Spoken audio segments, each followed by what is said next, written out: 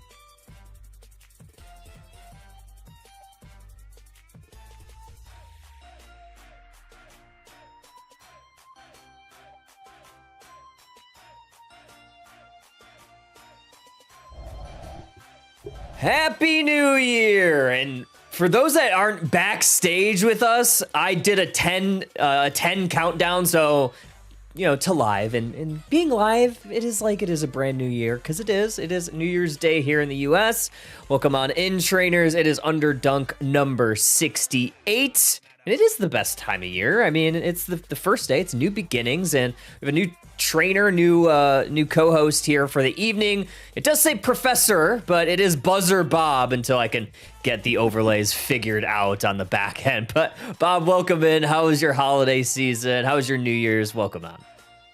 Oh, well, thank you for having me. I am still full of cheese right now, and I'm wearing the same pair of pants for the past 36 hours. So know we're in holiday mode right now. But I've been loving the holiday season.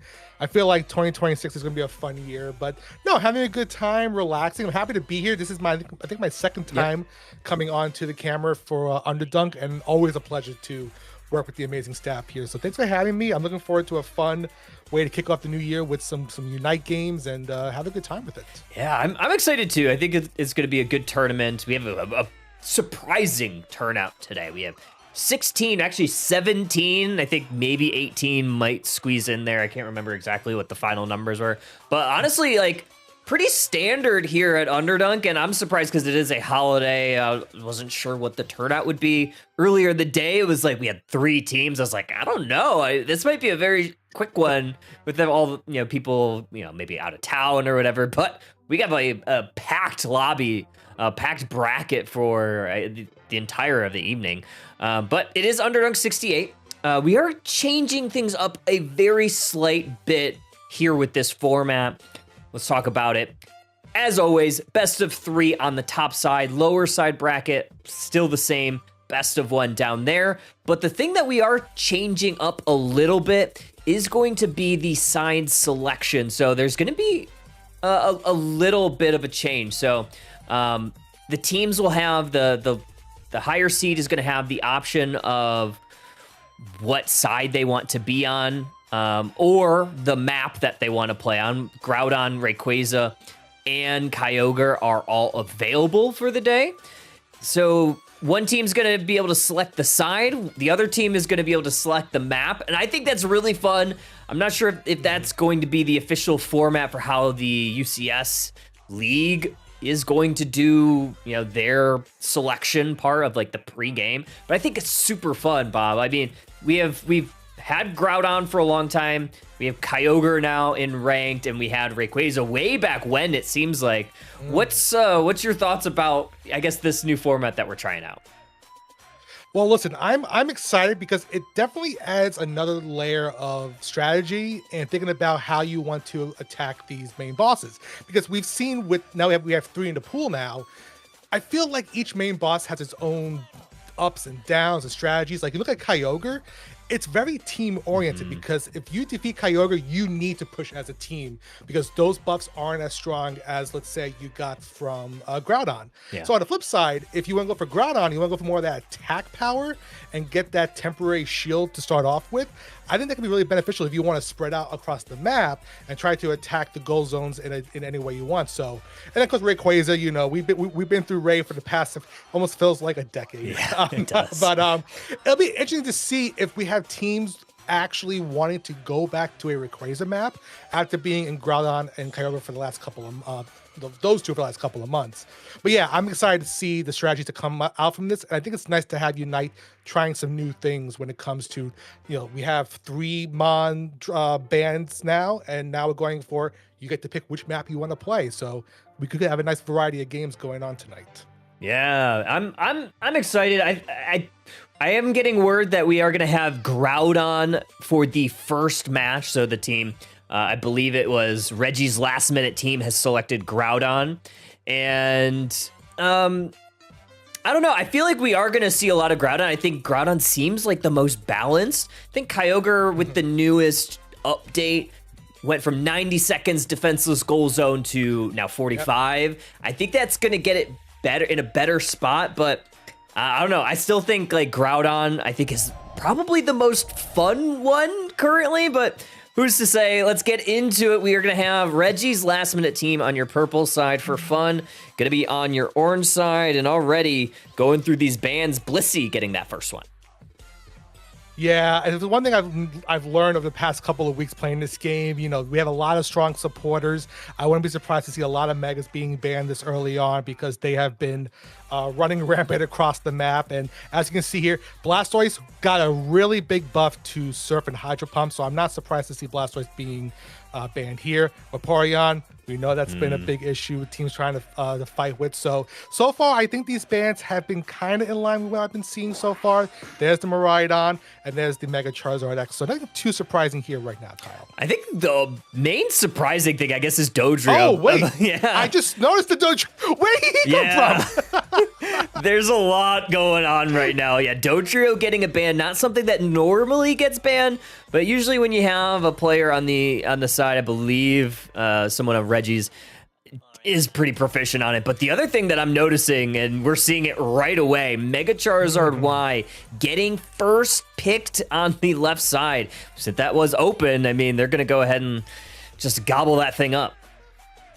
Yeah, no, I think Mega Charizard Y is a strong opening pick, but as you can see on For Fun, Zoro is putting in that Mega Gyarados as well, which is also a great option here. And it looks like that we're going to also have a Suicune joining the fray as well. But yeah, no, I think so far these first three picks, really powerful picks on both sides. So I want to see where... and like I said, the Megas are running rampant these days. Oh my gosh. I am not surprised at this in the slightest, Kyle. Oh. Mega Lucario and Mega Mewtwo X. Yeah, there's a lot of them, right? We have three on one side. I think potentially they could grab a Mega Mewtwo Y. I think that's the only one that's still available. Obviously, Charizard X getting banned. But yeah, I mean, the other thing that we're seeing here, this Glaceon pick, which I think I really like into like a bulky all-rounder squad. It can kind of stay pretty, you know, at arm's length, and especially when you have Thoob on the Slowbro. I think some of these all-rounders are going to have a hard time getting to that Glaceon. It's going to be very important, so I do like this Mew pick on the back end as something to kind of outrange it. Exactly. Yeah. No, you said exactly right. With the Slowbro and the Glaceon pick, Glaceon does a really well job when it's outside on the edges, trying to fight right in, especially with the Icicle Spears. But I think Mew was a good response to that. And then it looks like we have a Blaziken rounding out. So no option to go for another Mega here. Looks like we have two solid defenders on both sides. We have some range attackers, Megas, Suicune there for some CC. So I think should be an interesting first match.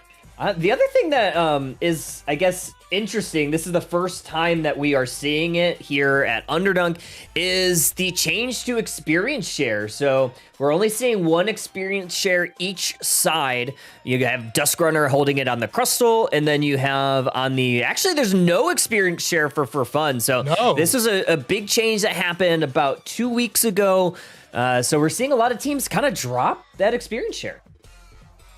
Yeah, no, I think the having your teammates now attack wild Pokemon, 2, 3 of them at one point, so you might see a lot of clusters together trying to share that experience points between the teams. So not too surprising there for me, but I think that the teams here are going to take advantage of that new experience share pool to make sure that teams are leveling up accordingly and keep ahead of the game here. But yeah, so looking at these two team comps, Kyle, what are your initial thoughts? Who do you think here might have a strong opening game? We have both teams with three all-rounders, so I think there's going to be a lot of brawling. The key matchup that I'm thinking that I'm really wanting to watch is going to be how this Glaceon handles itself. If it's able to kind of stay at arm's length away, especially from Reggie, I'm going to look at this Mewtwo to likely try to pull them in, but it's going to be a tough task because Glaceon's passive is something that they're going to have to break before they do that. Exactly. Yep. And it looks like we have a game pause here, so we'll just hang tight here. But you're exactly right. That Glaceon can be very fragile if it's not taken care of. So seeing how it plays around, like you said, that Mewtwo to make sure that it does not get pulled in and just get obliterated by the team who has 3 Megas on it, which is easily definitely scary. But I do like the like you mentioned earlier, the Mew play. I think Mew is still a very strong contender here, especially being ranged and being able to attack from almost any angle, really. So it can position itself in a good spot and being able to attack and where it needs to be. So I think we just have to wait for the game to get back up and running. So we'll just chill here and just talk a little bit. So you mentioned earlier the Kyogre enhancements going from 90 seconds to 45 seconds, and I just wanted to say that I do agree with you that it's nice to see a change to that, but I don't know if it's going to be as substantial. Like 75 seconds, maybe 70 seconds, who knows? Yeah. But I think opening with Groudon, like you said, I think is a smart play because that does seem to be a favorite for the teams. Yeah, and Kyogre, it seemed very favorable to Pokemon that can hide, right? The A pressers is kind of like the thing that kind of got shadow nerfed with Kyogre because they rely on being able to see the target to attack them. So we are starting to see a little bit more. Maybe we'll see some auto attack. I think Glaceon's like a pretty good example of it. You can't really throw its abilities into a bush. So with Groudon on the map, it might be a little bit more favorable that way. Does look like we have a game, so we're going to get back into it. And we have Reggie's last minute team on your purple side, For Fun going to be on your orange side. Yeah, no, especially with that Groudon, with those Groudon buffs, I can definitely see the Glaceon having a lot of firepower in its pocket as we head to end game. But look at the lanes here. Looks like we have a Slowbro and a Glaceon on the bottom lane.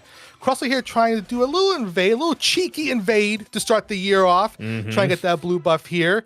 And it looks like there's not a lot of contention down to the bottom, but at the top, it looks like we have a fight going on. That Torchic looking to see if it can steal some more XP, but here comes our little baby Crustle here, trying to see if they have a little one-on-one scrimmage going on, and it looks like that the Torchic is very close to being down, but has to get out of that. But Slowbro's coming in here to help out with a beautiful secure on that. I thought for sure Maul was going to get out of that, but a nicely timed play by this Crustle. They're sporting both buffs now. Maul now paying a little bit of exception of eject button burn, and that's going to buy a little bit of time. They're going to get right on back to base. Very good play here for Reggie's last minute team. It's going to enable his 3-person push. They are going to really target this Magikarp, keep them low. Yeah, you don't want that Mega Gyarados to come online really soon, so try to push it away, not get that effort gauge to go up really smart. So really good push by Reggie's there, attacking this tier 1 goal. On the bottom lane here, we have 3 members of For Fun. Looks like the Combustion is going back to the center lane, trying to get some of that XP as Charmeleon there, taking some of the middle birds as well. I like this play. Yeah, we have now this Glaceon at level 5. So even without an EXP share, still able to get those power spikes. Obviously, you would really love to get level 6 before this next engagement, which will happen over likely this Regidrago. But let's fight onto the Suicune. Mega Mewtwo X has Mega Evolved, and that's going to mean a big retreat here for Fun.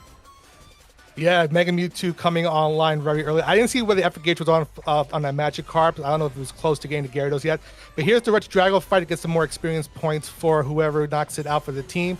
Right now it's a 3v2 with Reggie's taking the advantage, and Mew secures the Regidrago, gets the extra scoring speed and more XP to the team, which is really helpful for Mega Charizard Y. Yeah, ooh, good Rock Tomb right there is going to break that Glaceon passive ability. So that's something that For Fun is going to have to watch. 720 birds. We're going to have like 4v3 on this bottom part with Magikarp still at Magikarp. That's great play here for Reggie's last minute. That's a lot of experience in their pocket. Glaceon's going to burn an eject button. So Glaceon with a couple of tools not available for this big fight that's coming up. Yeah, and here's the Magikarp still not getting very close to getting to Mega Gyarados status, but Lucario wants to put that end to it with a easy knockout there, sending it back to the Pokemon Center. So we still have to wait a little bit for Mega Gyarados to come online.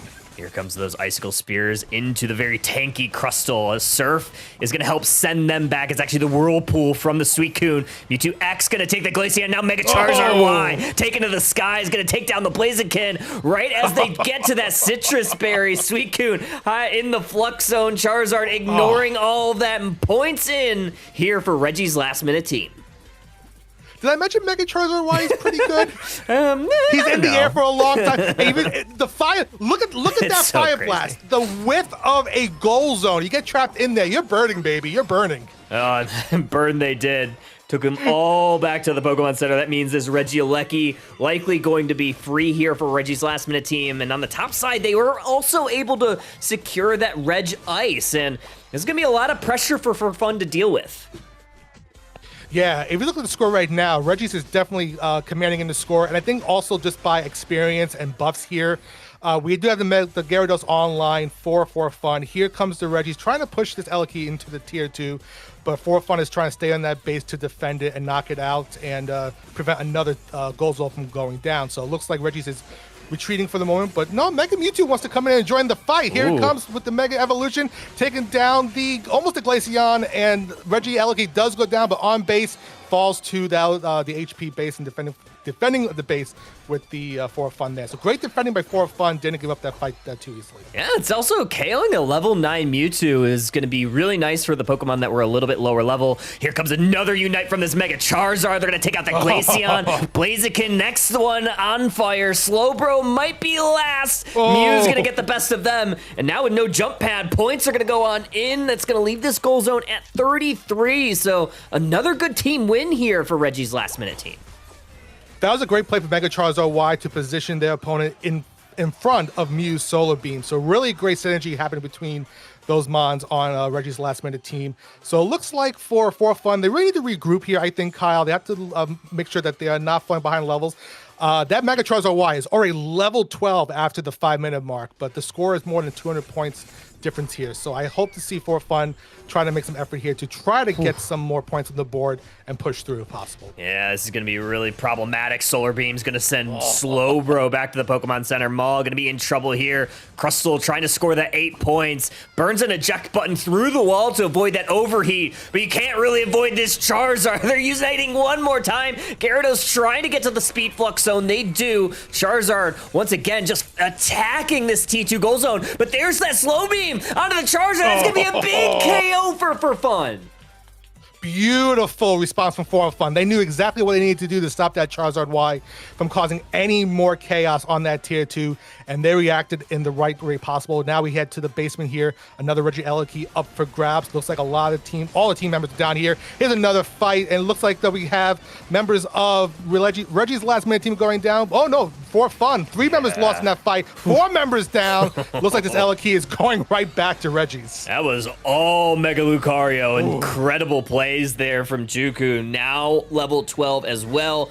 Mega Charizard Y has now ticked into that level 13 power spike. 3 minutes nearing the clock. 225-21 gonna be your score currently. Still atop Reggie. It's gonna be the Reggie Roulette up there.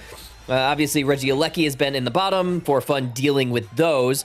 But that means Reggie's last minute team looking for his T1 goal zone push. Gyarados going down. Maul might go down as well if they stay around for this fight. That goal zone goes down. There's that overheat. Endless ice spikes from the Suicune, but Suicune's the one going down. Muted auto, not enough damage. Fun does survive, but Reggie's last minute team got a lot of value there. They did, and a beautiful overcap there in the tier 1, being able to push back Fun. So now Reggie's here can focus on this Reggie Steel, get a nice some boost to their attacks and special attacks here. Crustle here, right, trying to get away, but getting captured by the Blaziken, and I think they're just saying, you know what, this is fine.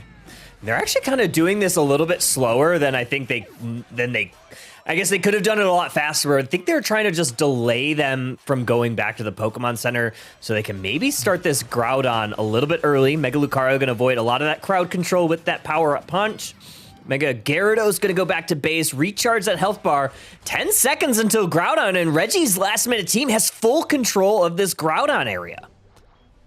They do. They're positioning themselves here. Looks like Fun is trying to get together as a group, but here comes the Crustle, putting into that tomb, getting that X scissors there, opens the Unite move, starting to take out members of Fun, pushing them back. Here comes Mega Charizard Y with the Unite move, bringing up the Glaceon in the air, knocking it out, and tier 2 is now open for business for Reggie's last minute Fun with a huge push, pushing back Fun, and Fun, unfortunately, not having a fun time here. Not at all. Mega Lucario, full ripping Groudon on the central area. We saw it a little bit off screen there.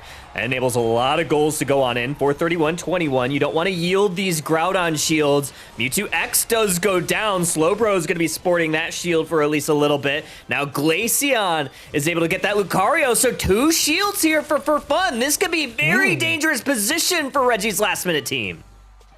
Yeah, because now that For Fun has those buffs stolen, they can now make a push here if they have the points in their pocket and start scoring, because all the zones are still available on the side of Reggie. So with the last minute going up here, For Fun needs to make a push. They have 2 of those buffs ahead of them. One of them is including Glaceon, so they can have some good firepower if they need to be outside and firing within.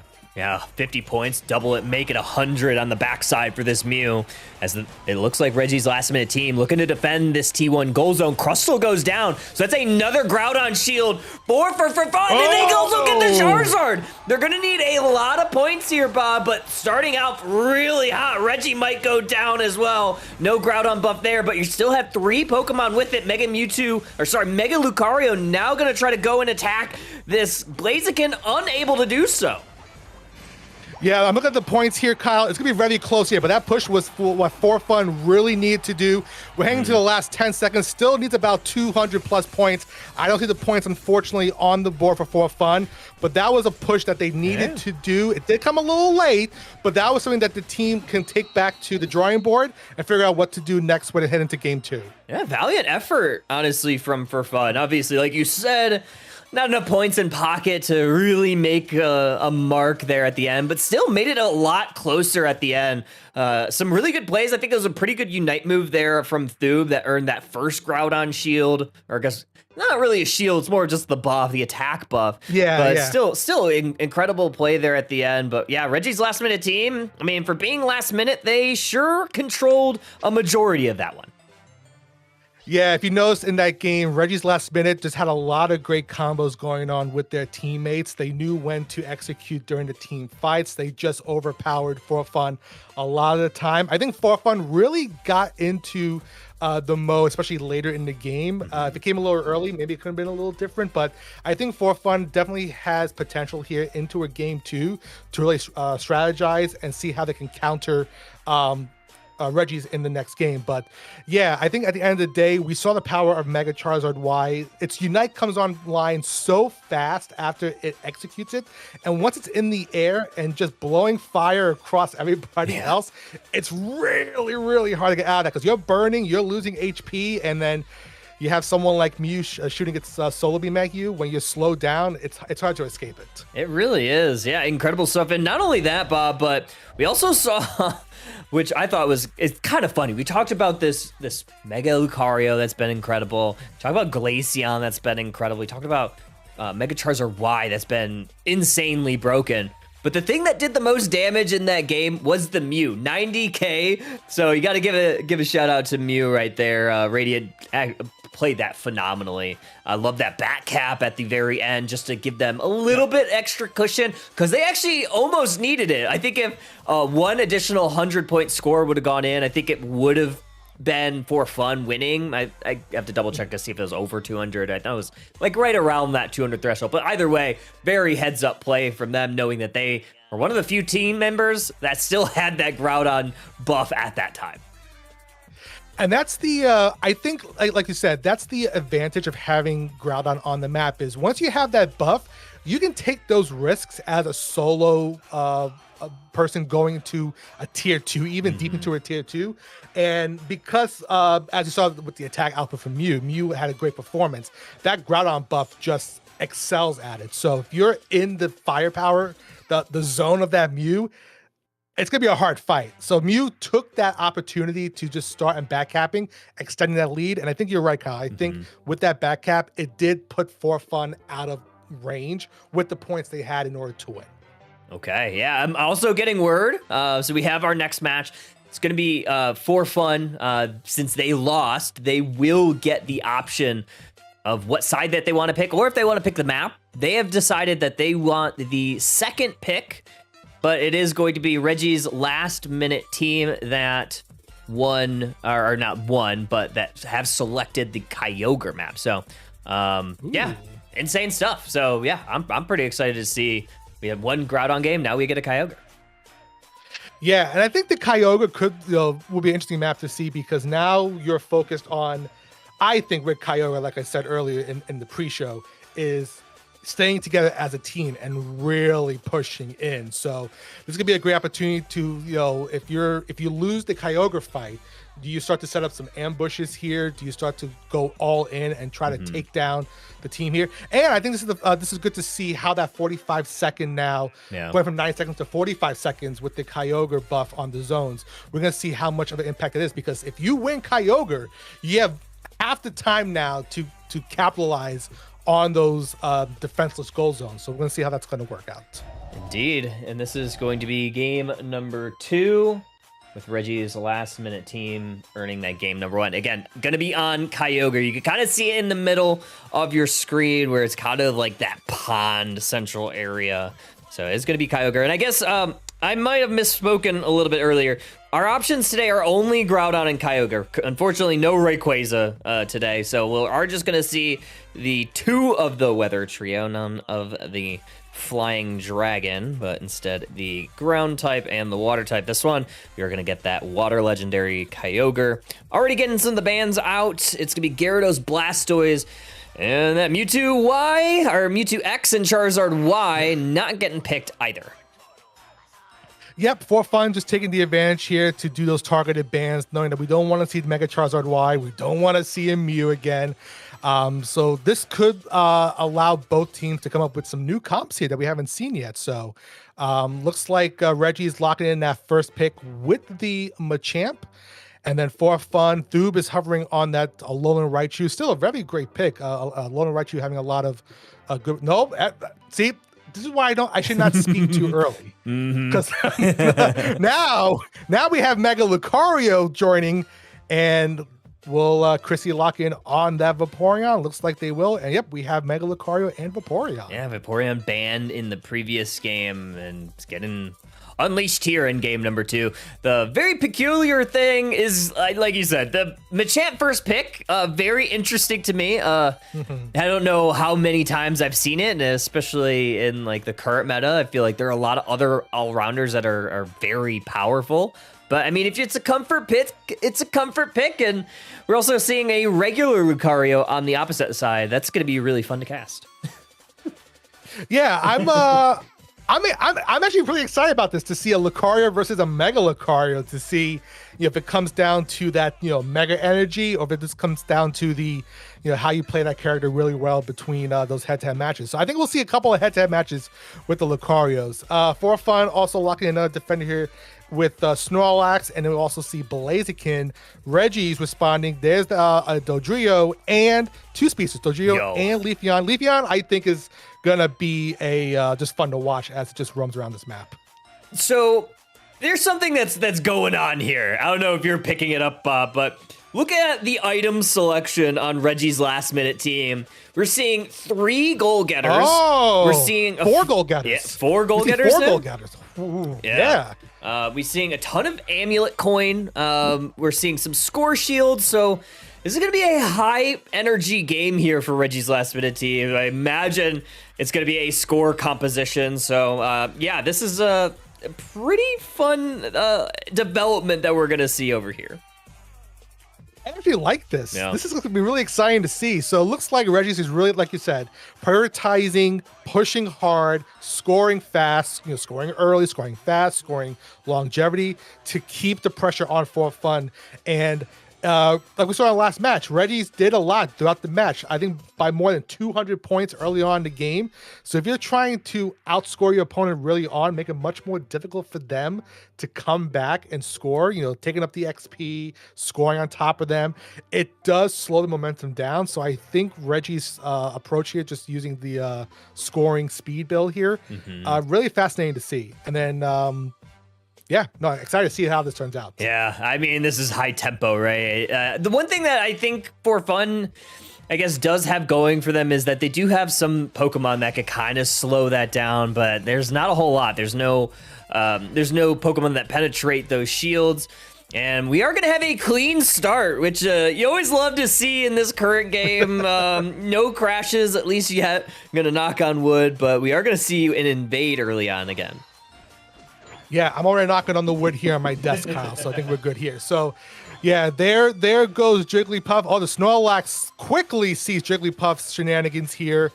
Looks like Jigglypuff wants to go back and retreat. Snorlax just trying to defend. Give that vision as much as possible.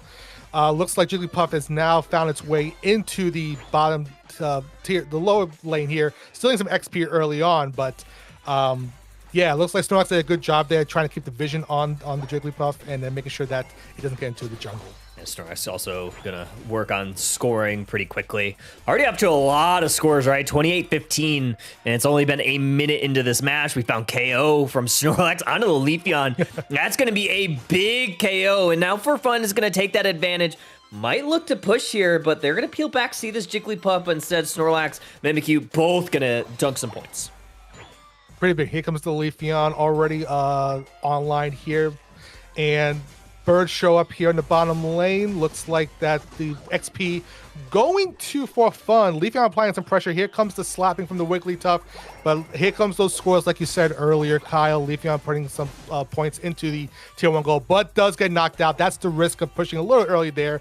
Now it's 3v1 down here on the bottom lane. Ooh, nice little roll from the Wiggly.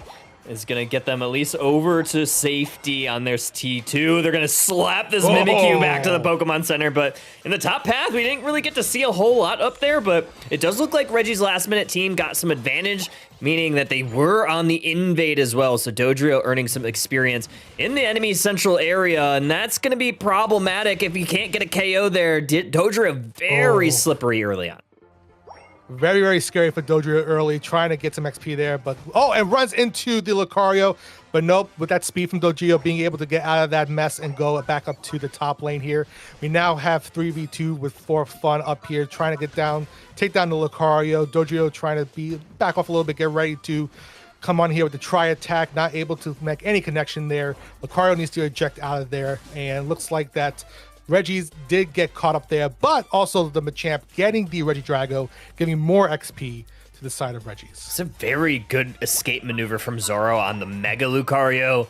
Thought for a moment that the regular Lucario on the purple side was going to extreme speed into it, but a good eject there had earned them, I guess, a second life almost. Because look at this. Look at this extreme speed chunking through these HP bars. Good play from Mimikyu on that play rough to slow it down. Almost got took out by that Dodrio, though. Yeah, For Fun, definitely getting a lot of opportunities to get in attack and also peel back when they need to, and now wanting to get knocked out early to give XP back to Reggie's. But here comes For Fun, capitalizing on an empty tier 1, putting the points in, getting ready to have a nice overdunk there, taking down the tier 1, and it looks like we also have Reggie's taking care of the Elky there. Oh, another dunk there at the tier 2. Yeah, look at the goal zone on the T2 on the bottom side. Lowered down to 26 already, and the scoreline 236-135. And this is exactly what we expected, right? Reggie's last-minute team has put a lot of pressure on the right side of the map, has earned a lot of goals, and now it's going to be For Fun that's going to be forced to make sure that this T2 goal zone stays upright. But it's a tough task with all these goal getters and score shields. Wigglytuff almost gets it, but they are going to hit the rollout button, get a couple of knockbacks, but they are going to get out over to safety. Yeah, that was very close there. Snorlax using block there to push him aside, working on this Elky. Like you said, not have to go into the tier 2. Up here, looks like the Mimikyu did go down with the Dodrio. So teams are now rotating up to the top here. We have a cluster of 3 members of Reggie's there. Man, that was sneaky for a bit. Not only sneaky, but that was just rude, just throwing that focus blast. It was. And that's not even a Machamp yet. It's still a level 8 Machoke, so it hasn't really gotten that level 9 power spike, which you would definitely love to see sooner than later. So I imagine that is what we are going to see, that Machoke. Just try to gain some levels, come to this next fight. Wigglytuff gonna cute charm in this Blaziken, and they're gonna make a beeline towards that T2 goal zone. I think Goal Getter's ready. Yeah, it is ready to go. So For Fun taking down another tier 1. Here comes the Wiggly scoring in that tier 2. breaking it already. So that Alec is going to be really important when it respawns. If Reggie can get down there and defeat it, it's going to go right to the home base of For Fun. So they need to be ready to attack that because if it goes into home and there's the rollout trying to pinball the Blaziken, Blaziken gets out there just in time. Wow, that was almost incredibly dangerous there. Machamp gonna use Night Move. It was a swing and a miss. Eject button into the Heavy Slam. It's gonna slow down this Machamp, and that's the play rough. It's gonna slow them down, although that submission is gonna enable them to narrowly escape. Emerald two-step, looking to get a KO there. Hasn't been able to get it. There's some Unite Move shields from that Wigglytuff. And it is the Leafeon that eventually gets that Mimikyu, and there's another 35 points, and that is another T2 goal zone gone, Bob. Wow, so now For Fun really needs to be careful because if they're not able to defend that home zone, unlimited points can start raining in with the score comp. But I love how that Machamp was able to use the ability of their moves to be unstoppable during that moment, get out of the fight, be able to reposition, get back into it, get ready to defend their Leafeon in case they needed some extra help, but they didn't need it. And here comes the Lucario taking down the Elky. Mimikyu was trying to Shadow Sneak in there, couldn't get it in time, but now they want to take down that Lucario after taking down the Elky, and they do that. Hey, that's a big KO there for Fun. But the thing that I'm worried about right now is that Reggie's last minute team is going to have too many points to really for Fun to kind of come back here. It's a 250 point lead at this point in the match. There's 3:30 left. There's a walking Alecki. You have another 41 points almost going in from this Leafeon. They almost got it. Blaziken just able to break that score shield at the nick of time. Otherwise, there's going to be another ton of points that they're going to have to make up at the end game. Huge play to defend that Leafeon from scoring. They have to retreat back to base. Mimikyu finds the Leafeon in the bush, and now Mimikyu is trying to get out of there, but couldn't. And wow, Machamp and Leafeon taking out the Mimikyu. Almost didn't get away with that for a moment. No, Reggie Alecki actually walks into the home goal zone, and unfortunately for Reggie's last minute team, no one was really around to really capitalize it. I think it was only the 20 points from the Alecki itself. Nice little Snorlax play there. Heavy Slam is going to try to pin this Dodrio up against the wall. Unable to do so. Reggie Ice going to try to go down here for Fun. They do have a couple tools to try to secure this. You're going to just slowly, I like this play from Chrissy, just making sure that there's no one sneaking up and stealing that ice away. Very smart play to kind of just zone out, make sure no one's coming in to disrupt that objective from going to Reggie's this time. But you're right, Kyle. I look at the score right now, 270 points between the two teams. No more Eleki coming to home base.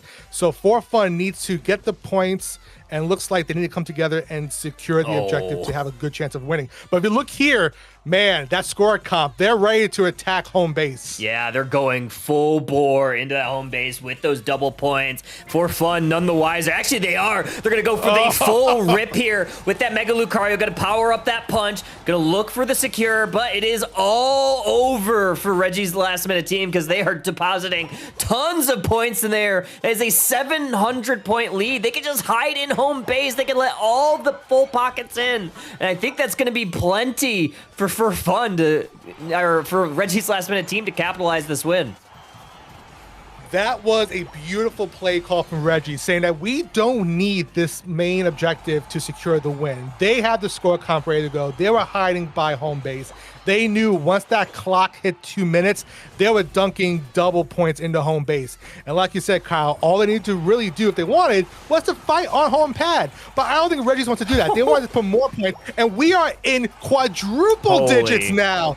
Just over a minute to go. I didn't think that they were going to even have enough points, or I didn't think that there would be any points left on the map, but somehow both Machamp and Leafeon were able to grab almost an additional full pocket's worth, deposited a massive amount there, and that is going to be a 2-0 victory here for Reggie's last minute team, bearing any sort of miracle for Fun. Honestly, For Fun played it really well, but I mean, the score comp just really was perfect here. Yeah, I don't think it was an issue with just the strength, the power of the mods. I think For Fun did a great job zoning out, having the support there, doing the fights. At the end of the day, it came down to the comp that Reggie's had. You have 4 mons getting ready to score aggressively early on, and then taking advantage of that as we head into the end game. So For Fun, they did what they could, but they just can't outscore a score comp when you look at what Reggie's game to the game with. Insane stuff. This is going to be a 2-0 victory for fun. Gonna try to defend their honor over the last couple seconds, try not to let any additional points go on in. But for that said, they are going to be going down to that lower side bracket to go for the gauntlet of best of ones. Best of luck to them. Reggie's last minute team, they are going to be moving on into your next winners side round. Whoa, wow, 1,415 to 727. Might be one of the highest scoring games total that I've ever seen. Yeah, you know, I can see scores easily breaking that if you have a bop match, right? But no, when you have a full comp here, full score comp, putting the pressure on points. The points pressure is the name of this game here. Reggie's came in and they had a strategy. They kept to that. If you look at the stats here, listen, like you said, Kyle, I give For Fun a lot of props for putting up in the fights. That Mimikyu putting to the damage. We saw Snorlax doing some great work. Chrissy on the Vaporeon was great with the zoning. But again, the Reggie's, they did have that Lucario. They did have to score comp. And I think of all the models we've seen here, seeing Rollout Wiggly coming into here, causing some disruption, was really fun to watch. I thoroughly enjoy a good Rollout Wiggly. Not only that, but it was just always fun to watch. That there are a couple moments there where I think Rollout Wiggly was almost getting some like 1v1 wins because of the, like I think you said it, geometry that they were doing with those walls. So yeah, really fun stuff. I always love seeing a good Rollout Wiggly, but yeah, incredible stuff. 2,000 points combined between those two teams. I think 2,100 something. I can't do math. It's a new year. Still can't do math. But we did fix. We got your name fixed. So we do a buzzer pop here. Oh look! I'm no longer a professor. I'm just a buzzer. Didn't cost me any money to go to college for that, folks. Oh, fun stuff. Big shout out, K-Sub. Thank you for the resub. 3 months in a row. Amazing. Yeah, that is going to be it for round number 1. We are going to take a quick break. We are going to see round number 2. It's going to be actually winner's quarterfinal, and we are going to take a moment to get that set up. So don't go too far, folks. We got more Underdunk number 68 right after this.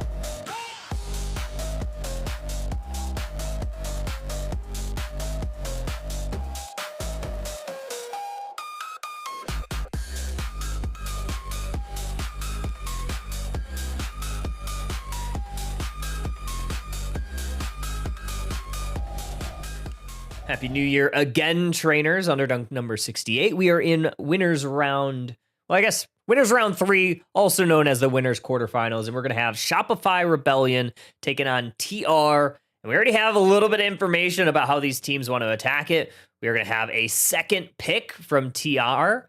And then Shopify Rebellion taking that Kyogre map. So again, we've had one Groudon map, we've had one Kyogre map, and this is going to be the third Kyogre map. So I don't know. Teams are prioritizing Kyogre, it seems. Well, 2 out of 3. Yeah, I wouldn't be surprised if we see more Kyogre be played here, because like I said, like both you and I noticed already or mentioned, with the latest Kyogre, I guess you can kind of call it a nerf on Kyogre. Yeah. It requires quick action on both sides, because now you have that time reduced from 90 seconds to 45 seconds on the zones. So you can't waste too much time, and you have to have a game plan going into it and capitalize on a Kyogre map.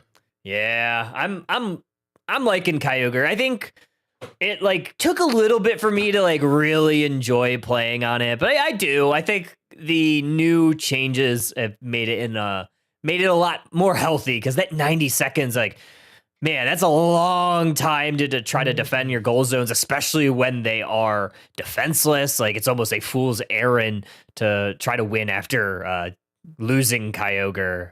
So I think this definitely brings it back a little bit closer to how Groudon is.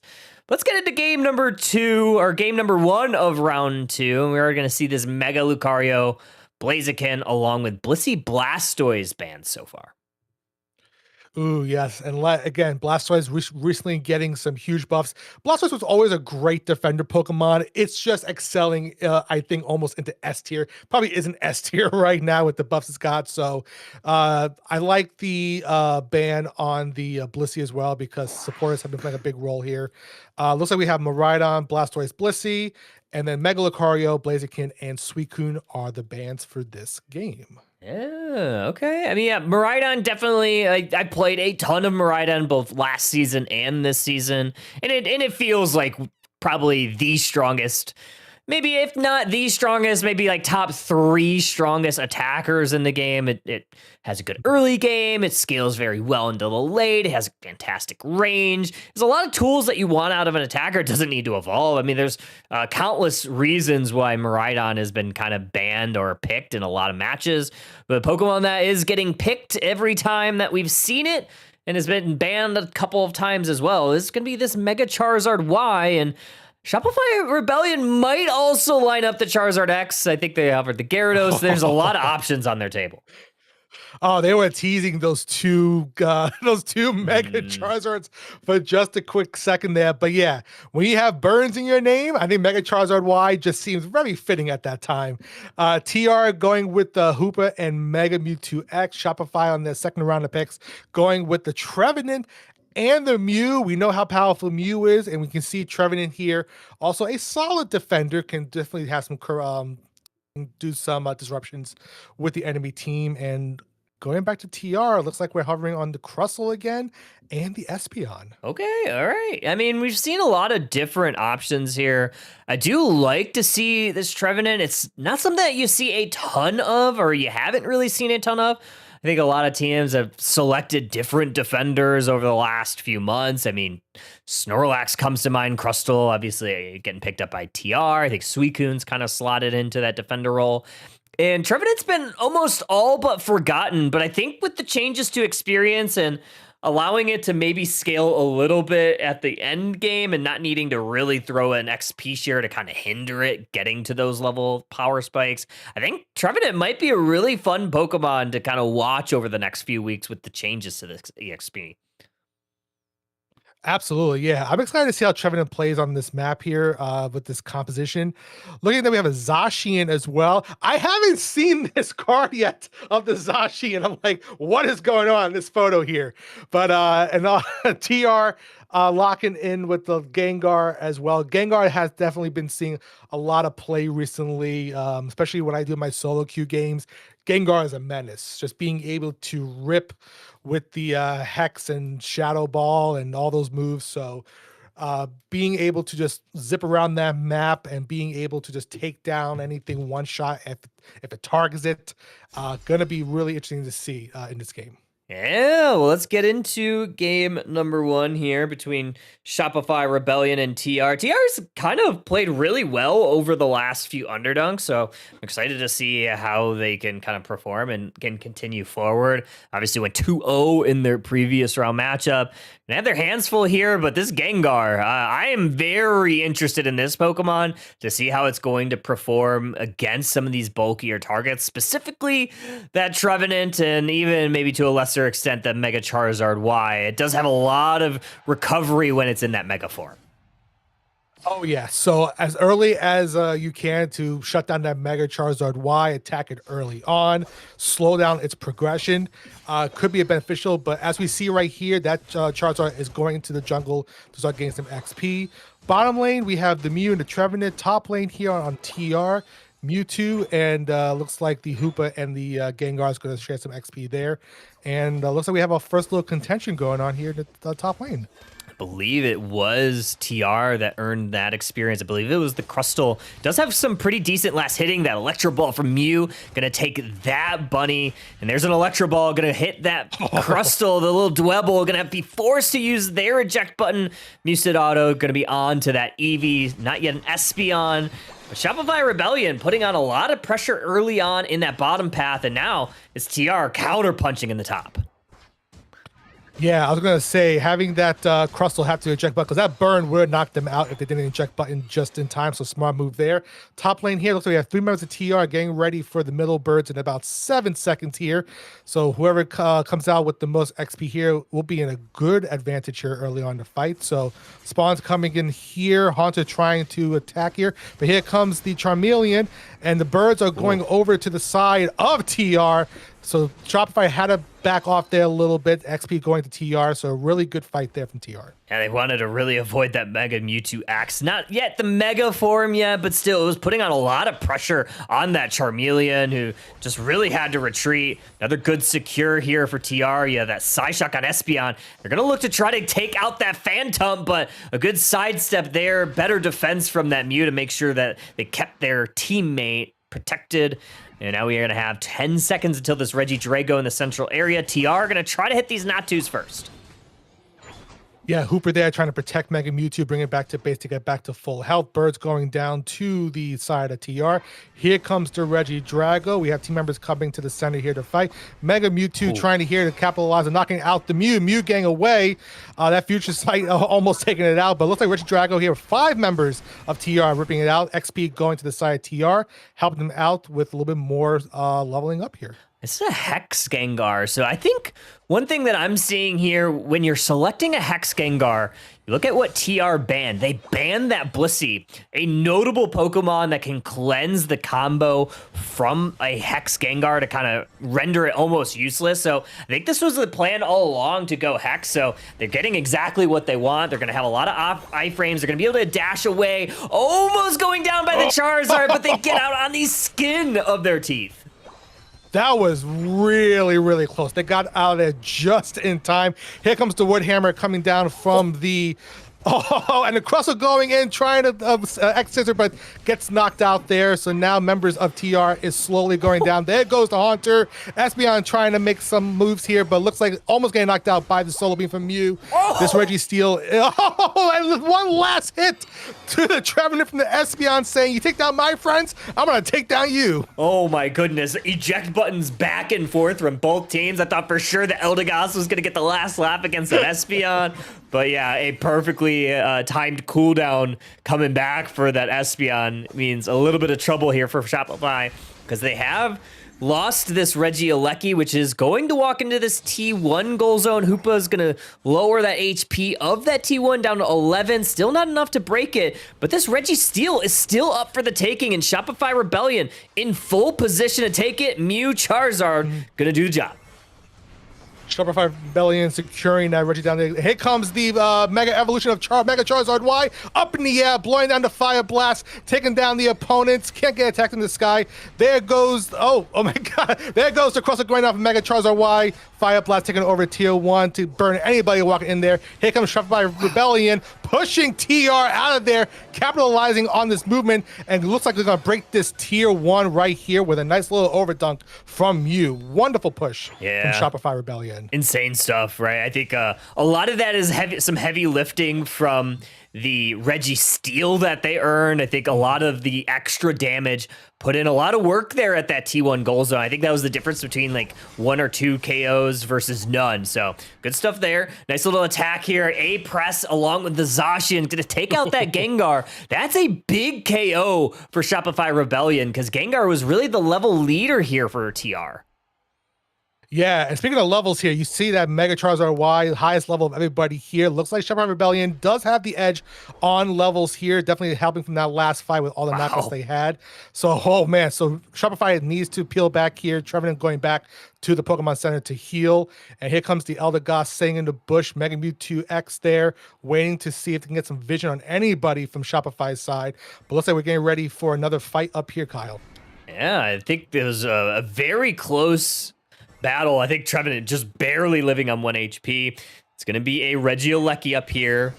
Top T1 goal zone on the left side down to 11, so very notable. They could potentially just let this walk if TR is to get it, but here comes that Charizard Unite move, immediately deleting 2 members. Shopify Rebellion gets the Regieleki. They're going to look to get another couple KOs.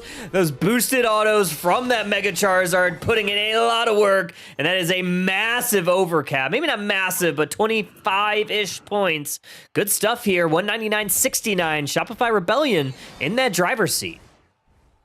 Absolutely great play there. Mega Charizard Y really being able to clear the way for their team members to come in, make the score with the Eleki, and capitalize on it. Another Regidrago spawning right in the middle here. Looks like Shopify Rebellion looking to get some more experience to their side of the game. They're leading in points, and they're also leading in experience. And here comes Hooper trying to make some plays with their portal, but looks like, and Hooper going back to home base, trying to stop that Trevenant from scoring. But everyone here now from on the side of TR looking to score in tier 2, but Shopify is trying to make a move here. Yeah, they're going to try to move on to this T2 goal zone, and they are going to go ahead and siege it, but there is still a 1-point deficit for TR, so they got a lot of value breaking that. And you also have that Hoopa, so a potential home base play that could be in potential play, but I think Shopify Rebellion going to be happy to try to take this Regirock before TR can respond. Yeah, having that Hooper there to reposition the team, bringing everybody to the forefront for these team fights. It's huge. Here we go again. Looks like the Trevenant busting the Unite move, trying to stun the opponent, but looks like Trevenant's getting caught in those moves. The Hooper portal bringing back some team members back to the home base to full health, preventing the knockouts there, and opening the opportunity for Shopify Rebellion to take that Regirock and get a nice little boost into their defense. So well done from the Hooper there, trying to save his team members from getting a knockout. Yeah, I mean, it's very important, especially at this stage of the game. 30 seconds until our Kyogre objective. Obviously, that was the pick pre-game. Teams wanted to play in that Kyogre map. This is going to be a Regieleki that Shopify Rebellion's going to need to not yield, because that could be a huge play for TR if they are to earn it. Charizard going to poke a little bit with that Fire Blast, make sure TR is not comfortable entering this. Good Horn Leech right there. Musted Auto into the Solar Beam, and that is 2 KOs for the Zacian. Man, what a play there. Taking out 2 members of TR right before the fight, stopping them from even getting close to the Eleki, because like you said, Kyle, that went to the home base. That would have spelled trouble for Shopify there. But here comes Shopify taking the advantage of the battle to take down Kyogre here. Zacian and Mew ripping apart. But here comes the Hooper. Couldn't secure the Kyogre, and Kyogre goes to the side of Shopify Reunion. Mega Charizard Y in the sky, blowing down the flames here against the side of TR, obliterating and setting on fire on the right-hand side of the map. And here comes Shopify Rebellion to capitalize on the secure with Kyogre. Yeah, a lot of points in there. They're able to get a double score, about 152 points into that T2 goal zone. It's going to give them a lead here. Good pull from that Mewtwo X. Going to pull this Charizard into some danger. There's a Unite move from Espeon. Charizard somehow able to escape that. And now the HP regeneration from Kyogre going to be in full effect there, as they're going to try to re-enter this fight. Another KO. Espeon, Mewtwo X going down, and now Zacian on their heels. Almost going down, but once again, Shopify Rebellion standing tall. Dunk gets some points in, and that is going to be a game 1 victory with about 50 seconds to burn down. As you can see there, with the recent, we would say, nerfs, quote unquote, to Kyogre, the Go Zones are now back up and running. But it didn't matter because Shopify Rebellion took to the tier 2 and home base as quickly as possible after securing it. But like you said, Kyle, that HP regeneration, that sustainability you get from Kyogre makes you a threat in these team fights because it takes it a long time to get knocked out. Insane stuff. Yeah, I mean, we're going to just kind of kill the clock here for a little bit. 2 members down for TR, and Shopify Rebellion just kind of hovering these goal zones. Maybe dunk a couple, maybe throw a Unite move, bolster some of those stats, especially from this Charizard. We're going to see what kind of damage number this thing is going to produce at the end of this match. And either way, I mean, Shopify Rebellion looked very strong and very stout. There's a play at Kyogre in the central area of TR that was very interesting to me, and that was maybe a slight miss from a Psyshock from Espeon that potentially could have knocked out that Charizard. I think it went like a little bit wide to the left. That would have been on target. Man, it might have been a different game because that could have been a crucial catch right before Kyogre. Man, if that hit, I think you're right. If that side shock actually hit, it might have put the advantage back into TR to just capitalize and just go all in and push. But still, 689 to 198. Well done by Shopify Rebellion on their team fights. I want to say, I saw a lot of play from the Trevenant in that match. Yeah. Trevenant was a good surprise, I think. A lot of opportunities with the Woodhammer coming down to do some quick stuns, and when it pops its Unite move and does even more of a stun on the opponents, definitely allows you to capitalize on that and make some plays with Mew, with Zacian coming in there. So I was happy to see some Trevenant gameplay, and it didn't let me down at all. No, I mean, not a ton of damage, but that's not really why you play Trevenant. I think the value of that moveset is a lot of those displacements, and you saw it right at the top of that Kyogre fight of really putting a couple Pokemon into a blender, right? You brought, I think it was Espeon. I can't remember exactly who went down in that moment, but the Hornleech kind of enabled that Mew to land an incredible Solar Beam and Mewsted Auto combo. And then I believe it was Zacian that picked up both of the KOs. So yeah, insane work from the Trevenant. Pokemon that you not often see in competitive play. Yeah, and listen, I play Trevenant even as an attack build sometimes too, and it's still a lot of fun. But I think in this meta, having Trevenant be there for displacement purposes and setting up plays, and that's what I've been noticing a lot the last couple of weeks, is that if you're able to set up really powerful team plays, whether you're securing an objective with a Reggie, and then you go in, you move in, and you set it up, and you're taking things down with Mew. If you had the Inteleon, like I mentioned earlier, Kyle, having the Inteleon come in with its ability to just wipe like lanes with just its range and everything else that it can do, it's huge. It really is huge. So I'm happy to see that have that play from Trevenant in there, and good showing from Shopify. Yeah, very good showing. It's funny that you mentioned Inteleon. We haven't seen it yet tonight. It did receive kind of a unique buff. I mean, maybe not unique, but a surprising buff to me because I didn't think it was in a bad spot. But the liquidation buff, an ability that is a surefire hit as long as you're in range, got a buff along with the acrobatics, so maybe we start seeing that. I think on a Kyogre map, probably not, because again, there's so many tall grass areas for Pokemon to hide in. Obviously, you can use the Unite move to negate some of that, but still, maybe we don't see it there, but maybe in a Groudon map, we see it. And speaking of Groudon map, we have a little bit of information, a little bit of intel. Not about the Pokemon, but TR is going second pick, so they're going to stay on that same orange side. But the map is going to be changed to Groudon for game number 2.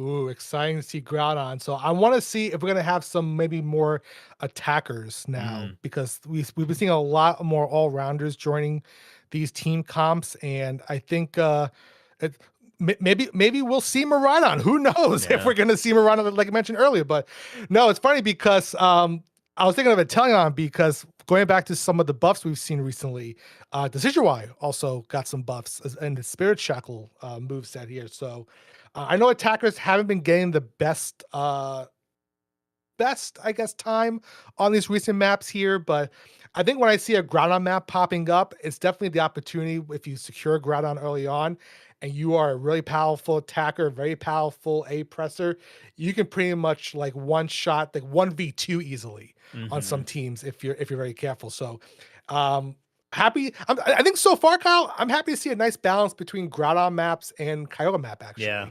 I am too. I think it's healthy for the game. I'm hoping that if we do see Rayquaza enter the fray once again in UCS competitive play, if that's in rotation, it's in tournament mode, so it's very possible that that happens eventually. If it does enter the fray, I would love to see a little bit of a nerf to Rayquaza. Obviously, it's been 3 months since Rayquaza has left the ranked environment and the competitive. I think maybe 2 months since it left the competitive environment just because of the tournament mode stuff. But Rayquaza, for those that don't remember, I'm sure that most of everybody does, but it was incredibly powerful, especially if you got it. Those shields were really powerful. The scoring speed increases were really powerful. So it was like that Groudon buff with a less chance of that comeback mechanic that Groudon does, enable a team that loses that objective.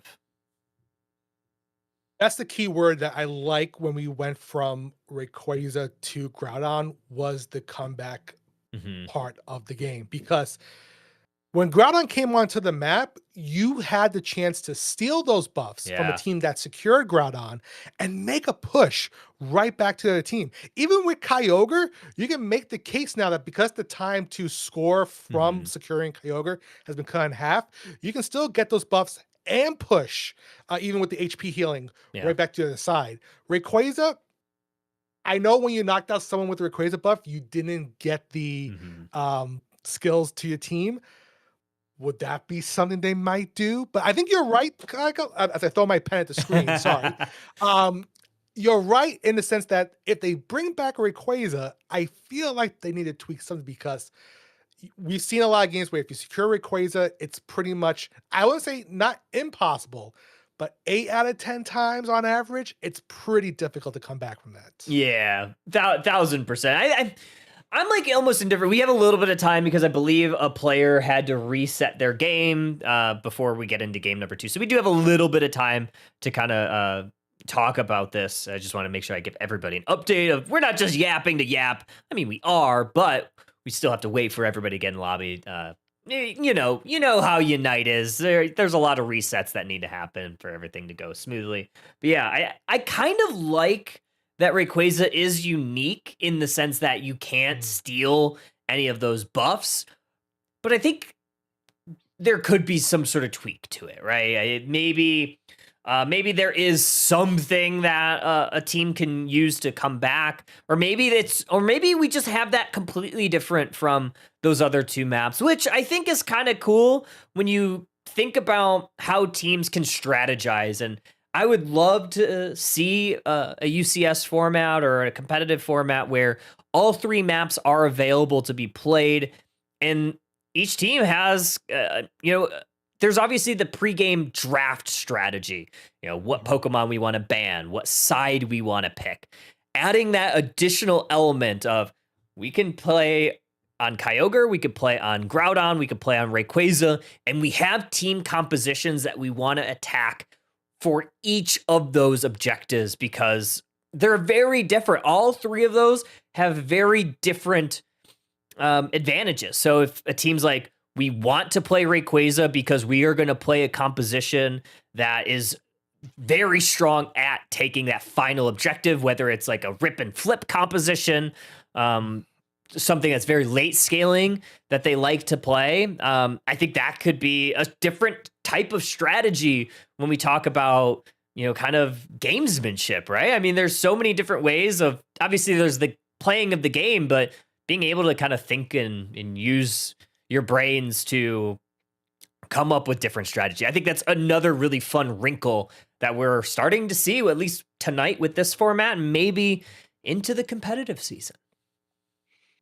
I know we talk about a lot about the final boss, like the Kyogre, the Groudon, the Rayquaza.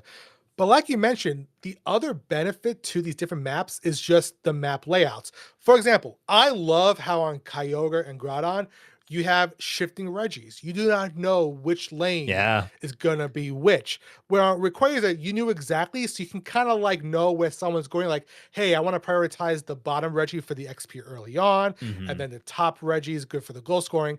But even the new maps, you have Reggie Drago, for example, another great way for experience to be passive with the teams.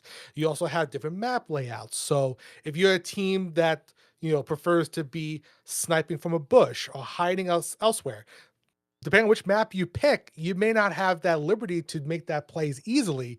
You kind of have to go back and kind of reformalize that strategy. So, like I said, it's not just the end boss you have to consider. It's also considering what team comp you have that can adapt to which map in the best way, because it's a lot more strategy. There's a lot more thinking. So you have the bands, you have the map, you have the team comp. You have to decide, okay, are we going to prioritize scoring like we saw it in the first game?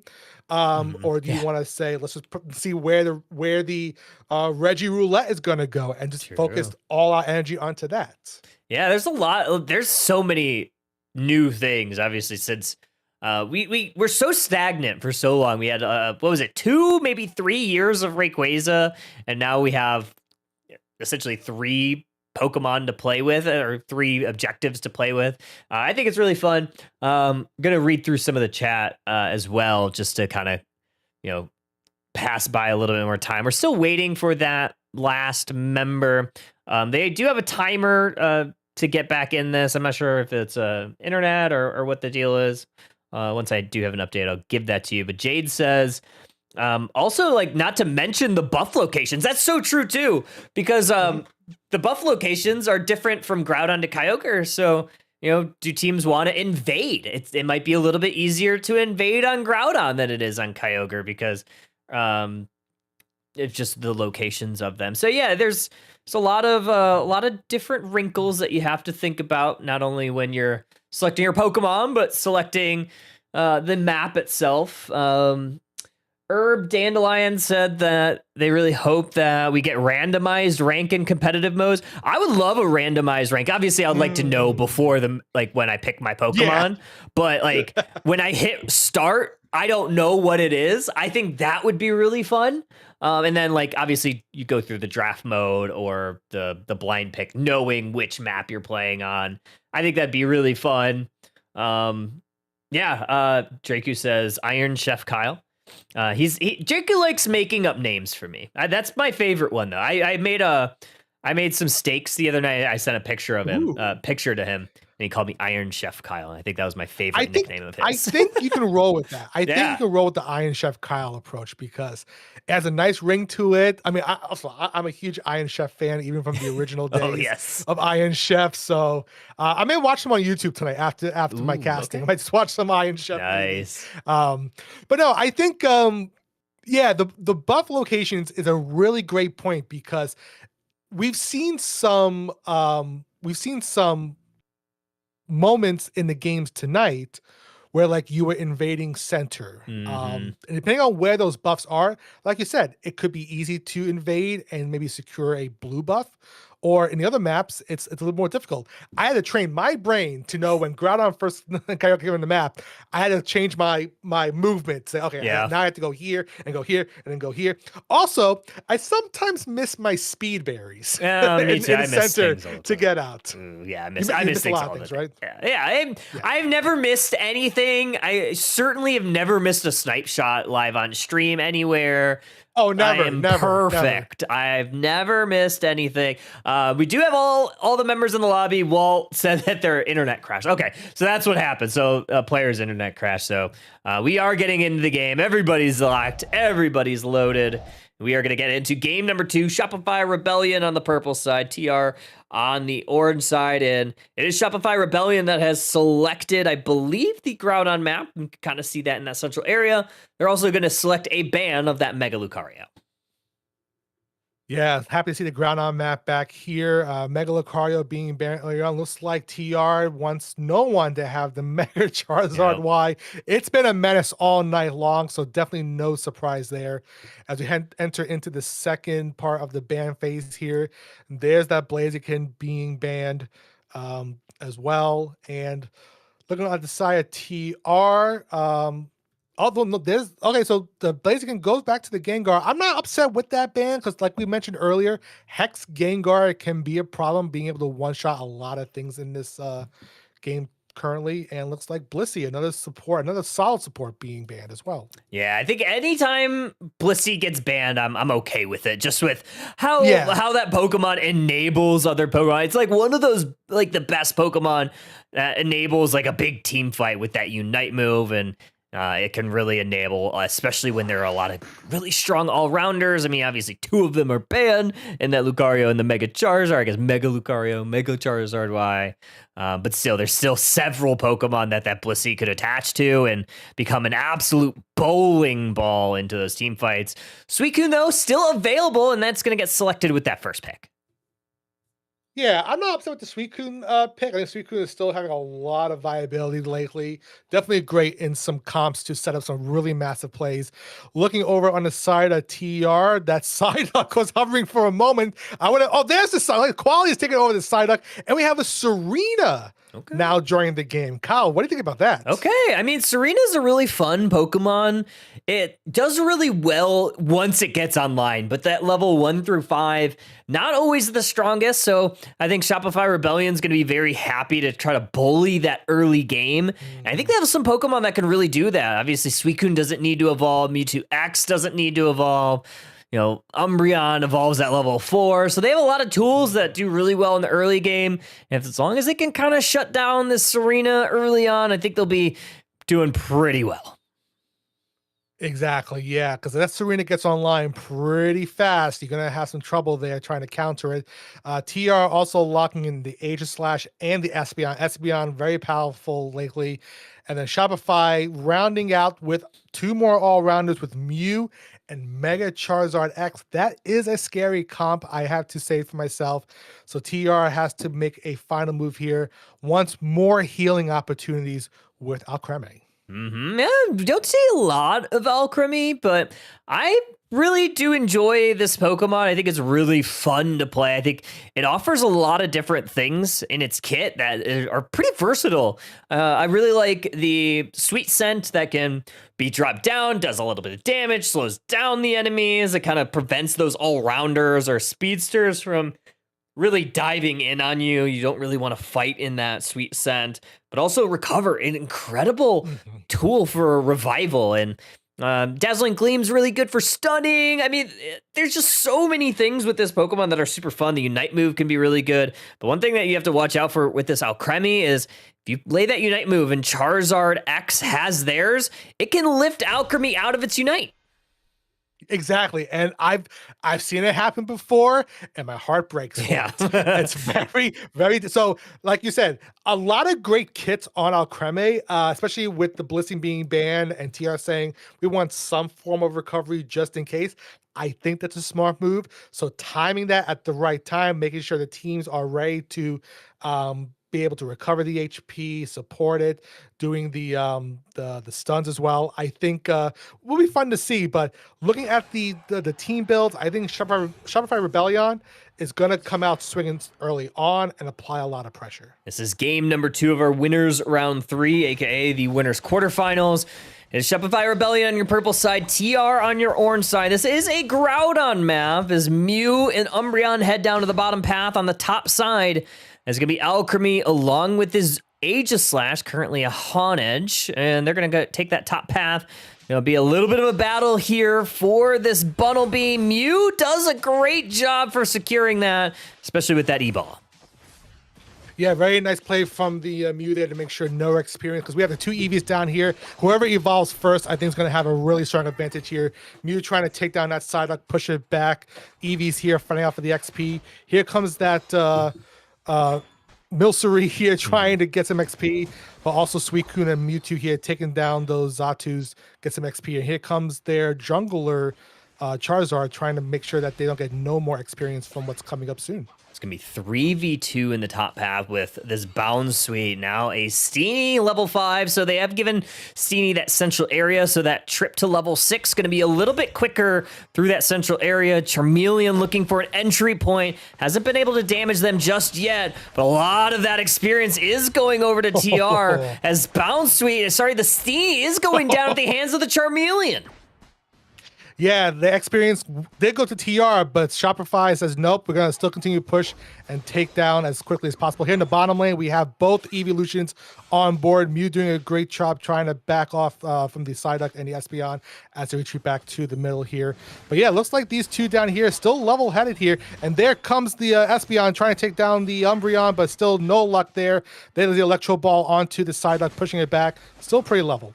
Ooh, Mega Mewtwo X getting the best of the Alchemy in the top path. Gonna un-Mega Evolve, or Devolve? I don't know, I guess what the official term is, but they are no longer Mewtwo X. They're gonna gobble up some experience in that bottom side of the top path. I think that's a weird thing to say, bottom side of the top path. But Regidrago already getting chipped down here from TR, but 4 members of Shopify Rebellion looking to converge. Mean look onto the Serena. Charizard closing them out, and TR gonna have to retreat and yield this Drago. Wonderful mean look by Umbreon to trap the Serena there, because Serena is already at level 6, so already a threat Shopify sees. Here comes Shopify pushing into the tier 1, dunking those points. Charizard trying to blow him back with the fire, and it looks like those points are raining in, getting ready to be broken up soon. Suicune popping the Whirlpool to disrupt them as Shopify Rebellion pulls back just a bit here. Really good push there to capitalize. That goal's only at 15, so overdunk possibility is really good. Very good there. Umbreon also going back to the Pokemon Center. Charizard Y does not have their Unite move yet, but now they do. Look for them to engage. There it is. Unite move, double KO. Now they're going to look to get that Alchemy. Sorry, it's a Charizard X. Either way, same result, same KOs. Basement Reggie Ice going to get burned down by this Fire Dragon. Yeah, when Mega Charizard evolves, it is such a hassle to deal with. So great play from Shopify Rebellion there to take the Reggie Ice for themselves, giving them a little bit more HP and experience to their side. And here comes TR, trying to get some more experience in the center of the map, moving to the top here to defend their tier 1, because there's Suicune putting points in as well. Mewtwo is trying to take down that Eliki at the top. It should be right going to there. It is right down there. So Eliki is making a way to tier 1. Let's see a push happening here, and also defending from TR.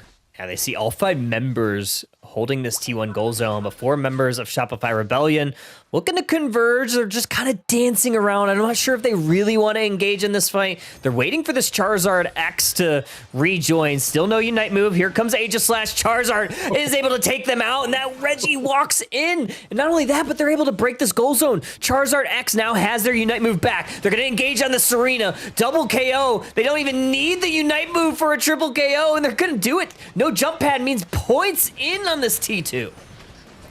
Wonderful execution from Shopify Rebellion there, having the Elki go into tier 1, moving as a team to tier 2. Mega Charizard X coming in with the Mega move here, the Unite move, and taking down members of TR. Still no jump pad, still applying so much force in that tier 2. They're peeling back, but the damage has already been done, and still no points on the board for TR. It's 244-0. Yeah, big goose egg currently.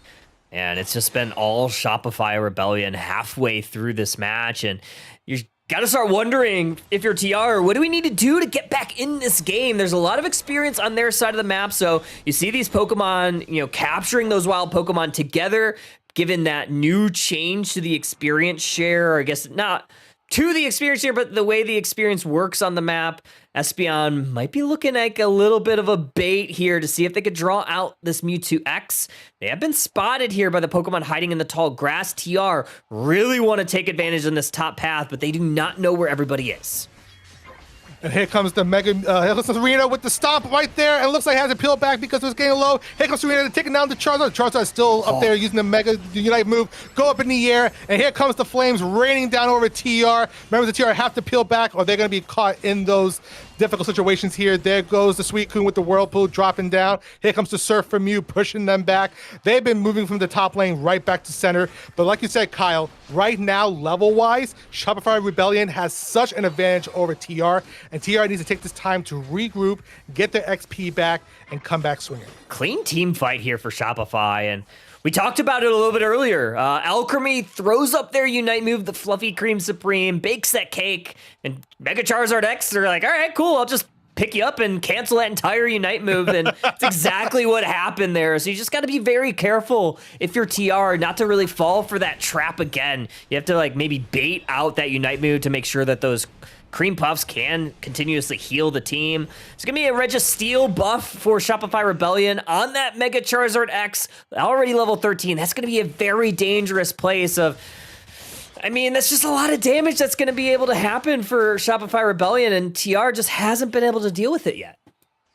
Yeah, I don't know if TR needs to be risking fights now, because at this point, they really need to use this time to either get together, have a plan of action in place, work on the experience, because with the Registeel buff and the level advantage on Shopify, it could be a little too dangerous to just interact with them. So TR needs to come together, try to break some of these tier 1 zones. But as you can see, their tier 1 top there, still full health, so they can't break it that easily. Yeah, not really. And they're having good, like, path integrity. They're making sure they're not only watching this top path, but you see Umbreon on the left side of the map, also hovering that bottom path to make sure that they have vision for their team. That's so important for these defender Pokemon that, you know, are a little bit lower level. So if they do get caught out, it's not as big of a deal. That's what you see like really good defender players do, is just constantly stay on the right side of the map, or left side if you're on the right side of the team. So just grabbing that vision. But 30 seconds until our Groudon appears in the Thea Sky Ruins, and it's 257-0. Right now, TR's gotta get back in this game. They gotta find a way to take out this Charizard. Yeah, and at this point, it's either Groudon or bust for TR. But like you said, they have to take down the threats. If one of them gets caught in the mean look from the Umbreon, it is going to be disaster for TR. So they're getting ready. Like you said, Umbreon's doing a great job getting that vision. Suicune trying to looking here, trying to see if they can find people using the Whirlpool. And as we head into the 2-minute mark, Groudon is on the map. Members of TR are clustered together, and I think the fight is going to start right about now, I think, Kyle. Yeah, maybe. A little poking and prodding from that Mew. Yeah, I mean, the solar beams are connecting, so you got to be really happy if you're this Mew, getting those cooldown reductions from connecting. Another one's going to hit on this Aegislash. They're going to have to retreat now. Shopify Rebellion has full control of this Groudon area. That's a 4-person solar beam. This is going to be the big fight. There's that Charizard Unite. Immediately deleting TR. 4 members down. Espeon retreating into the speed flux zone. This one's all Shopify. I blinked and TR, there's 4 members down. I think when you have the combo of Mega Charizard X, Suicune, Umbreon to trap your opponents that they cannot move, and Mega Charizard is raining hellfire down upon you, it is tough to get out of that. And Shopify, really, I said at the beginning of the game, they're going to be applying pressure really early on. That's what they did, and that's what they're doing now. Yeah, they're going to score a ton of points. 357 now is the total. Unite move from Serena onto the Mew. Mew's going to be able to escape. There's that Solar Beam. Charizard takes that KO away from them. Psyshock's going to connect on a couple. Here comes this Aegislash, but that Steel Ghost is going back to the graveyard. Triple KO for this Charizard X, and more points. Gonna be inevitable here. 777, it's their lucky day. Game number 2. Yeah, TR had a really hard time coming back from this. They were trailing on not just the score, as you can see, but they're also trailing on levels. Shopify just had a much better, well-rounded team composition. They were meant to capitalize on objectives, to capitalize on team fights, to really come together and start to rip apart TR. During the game, Kyle, it's either multiple people got knocked out or no one got knocked out. Yeah. It was never like 1 or 2. It's just a whole team wipe. Yeah, hey, that's the power of Mega Charizard X. It's still a very strong Pokemon, and you saw it kind of be like that perfect counter to Alchemy. Game number 2 goes over to Shopify Rebellion in very commanding fashion. 829-0 going to be your final here. Shopify Rebellion moving forward in that winner side bracket to those winner semifinals. TR unfortunately going down to that lower bracket where it is best of ones. It's going to be a little bit tough for them if they want to see those grand finals. Yeah, and I think looking at the stats here, it's just that, you know, you can see TR being a very squishy composition as well didn't help. I didn't mind the Alcreme selection here. I can see what they're trying to do for the quick healing and everything, but it just seemed very underpowered when you're looking at a complex Shopify here. This is very scary as well. Multiple 70,000 plus damage between the Mega Charizard X and the Mew. Just an all-around great performance by Shopify, and I think multiple teams later in the tournament needs to be careful of this group because the synergy that they have, the team fights that they were in, very well organized. And yeah, the scoreboard here, I mean, I wish there was more I can say with the scoring here as well, Kyle, Yeah. but Shopify just, they owned it. They owned it. That's nothing more to say. Yeah, not really a whole lot. Yeah, 829-0, they absolutely owned that game. It was theirs to win. It was theirs to lose, and they definitely held on. Yeah, incredible stuff here. Thank you for the follow, Darian Kakai. Welcome on in. This is Underdunk number 68. We are commentating the winners quarterfinals. Winners semifinals is going to be next. So you just saw that. That guy called Benji. Thank you also for the follow. Jade says TR was too squishy for a full team fight. Yep. I mean, that definitely reigned to be true, right? So yeah, unfortunate for them. They'll have to go back to the drawing board in those lower brackets. But exciting stuff so far, Bob. We have one more set, you and I together. Before we get on to the next round, though, we are going to take a quick break. So trainers, don't go too far. We'll be back with more Underdunk number 68 after a very, very short intermission. I have to press the button. I was looking at the camera expecting. I gotta press the button. There we go.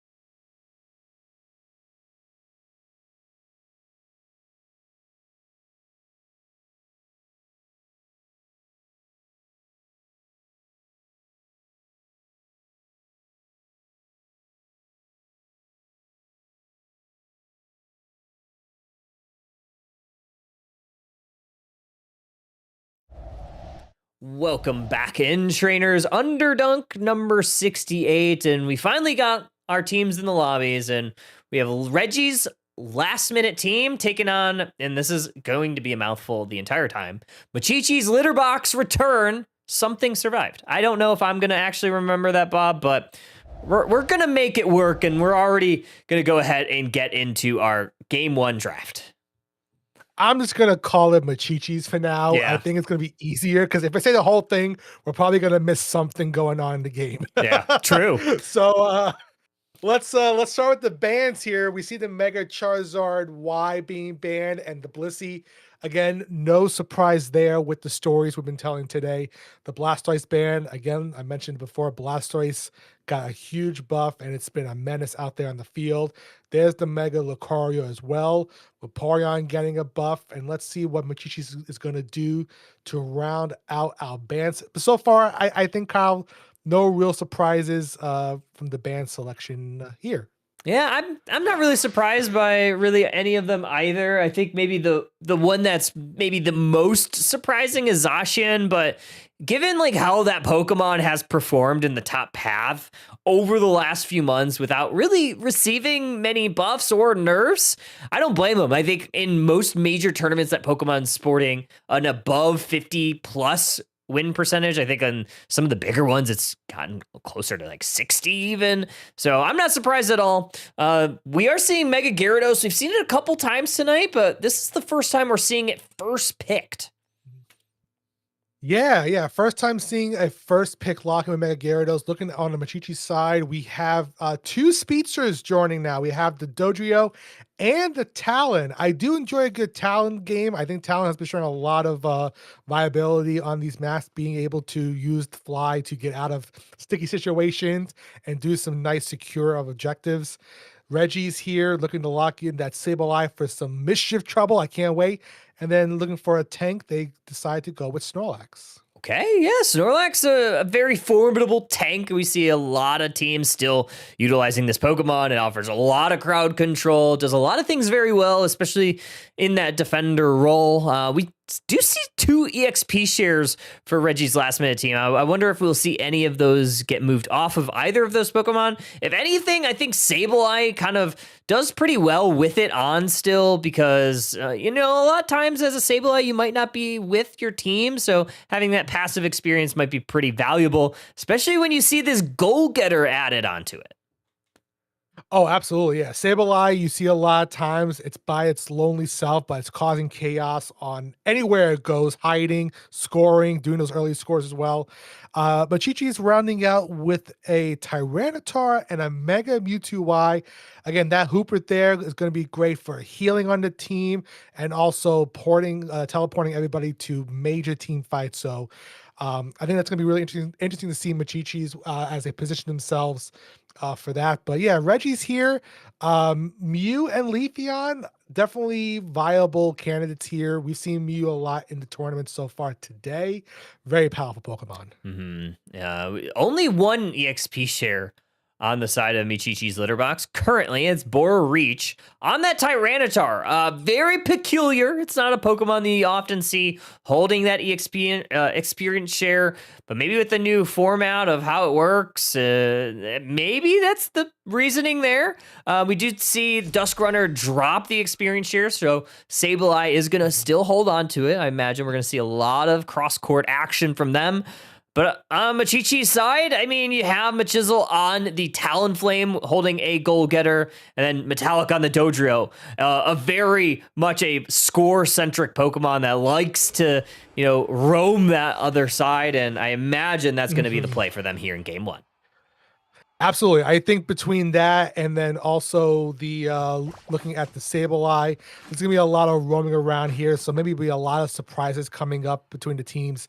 And it looks like we do have a timeout for now here. It looks like production is going to figure out what's going on here. But it looks like we'll take a little bit of a break, kind of reset. Hopefully not too long. But yeah, I think like I said earlier, I like seeing Talonflame, Dodrio. We've seen a lot also tonight being just being a menace, just to position themselves, get that gauge up, and just come in attacking. So I'm excited to see what's gonna come out from these two teams. What are you feeling so far with these comps, Kyle? Yeah, I mean, we're seeing score comp, right? Maybe not full score comps, but we are seeing it again from this team, Reggie's last minute team, who played it earlier in the evening, which it makes me wonder of kind of the pick on Machichi's side, right? They selected that Tyranitar, which is a notable stopper of the score composition. It could break through those score shields. It does damage underneath them, preventing those scores from happening. So it seems like Machichi's has come into this game with a game strategy, knowing what Reggie's last minute team had kind of put on. I believe it was round 1 when we saw them. So I like the draft there. So it definitely seems very thoughtful, very intentional from the Machichi side. Yeah, I'm still going back to what you mentioned about the experience share on the Tyranitar. I Yeah. don't know how beneficial that's going to be. Maybe that was a mistake. Maybe they didn't notice it. Or maybe it's part of the master plan that we're going to see unfold in this game coming up. But yeah, we've seen score counts be really powerful this tournament. And we've seen that the earlier you can start putting those points into, T1s and then pushing T2s before jump pads even active, securing those Ella keys to be pushing. And then by the time you get to the final boss of the game at the 2-minute mark, if your home base is just standing by itself and no one's there to defend it, it's gonna spell trouble. So I definitely agree with you. I think we're gonna have a game where scoring comp is the name of the game. We're gonna see, we'll be level headed. We don't know, but we're going to see a lot of scoring probably early on. I think so too. We're still in pause. I believe a player had crashed and trying to get back into the game, which, is always, a fun part about the Switch version of this game. It's not the fastest. There's a lot of bugs in it right now. I thought that when we got the Switch 2, things would get better, and they certainly did for a bit. Unfortunately, it was short-lived. The crashes right now, I don't know what else to say with them. It seems like, kind of just repeating the same thing over and over again because it's happened for so long. It just needs to be fixed. It's ruining the ranked experience. It's ruining the competitive environment because no one likes to hang out and wait for a player to reboot the game, every other game. It's tough. So hopefully we have some sort of remedy. I know that the Unite devs pointed out that they had found the issue or they've seen the issue, so they are addressing it in some capacity. Hopefully it'll be fixed sooner than later because I don't know about you, Bob. I played a lot of ranked over the last couple days, maybe not a lot, but enough of it, and I've crashed countless times. It's tough. It's not the best experience. Now, don't get me wrong. Like you said, the Nintendo Switch 2 was definitely a godsend when it comes to Pokemon Unite. The lobby. I will say the lobby experience. Yeah. Much more enjoyable. True. Much more enjoyable. There's still a lot going on in there. So please, Timmy, make it a little bit more simplified. Please. But you're right, because even before these updates come, we all know how long it takes to get through a draft process when you're in this game. So when you're adding more delays to that, it just adds to the frustration. And that's the last thing you want your player base to feel is frustration when they just want to play a game. They want to jump into a game. They're spending almost 3 minutes in draft mode, and then you're trying to get back into the game and do it. You're asking for a lot of time, a lot of commitment just for one match. So hope to see something come soon. It'll be a nice 2026 early Christmas gift, but it'll be a late holiday gift coming. But I do have an iPad mini. Yeah. And I kind of wanted to see how Unite plays. Fun fact, I have an iPad mini, an iPad Pro 11-inch, and an iPad Pro 13-inch. Oh, geez. So my question is, do I try to play Unite on every single screen size device and figure out which one is the best? Probably the iPad mini, because I can just hold it like this and just, use a control. But I'm a pro controller guy. Yeah. I can't play in handheld mode. If you can play in handheld mode and Switch 2, I'll bless your heart, because I can't do that. It's just hard for me. Yeah, Husky, a notable handheld believer. So Husky should teach me her ways because I need to know how to play better. Yeah, I can't do it either. I've tried. Like if I'm like, oh, I want to like do my dailies, but I don't want to like come up to my Switch because like I have it in my office. I do have like a dock in like the living room area, but it's like I don't necessarily want to always like have to do it. Like sometimes I just want to like grab and play. But yeah, I can't. No matter how much I try, I just cannot get like it feels weird in the hand. But we're still waiting. We are still waiting to try to get back into this game. I know we're doing a good job killing the time though. So hopefully we get these players back in the lobby and we can get on with game number 1. Yeah, no, I think time-wise, like you said, we're doing pretty well. We've had a lot of 2-0s already. True. I think the knocking on the wood has been helping. I'm doing some more knocking Yeah. right now. I was just gonna mention, just the other day, I haven't played Unite on my giant TV in a while, so I figured let me just sit back on the couch and play Unite. It's a lot of fun. Yeah, just to like lean back on the couch and play. Because normally I'm in front of my desk. Same. And I have another monitor here, and I'm just playing Unite on my other monitor. But to sit back on like a 60-inch TV and just play it, it's nice. It's nice. It's enjoyable. And the Switch is still docked, so I'm having the best resolution, but sometimes it still crashes. So yeah, it does. Don't know what's happening. I'm hoping to maybe you should make a YouTube video. You should try it on all the different ways and tell everybody what's best. Looks like we are getting everybody back in. Only a 7-minute pause, but we are going to be getting into game number 1. Finally, I think both teams are giving their readies. So let's go ahead. Let's get back into game number 1 that started off a little bit sus, but we are certainly back. Magikarp taking that top path. We're going to have Mew, Snorlax for Reggie's last-minute team, heading towards this bottom side. If you look at the top there, it looks like the Hoopa is trying to do a simple evade, going to clash with the Eevee on the other side, on the blue side for Reggie's. Early points in, going for Reggie's there, and looks like between the Larvitar and the Mew, they're trying to get that XP. So they're peeling back there. Looks like we have a Leafeon now on the side of Reggie, so it looks like Leafeon was able to get the XP. But down here, still the pressure is being applied by Machichi's trying to push that Snorlax back. Snorlax doing exactly what you want it to do, but Leafeon doing exactly what it wanted to do until that Talonflame came to the top pass. So Machizel getting a lot of value up there. Also going to work that goal getter, score a nice little 16-point dunk. Nice Magician play from Hoopa, from Ian Wisp to get Machizel back to full HP from that stolen Citrus Berry. And here comes the 850 Birds on the top lane. Looks like Reggie's is trying to secure that from the regular leaf by the Leafeon, taking down 2 members of Machichi's and putting the scores into T1 there. Really great play from Reggie's there, securing the farm and putting the points in. And here comes Leafeon getting more XP in the center. It's a very quick evolution for this Mega Gyarados, I believe, because that Leafeon got that early KO. And meant that Gyarados, that was a Magikarp then, got a lot of that effort gauge. But now you have this Mega Mewtwo Y going to Side Strike onto the Snorlax. Good rest there to avoid a lot of that crowd control. They are going to get to safety. Mew's going to hit that Mewsted auto, and in the central area, Leafeon is going to perish at the hands of this Talonflame. Ooh, good play there for the Snorlax getting out of just in time as Regidrago hits the board in the center. Mewtwo is still trying to put up here, but here comes the Sableye trying to help out there and taking down 2 members of Machichi's, and Reggie's capitalizing on another T1 push here, putting the points in. Beautiful combo there between the Sableye and the Snorlax to take advantage there, get some knockouts, and put some points on the board. I like this play, just like heavy tempo, especially when there's a Hoopa on the other side playing the portals. So being able to score as many points as you can to try to break these goal zones early to kind of slow that Hoopa down has always been beneficial.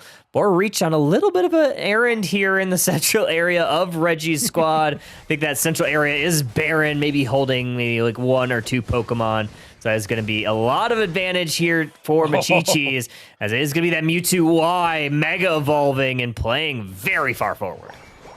Very far forward indeed, giving Machichis a chance to put some points in the T1 here. Snorlax still doing a great job pushing up the block, trying to push the Sableye back. Oh, Sableye coming in right there, take care of the Pupitar to make sure that it doesn't steal any more XP from the jungle there.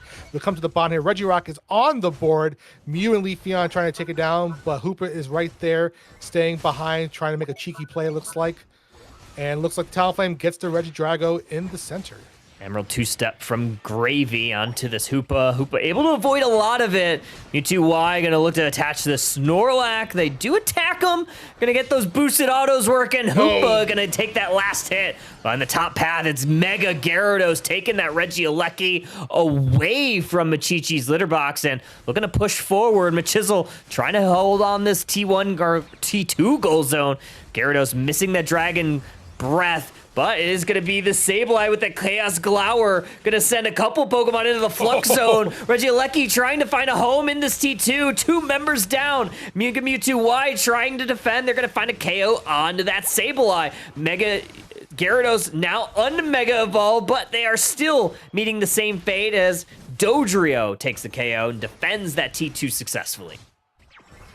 Really fun fight at the top there. Sableye was putting a lot of the work. Even the Mega Gyarados there trying to position itself, trying to avoid Talonflame's fly from coming down, knocking it out. So really great effort up there. But looks like we have the teams coming back down here. Mew using its Unite move to get out of time. Snorlax using block to push all the XP away from the side of Machichis to secure some of that XP. Here comes Mega Mewtwo Y trying to use its Unite move to see where everyone is on the map and take down members of Reggie's. But still no luck there as Snorlax and Mew being very aggressive here, trying to push them back. This Mewtwo Y is being really aggressive. Oblivion doing a fantastic job of understanding when they can go in and when they have those teleports up so they can just quickly escape a little bit of danger from this Flail Snorlax. There's that Side Strike, gonna connect onto them. Flail almost doing some good lifting there. 15 points going in. That's gonna break this T1 goal zone. The Flail has met the match. Double KO for the Snorlax. Beautiful comp down there. Snorlax and Mew, wonderful teamwork going there. That Flail, right as soon as Mega Mewtwo Y Mega evolves, Snorlax just takes its hands and go, nope, sorry, you're going back to the Pokemon Center. Yeah, and this Dodrio is going to get some points here on this opposite T2.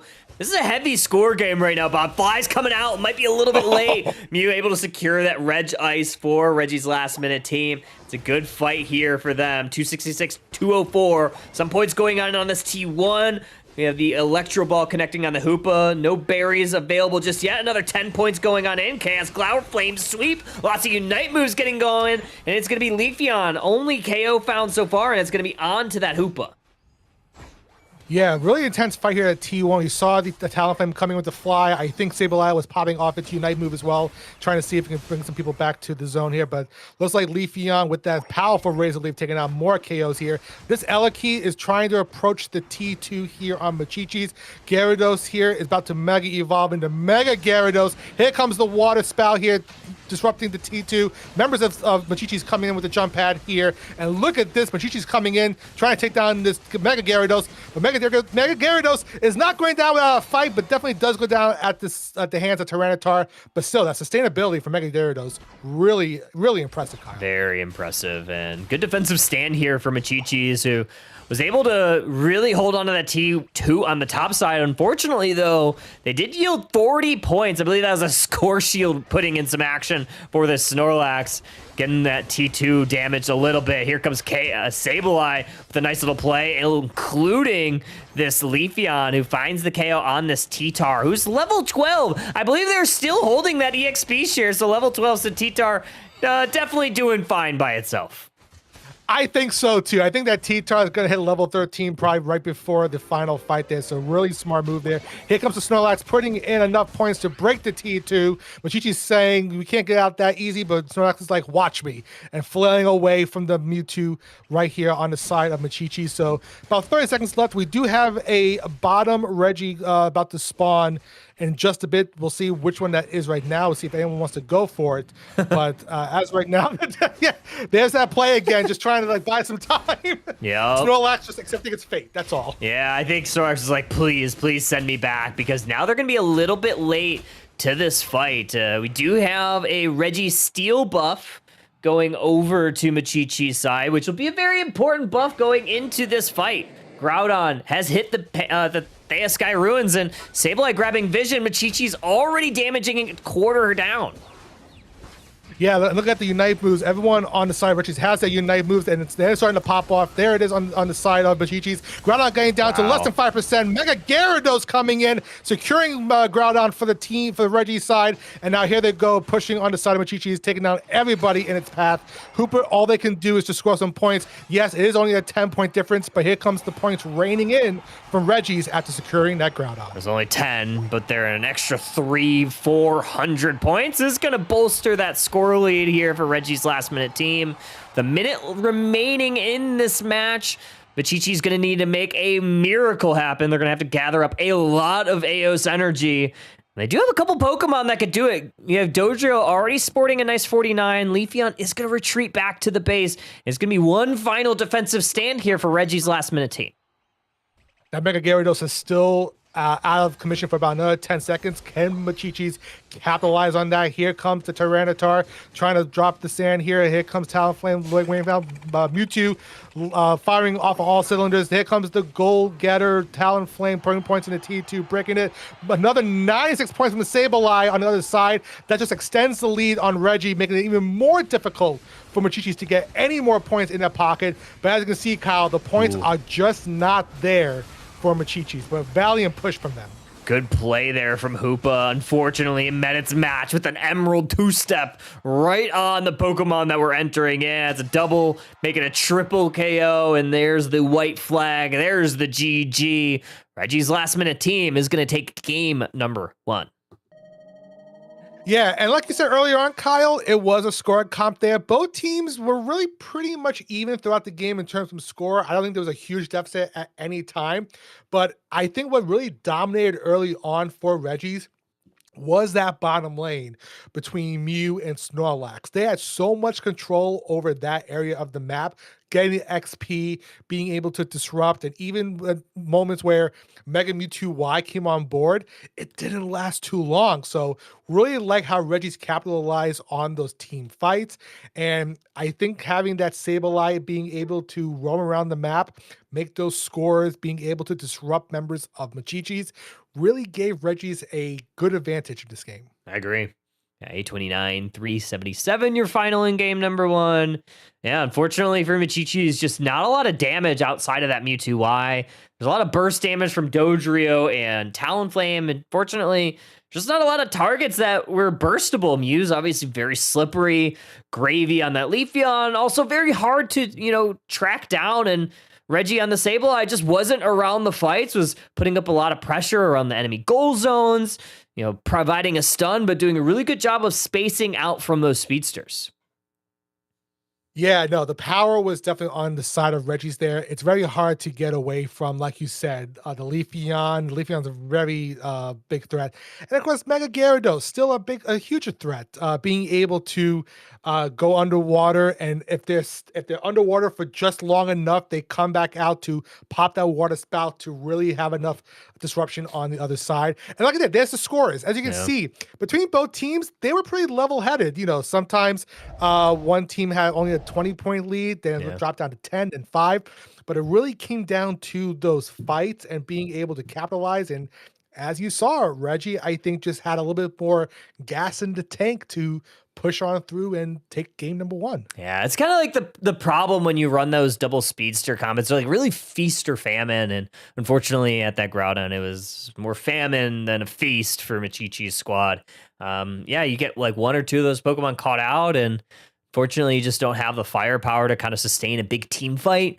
And that's kind of the downside of having these score comps is, or I guess maybe even not necessarily like a full score comp, but as much as one can be right now, is that the team fight ability is not good. So when you had like the squad that Reggie's team had, you had a little bit better of a team fight, especially with that Mega Gyarados, a lot more of a good brawl. And you had that Mew that can follow up with a lot of that burst damage from the Solar Beam, pretty safely. So I think it just came down to a better team fight composition.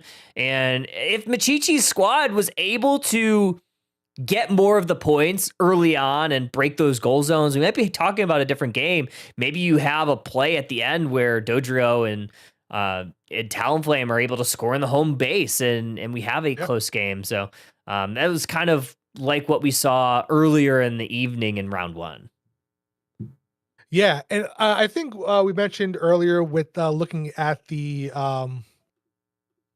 making sure that we have the next game going.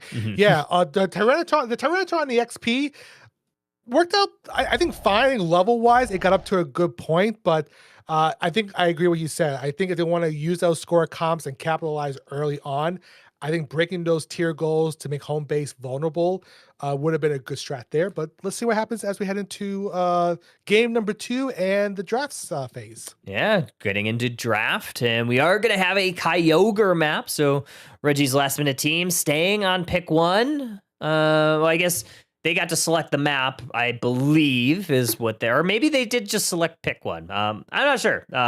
We'll have to go into which they selected, but either way, it's going to be Kyogre. They're going to be first pick. We have Blissey, Blastoise, Vaporeon on their side, and double Megas on the opposite side so far. Maybe triple. Maybe triple, yeah. It looks like that. Yep, you see a targeted ban right from the Mega Gyarados there. So 3 Megas banned on the side of Machichi's. Reggie's with the Blissey, the Vaporeon, and the Blastoise. No surprise there. But Reggie's do get the first pick. They say, well, if you take my Mega Gyarados away, I'll just put another Mega in, and they're going to go with Mega Mewtwo X. Okay, yeah. I mean, there's still a couple Megas. Mewtwo Y is still available. I imagine that we may see Oblivion on it once again. It looked really strong. I mean, it was probably one of the best picks damage-wise. I believe it had like 70k. Everything else on the right side of the map was kind of a little bit lower on the damage scale. So excited to see that thing once again. We have a lot of options here for Reggie's last minute team. I think the Suicune fits very well into almost any puzzle piece or any puzzle. And we are going to see another Mega. So we do see 2 Megas now. We got that Mega Charizard X since Y was banned. I am already, if I'm on a team of Machichis right now, I am looking a little terrified with that Suicune comp with both Megas, because we've seen Suicune just become just a nice, like you said, a great puzzle piece in almost any equation in these team comps. On the side of Machichis, they did pick the Mewtwo Y, so they do have a Mega on their side. They do have the Buzzwole and the Psyduck selected as well. I do like the Buzzwole pick as well, especially with I'm a Leech Life person with Buzzwole, just to knock them down and take the HP away. So we'll see how they play there. And then Reggie's rounding out their comp with the Miraidon and a Mr. Mime joining the fray. Okay. I mean, we don't see Mr. Mime a ton, but I know that Bina is probably super excited to always get to see a Mr. Mime, one of her favorite Pokemon. So I'm excited to see Mr. Mime here. We are seeing this Miraidon. We saw banned in the last match, but again, whenever we see Miraidon, the thing that I always think about is how good this Pokemon is in all phases of the game. As an attacker, it does its job perfectly. It has a very good early game, so you can secure those last hits on that contested wild Pokemon. It does really well in the mid game because that level 5, you have an incredibly strong and long distance ability, so you can really kind of slow down the damage from this Mewtwo. It can apply that curse item, so Pokemon that recover a lot, it kind of does really well into there. So there's a lot of really good things that it has for it. The one thing that it doesn't do well into is those speedsters. So I love seeing Bora on this Gengar. Yeah, I know. I'm excited to see Gengar in this game. And yeah, that Miraidon is very scary. And especially if you see a Miraidon and Suicune comp going on, there's so much CC happening with that. Like if you get caught in the wrong position at the wrong time, it could be trouble for you. But seeing Gengar here, we've seen using the Hex gameplay, being able to just start to go in and rip across other mons.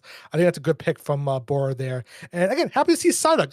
I love Elton John Psyduck a lot, as you see with the outfit there. So happy to see Psyduck on the map here. So should be a good match. I am leaning a little bit here, I think with just the power level. Reggie's might have the power, but I think Machichis is ready to respond to that. Let's get into game. No, we're not. We're going to pause because we have another... they fooled us. Yeah, they pull pull the covers over our eyes because we're going to have another pause before we get into game number 2. But yeah, I mean, this does give us a little bit of time to talk about these team compositions once again. And we have dueling Mewtwo's, one on either side, X on the left, Y on the right, and it's actually a different pilot for Mewtwo Y this time. It's actually Metallic taking that Mewtwo Y instead of Oblivion, who's going to be playing Snorlax. So a little bit of a different look here for Machichi's litter box. I think they wanted to maybe spice things up a little bit, and I'm here for it. I think I kind of like the role swap, especially in a tournament like this. Yeah, no, I think it's a great time to do that, to see what fits and have a little fun with it. So I'm excited to see a Mewtwo v Mewtwo matchup here. But again, going back to what you said about the Gengar, I think that is what I'm excited to see, because I do like to see a good Gengar game pop off here and there. So being able to take advantage of those team fights and just start to get through as much as possible. But I think, looking on the side of Reggie's, I think Suicune is definitely that sleeper hit. Maybe even the Mime. I feel like you have Mime putting up those barriers to block you from even escaping the trenches. When you have, let's say, Miraidon popping off, and then all of a sudden you have Mewtwo, you have Mega Charizard in there. I think Mime is going to play a pivotal role in setting up some really, really tough plays for Machichi to get out of. So, like I said, I know being as excited for Mime. I'm excited for Mime, actually, to tell you the truth. So, but yeah, I think Mewtwo v Mewtwo is going to be a nice little treat for us on this New Year's Day. Wow. Yeah, it looks like we have I think a few people crashed. I'm looking at our start GG. It was one of those times where, a couple people definitely crashed, and I know we'll get back in very soon. So it looks like actually we are getting some readies from both squads. So I imagine we are going to be starting here very, very shortly. But yeah, I'm excited to see this one. This is going to be game number 2. Reggie's last minute team. They are up 1-0 in this one. They are looking to advance into those winners semifinals, where Shopify Rebellion, who we saw in the last round, has been waiting in the wings for them on the opposite side of that semifinals. Looks like we actually had a DQ. I'm not sure if that's final or if that's true or not, but I mean, it definitely can happen, especially on a holiday. Sometimes people are just like, it might be a while. Let's go celebrate with our family. So definitely possible, but Exodia advancing into the winners finals via DQ. We'll see if that's true, but Shopify Rebellion waiting for the winner of this match. Let's get into it. Reggie's last minute team on your purple side, Machichi's litter box on your orange side. Mime Miraidon heading to the bottom path. I am not angry at that. I think Mime Miraidon's a really great combo, really strong combo here. Top lane, we have the Buzzwole and the Psyduck. Here comes the first contention here in the bottom lane, already starting. Mime has to get out of there. Snorlax trying to pound its way to the T1 zone, dropping the first points of the game as Mewtwo picks up some of that XP down there from the Benaries, or the Bumblebees, not the Benaries. I wish Benaries in this game. Bumblebees. They're rabbits, folks. They're just rabbits. They're just rabbits. Yeah. I mean, it's very possible that we do get Bunnery, but maybe in the form of a Mega Lopunny. Obviously, one of the Pokemon that do Mega Evolves. Maybe we see that eventually. It's very possible. But we do have a 3v3 forming on this top side of the map where Boar Reach is a Hex Gengar. Going to be able to use those iframes, those invincible frames, to kind of retreat here, avoid a lot of damage, but it is a lot of damage, a lot of crowd control, frozen solid from that Suicune. Oh yeah, and here comes the iframes, like you mentioned, coming in, ripping apart any opponent who has a status condition applied to them. Psyduck was burning, but they had to peel back there. It looks like a lot of XP went to the side of Machichi's. I did not see who scored a lot of those, but yeah, look at the levels. Still pretty level-headed here. Suicune's still at level 3, so it looks like Machichi's did get a lot of XP. Here's that Mega Charizard trying to get some more experience to get Charizard up and running before the 8-minute mark. And down here on the lower level, still business as usual. Looks like the Miraidon trying to secure the last piece to that farm. One of the biggest things to kind of look out for in the early game, too, is take a look at who's holding a lot of that AOS energy, especially if not a lot of scores have gone in. That usually tells a story of who's doing really well in the path. Good headache gauge timing there from Psyduck to kind of push away that Mewtwo. Otherwise, I think maybe Psyduck goes down there. So perfect timing there, accidental or not. You gotta love to see that if you're Psyduck. Snorlax gotta love to see an emptyless goal, or I guess an empty goal from Miraidon, who had to vacate the premises to grab a Citrus Berry. Charizard, though, not vacating at all. They're gonna go directly for that Mewtwo, take that KO, and that is gonna be a big KO for Regis. That Miraidon was very close to being knocked out, but I saw it picked up the 2 Citrus Berries just in time to regain the health, so that sustainability really did help out the Snorlax, and then you saw the Charizard coming in, taking the last hit. Getting ready for the 720 birds here at the top lane and the bottom lanes here. Here comes the Snorlax with the slam, trying to get a lot of the XP. Miraidon picking it up, really well done there. We also had some of those barriers trying to come up there to block the movement of Machichis. Here comes the Buzzwole trying to pick up some more XP here. Mewtwo trying to take out the Psyduck on the top level. But here comes Snorlax putting more points into the tier 1. And as we have the basement Elekey popping up here for Machichis, looks like that's going to go to their side. Yeah, a lot of rip here for a Hex Gengar. It's able to delete objectives very, very forcefully, and they do that exactly with that Regieleki, which is looking to walk in and find a home on this T1 goal zone. And it does. It walks right on in. Great plays from Oblivion to kind of block off some of the Pokemon from being able to defend. However, they do lose they do get the KO as well on the Haunter and the Mewtwo. On the top side, it is Buzzwole. It's been Chisel getting a lot of value there. But Reggie's team, they are going to be scoring oodles down in this bottom path. Great response from Reggie's. Yeah, the tier 1 on the side of Reggie's just got broken by the Psyduck with those 21 points. But yeah, you saw Reggie's was able to keep the tier 1 intact and then push to break the tier 1 on Machichis. Here in the center zone, here comes the Whirlpool from the Suicune trying to capture the Gengar. Gengar using his Unite move to come up and pop up. And look at that knockout from the Charizard, preventing it from Mega Evolving and trying to do any more damage as it could. And here comes the Slam from the Snorlax to cause more disruption there, to break out the team fight there, to give some more room for Machichis to come in and secure more farm. Love that play there from Bora. However, they're going to go down. Radiant getting a massive KO from this Miraidon. Able to take down that Gengar, which was level 10. So a level 10 Miraidon is going to be what Machichis has to deal with here. Dusk is going to be able to push out this Snorlax, and they do. However, Snorlax getting chased down by this lightning from the Miraidon. Charizard has a Unite move, can use it if they want to. Nice engage there from the Mewtwo Y, and now Charizard going to go down. Great pull from Psyduck. Psyduck and Snorlax really getting in there to cause some disruption on the side of Reggie's. Really great push from Machichis here as they have their eyes on the tier 2. Mr. Mime trying to put up the barriers there to block them coming in. But here comes 3 members of Machichis. Snorlax using that block there to push the Mime out there. But really great fight from Machichis there. And here comes Buzzwole all by its lonesome self, getting taken down by 3 members of the Reggies. And we have a upper Reggie spawning in about 5 seconds here, as Reggies are trying to score into the tier 1 of Machichis in the top lane. No, Gengar missed the Sludge Bomb because of the iframes of the scoring animation from Charizard. That means a KO for Reggies, and now they're going to take that advantage to push even more. It's going to be a Unite move from the Suicune, going to enable a little bit. However, Buzzwole getting a double KO. They're punching right back, and now the retreat is on for Reggies, and the push is going to be on for Machichis. But it's showtime for Mr. Mime. They come on from the bottom path and find a great engage on this Mewtwo. However, Buzzwole with an even better counterplay, sending the Mewtwo back. I have to say, between these two comps, very balanced, really engaging fights. Everyone's using the Unite moves at the right time when possible. It's very even level here. Score points not that far off, 171 to 125. Still 3 and 45 minutes left in the game. Here comes the Charizard trying to take down this Snorlax there. What a beautiful knockout from the Miraidon. 3 KOs in a row, taking down the Mewtwo there. And it looks like with the Mega Charizard X using the Unite move, bringing the Gengar up in the air, taking it down.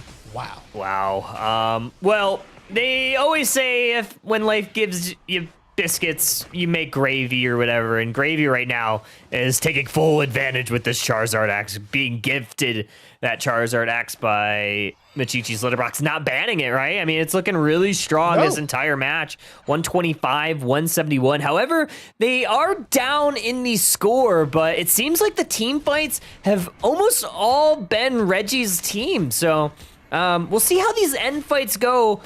You do earn a Regidrago for Machichi, so that's a decent amount of global experience, but they're still going to have to deal with this Mega Charizard, which is level 13, highest level in the game.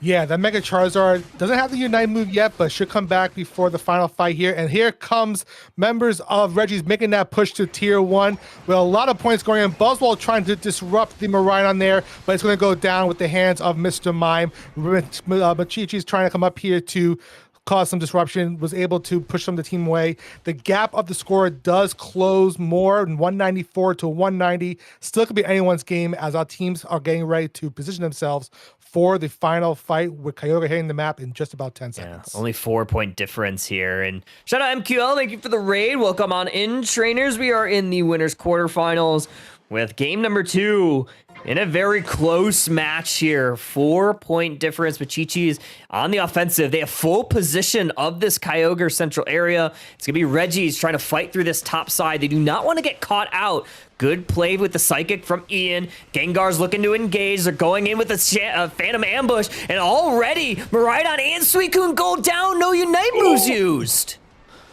Wow, huge loss on the Reggie side, losing 3 members already. No one on the side of Machichi has been knocked out. Oh, I just said that Gengar just finally gets knocked out. You see that back cat from Snorlax putting a Hundo Burger into the Tier 2, increasing their lead 294 to 190. It looks like Machichi is capitalizing on having more members of Reggie's going down. Kyogre is still full health because no one has able to pierce that yet. So teams are going to reset a bit here, but looks like Machichi still wants to apply some pressure as members of Reggie's are coming back online for the second round of this fight. Yeah, and they're going to have a couple Unite moves up.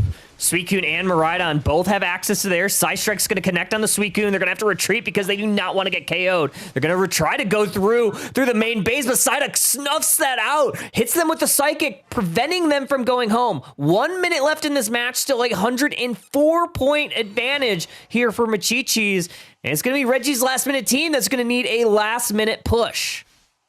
We have a lack of Unite moves on both sides here. Only a few members have their moves ready to go. So it's all about, can Machichi's hold on to that lead? Can they hold on to it? Can they score more points? Nice. Yes, they can. 100 more points go in for the side of Machichi's. Attacks going on into Kyogre. Here comes the Whirlpool. Here comes Mega Charizard X coming down from the skies, blowing their fire onto the Kyogre. Securing the Kyogre. 20 seconds left. Reggie's needs to make a push onto the other side, but I think it's going to be very close if they need to have any chance of making the game. 15 seconds. Here comes 56 points going into the Tier 2, coming with more points from the Charizard, but looks like we have Snorlax trying to block their way. 30 more points coming. I don't think it's enough. No, and more points from the Mr. Mime, 50 points. Yeah, I don't think that is enough. I think they come up just short here, Kyle. They are, yeah. It's going to be probably about 100 points, maybe a little bit more because of that last-minute score from Psyduck. And yeah, I think we have 100, just under 100-point advantage. Unfortunately, I think if Reggie's last-minute team could have potentially split off and maybe sent one person to the top that had a full pocket, that could have been the difference. And it would have been if someone with 50 points could have head to that T1 on the top side, which was still defenseless. Maybe we have a different story here, but either way, good heads-up plays there for Machichi's litter box to not only send one person, but to send multiple people on the counter push at the very last moment. Bore reach earlier on that fight, but then sending that Psyduck to make sure that they really secure that victory. Yeah, I know. And also some of those dunks happening in the final 2 minutes really helped them out. I still think throughout the entire game, these team fights could have gone either way. And we've seen that between Reggie's and Machichi's. The score game, very close. The level game, very close. At the end of the day, I think it was Machichi's coming out and they were capitalizing on all the knockouts they were making. They were regrouping, they were peeling back, they were getting ready for a second push.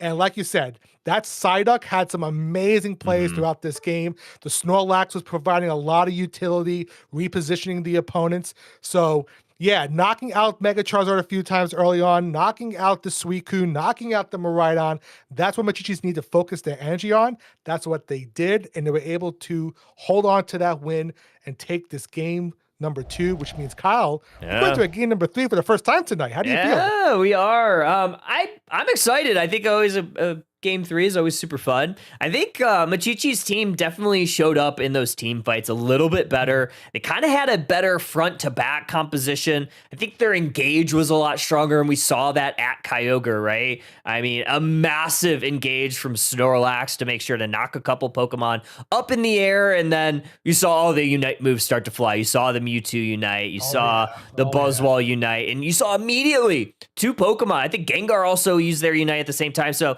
the synergy of the Unite moves at the same time with the big engage from their defender player was perfect. It was a perfect team fight. So we talk about like front to back compositions. You have a really strong engage, and Snorlax probably one of the best engages in the game. And then you have a lot of different types of damage coming at you, right? You had the Buzzwole, you had the Gengar coming in with the Unite move on those squishy targets, and immediately you saw Suicune and Miraidon getting caught off guard, right? They went down immediately at Kyogre, and they did not get to use their Unite move. So that's what you gotta love to see from a team composition like Machichi's just had, is not only a good team fight composition, but executing it perfectly.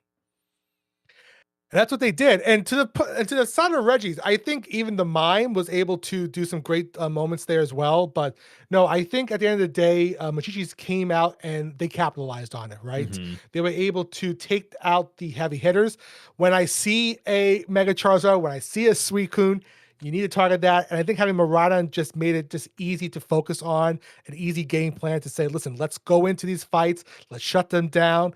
But having that last fight with the Kyogre, really well done on Machichi's side to keep the pressure on and stopping from possibly more points going into the goal zones. And first of all, you're exactly right. I think if they sent someone on the side of Reggie's to start scoring quickly, they could have had a chance with a full pocket of 50 points. But in those moments, it's kind of hard to say, do I go as a team or do I go off by myself? Yeah, so it is always tough, and I'm always of the opinion, at least with Kyogre and Groudon, it's 9 times out of 10 better to just play with your team. Maybe even 99 times out of 100, because of those buffs being so incredibly powerful. When you have them, it's really hard to lose a team fight when you're sporting 5 buffs on your side. So I think it's probably the right call. It just kind of hurts seeing the scoreline if you're Reggie's, knowing that potentially it could have worked if you did it, but who knows? Maybe you don't get to score all those points that you did in that bottom T2 if you do send somebody up. So there's a whole lot of variables in that, but no need to talk about the variables when we have a Game 3 already in full swing in the draft. We have Suicune, Mewtwo X, Blastoise, Mega Charizard Y, Mega Gyarados, and that Vaporeon all getting banned here. So that means Machizel able to take that Mega Lucario, which wasn't banned.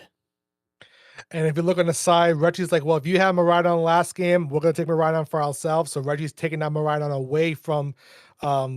Oh, sorry. I forgot the teams were switched. It's very late for me here on the East Coast. Same. Sorry. Reggie's keeping the Miraidon on their side, which is strong for them in the last game.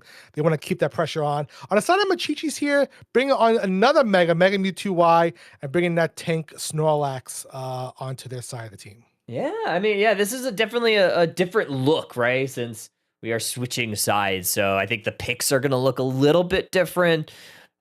We are seeing double megas, like you said, on the left side of our map. So Mega Mewtwo, Mega Lucario. But we are seeing a lot of the same offenders, right? But I believe this might be one of, if not the first time, we are going to see Blissey in a match tonight. So I think it's getting banned pretty much every time. We are going to see that Miraidon, Ho-Oh as well. And then Buzzwole. So you're kind of taking away a couple picks. The thing that I'm very curious about here, Bob, is going to be how this Gengar attacks this Blissey. A full heal is very nice, but if it's a Hexgar, I'm a little bit worried because Safeguard is looming on the other side. Yeah, and knowing how often we're seeing Hex be a dominant player in the game here, it's going to be a really interesting matchup between Bora and Reggie here with those two picks. I do like seeing Ho-Oh in here, giving the team another chance to be revived in some very crucial fights.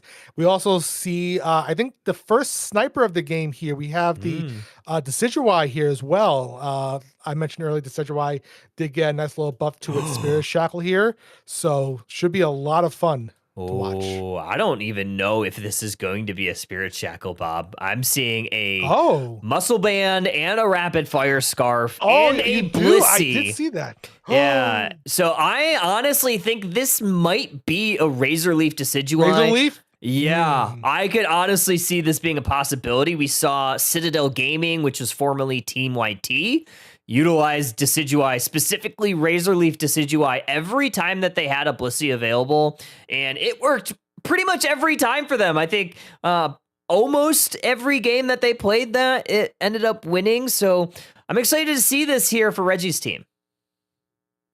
Yeah, good call. I took a peek at the last items. You are exactly right. That composition there is going to look like to be a Razor Desi, which I'm even more excited to look at right now. So we kick off game number 3 here in this best of 3. We have Machichi's on your purple side, Reggie's on your orange side. Bottom lane, we have a Snorlax and a Mewtwo there. And top lane here, we have the Blissey and we have Buzzwole going here. Here comes the Ho-Oh trying to go into the center area, trying to have a chance to maybe invade, but looks like they're trying to make their way down to the bottom lane here. Winner of this game will be taking on Shopify Rebellion in our winners semifinal. We do have Ho-Oh trying to attack the left side of the map, try to steal away some of these last hits. However, Machichi is standing tall. Snorlax does a great job early game of capturing wild Pokemon. Absolutely. Those Secure is really beneficial in the early game, get as much experience as possible, and that Mewtwo is going to get its gauge up and running pretty quickly. Here comes the Haunter coming from the jungle here. The Decidueye, well, almost to be Decidueye here, the Dartrix being able to cause some disruption. We have 3 members of each team on the top lane here, getting ready for the 850 birds as they reposition themselves. Indeed, and Gengar looking to go on in. It is a Hex Gengar, so definitely going to have to watch these safeguard timers. Blissey along with this Decidueye trying to stay healthy. Decidueye getting safeguarded right when they were poisoned by that Hex. So I guess put on fire with the, what's that, Will-O-Wisp. So something you got to watch out for if you're Bora. Yeah, so that timing the safeguard, like you mentioned, Kyle, going to be really crucial in these games to shut down Gengar's combos here. Bottom lane, we have the Miraidon peeling back a little bit. Here comes Mega Mewtwo coming up on stage here and trying to push back the Ho-Oh and the Miraidon. There's that Snorlax again, Kyle, securing more experience on the side of Machichi's here as they pick up more of the XP on the side here. Top lane, here comes Buzzwole trying to push its way through to tier 1, peeling back a little bit as the Elder Goss is trying to help out the beautiful. Oh man, that was crazy. I love that play from Buzzwole. That was great. Yeah, unfortunately, it didn't work out fully because obviously they did yield a KO, or they did not get a KO. Or they are going to look to try to get this Lucario this time. However, Lucario dashing towards a Citrus Berry. Buzzwole able to take the other one for themselves. However, Ho-Oh still going down. And it's a 4-person fight here. Everybody looking to try to get some points in. However, they could have potentially broke it, but instead they are electing to leave it up and deprive some experience away from Reggie's squad. Very smart play from the side of Machichi's there. And yeah, limiting the breakage of the goal there means no additional XP on the side of Reggie's to kind of slow them down a little bit. More XP going to the side of Machichi's with the Gengar taking out the Reggie Drago in the center there. Here comes Ho-Oh trying to defend its tier 1.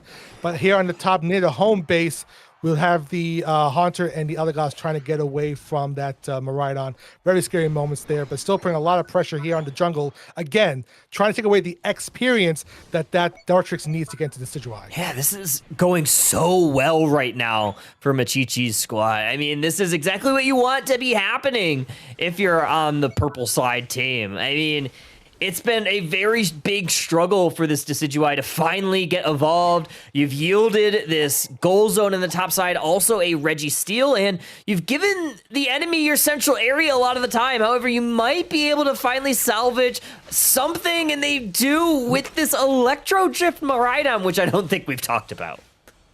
No, we have not. No, we haven't seen a lot of it happen tonight, but we are right now. Here comes the move from the Gengar, taking out the Blissey. So no safeguard there. Mewtwo taking out the Decidueye, and here comes Machichi's pushing again on the bottom tier 1.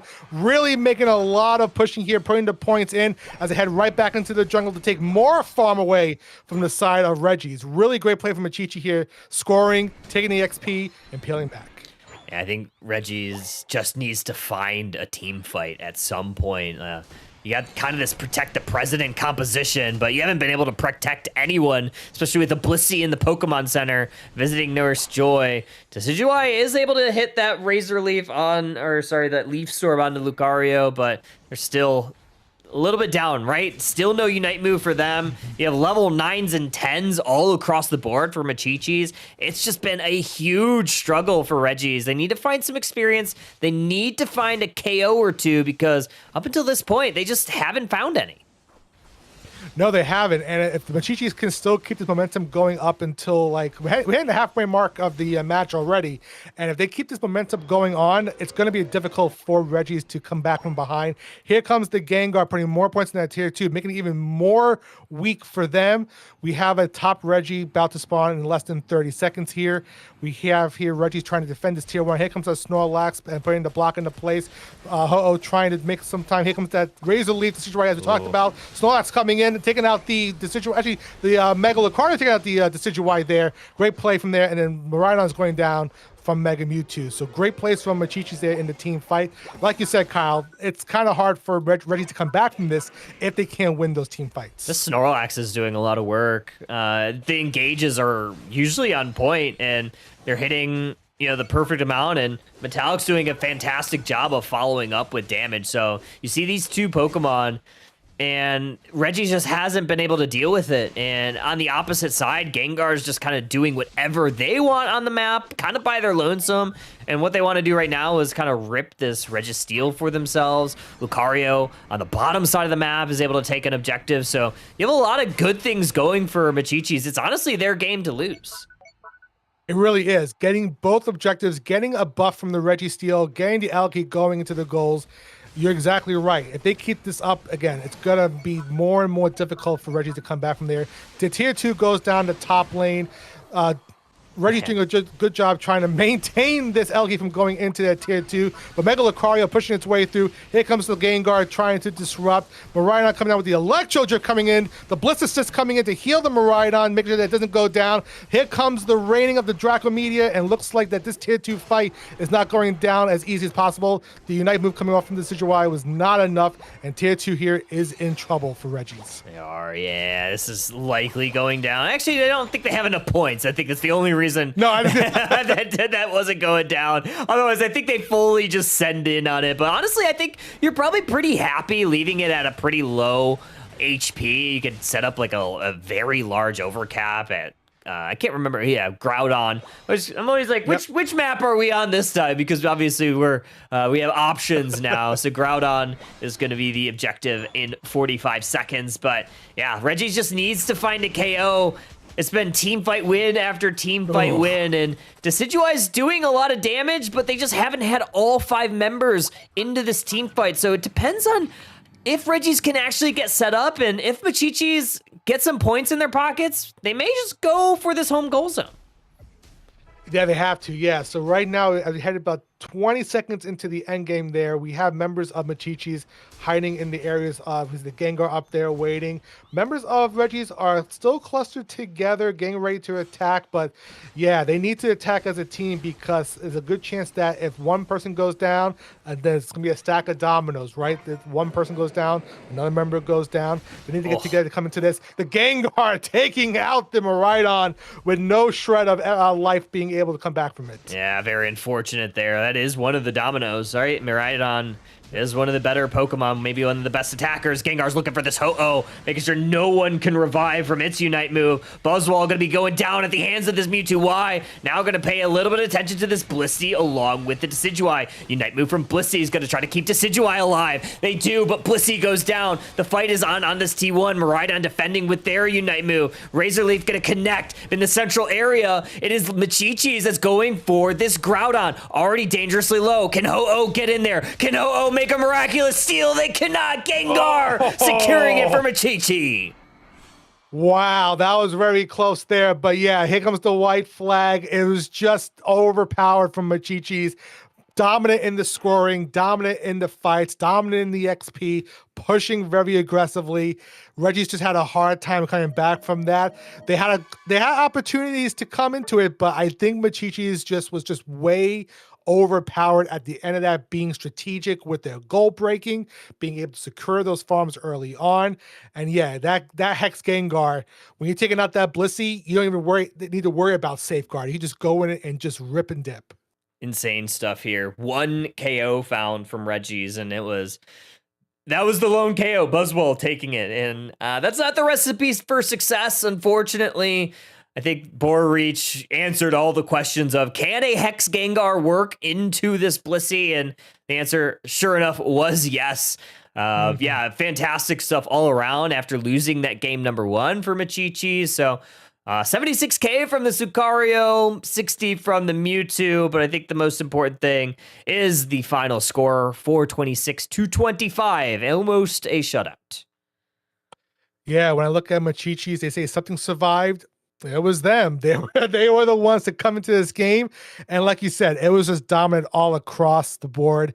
Yeah, nothing to say here, but I think, some of the MVPs here, definitely that Hex Gengar coming in. I was happy to see the Razor Leaf Decidueye. It had some good plays early on, but it was just shut down so quickly, so we didn't see the full potential behind it. But great game. It got to a game 3, so kudos to the Reggies. So they do drop down to the lower bracket side, but Machichis moves on and with a 2-1 win, and they proven themselves to be a strong contender here. Yeah, well, we are going to take a quick break, but before that, a little bit of the bracket update. I'm going to show that on screen. We have Exodia 2-0 over Lunex Gaming, so they are going to be in your winners finals, taking on the winner of Machichis versus Shopify. Good stuff all around. I mean, honestly, I'm super excited with how this bracket has kind of shaped up.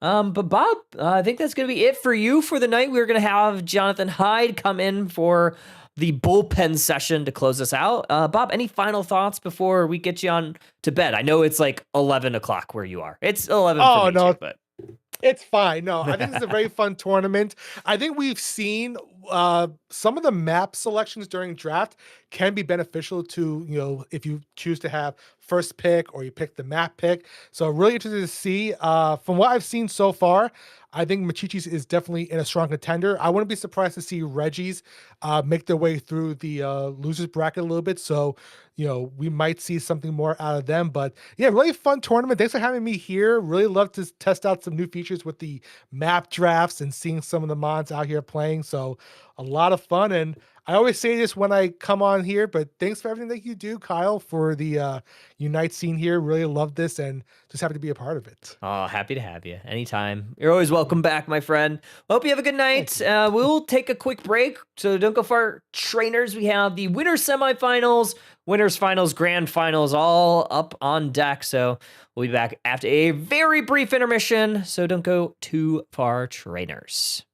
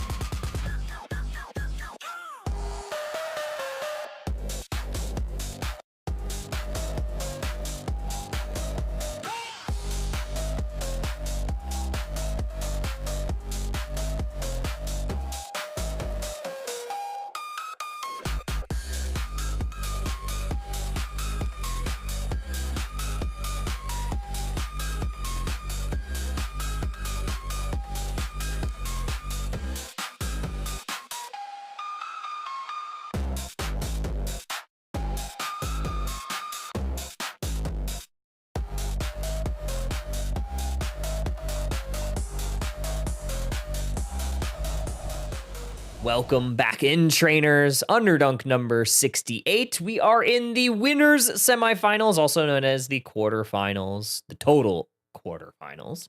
And it is Steelage Kyle here, as well as Hyde Unite. Hyde, welcome back in. Always lovely to have you. And we have a banger matchup. Shopify Rebellion, and a whole bunch of words, but it is Machichi's Litterbox Return. Something survived. I'm gonna shorten it almost every single time. I do not blame you. That is a mouthful indeed. And that's a lot of words to spew out. And if there's a tongue twister out there, that could be it. Oh my gosh. It's like the and there's like a sound on, I can't remember if it's like TikTok or shorts, but it's like, that's a whole lot of words. Too bad I ain't reading them. That's how I feel right now. I do like this pick, or these bands that are coming through already. Shopify Rebellion is going to be on your purple side, Machichi's on your orange side, and it is going to be Kyogre. And we're seeing this Gengar ban, which I believe is a target on Bora, who has looked absolutely insane on this Pokemon all night. But a lot of the usual suspects other than that, Snorlax ban as well. We've seen Oblivion really take that really well. I'm excited to see how this match goes and see what they pick, because a lot of these Pokemon that they had success with in the previous round are banned. Yeah, I mean, Mega Pokemon are getting banned out. Gary, Charwai, we got Lucario also gone there. Blissey going to be first pick for Shopify Rebellion, but Machichi's going to be locking in that Blastoise Miraidon combo. Blastoise has been a demon since those Surf buffs. Yeah, the Surf buffs are pretty insane. Previously, you would only get those shields when you get that Surf Plus, which meant that Blastoise had to hit level 13, but now with the changes to Surf, you're always going to get that shield, so the second that you tick into level 7 and get access to it, it's going to be really great on this Pokemon. We're seeing a few different items kind of switch up for Metallic. I see the Res Guard, I see a Buddy Berry as well as a Focus Band, so it is going to be a little bit tankier, so I think even with Blastoise, I think it's one of those Pokemon that it still outputs a ton of damage, and you're happy with having a little bit tankier, and you could just add more and keep hitting those cooldowns. Yeah, but Machichi's is looking to build up a whole lot of damage there. Mewtwo X coming in. Latias as that attack-based supporter. Mist Ball is an option that could reduce incoming damage from the opponent, which is just going to feed into Machichi's bulk once they lock in Serena as their final pick. Yeah, Serena gonna take that one, which you love to see, especially on Machizel. I think he does an incredible job on this Pokemon. I think the key for Machichi's litter box is going to be getting that Serena online, so they can hit that level 6. That's going to be very important to them, because it does notoriously have a slower path phase where it kind of struggles in the early game, so going to be a big priority for them. But I love the composition for Shopify with that Delmise. It's a Pokemon that we saw a ton of the last time we had Underdunk, but unfortunately it did receive a little bit of some nerfs, and maybe fortunate for everybody else, but it means that this is the first time we're seeing that Pokemon tonight here at Underdunk. That actually kind of surprises me, but it also doesn't too, because look how frontline-y Machichi's comp is right there. Like, we have Serena, Mewtwo X, Blastoise. They're going to be all up in your face. Delmise thrives on that. Power Whip goes in, gets a shield for each of those hit. So when you got a Blissey backing it up, when you got a Mega Charin going in that, I mean, Mew's just going to be, hopefully, according to Mew, sitting pretty in the back, throwing out everything that it can. Miraidon's going to be like, oh no, my front line's gone. That is the hope for Shopify Rebellion as they rebel against Machichi's tonight. Indeed. This is game number 1 of your quarterfinals, your winners semifinals, also known as. We're going to see this Blissey along with the Delmise to the top path for Shopify Rebellion. Machichi's going to send that Mewtwo X to the central area on the right side.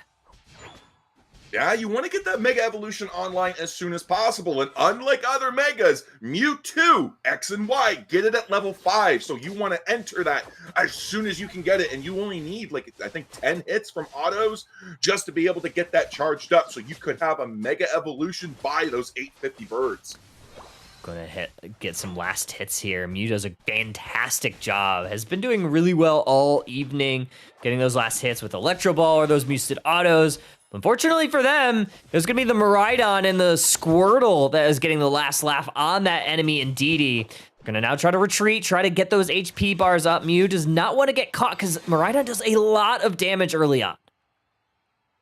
We do have Mewtwo X going out of the bottom there, but Charmeleon saying, hey, you know what? I don't need to gank anybody. These Natus, they're the real threat. They got to get taken down. Already Shopify Rebellion is being good on the defense there, but the onslaught from Machichis is putting onto the pad there. Now with 3-on-3, they're trying to stop that Mewtwo X from going in. They could get this COD out there as Mewtwo X starts getting lower along with the Squirtle. Miraidon keeps hitting the Altaria. Bro's got some beef as Mewtwo X goes down right as it Mega Evolves. Oh, man. There's that Mucin Auto going to connect on the Squirtle. It's a lot of KOs for Shopify Rebellion. Miraidon now has hit level, or looking to hit level 5. Does hit it with that KO on the Mew. Looking to get that double KO. They close it out. Gobble up all of this Eos energy, and they're going to try to deposit 29. It goes in just before the response from Charmeleon.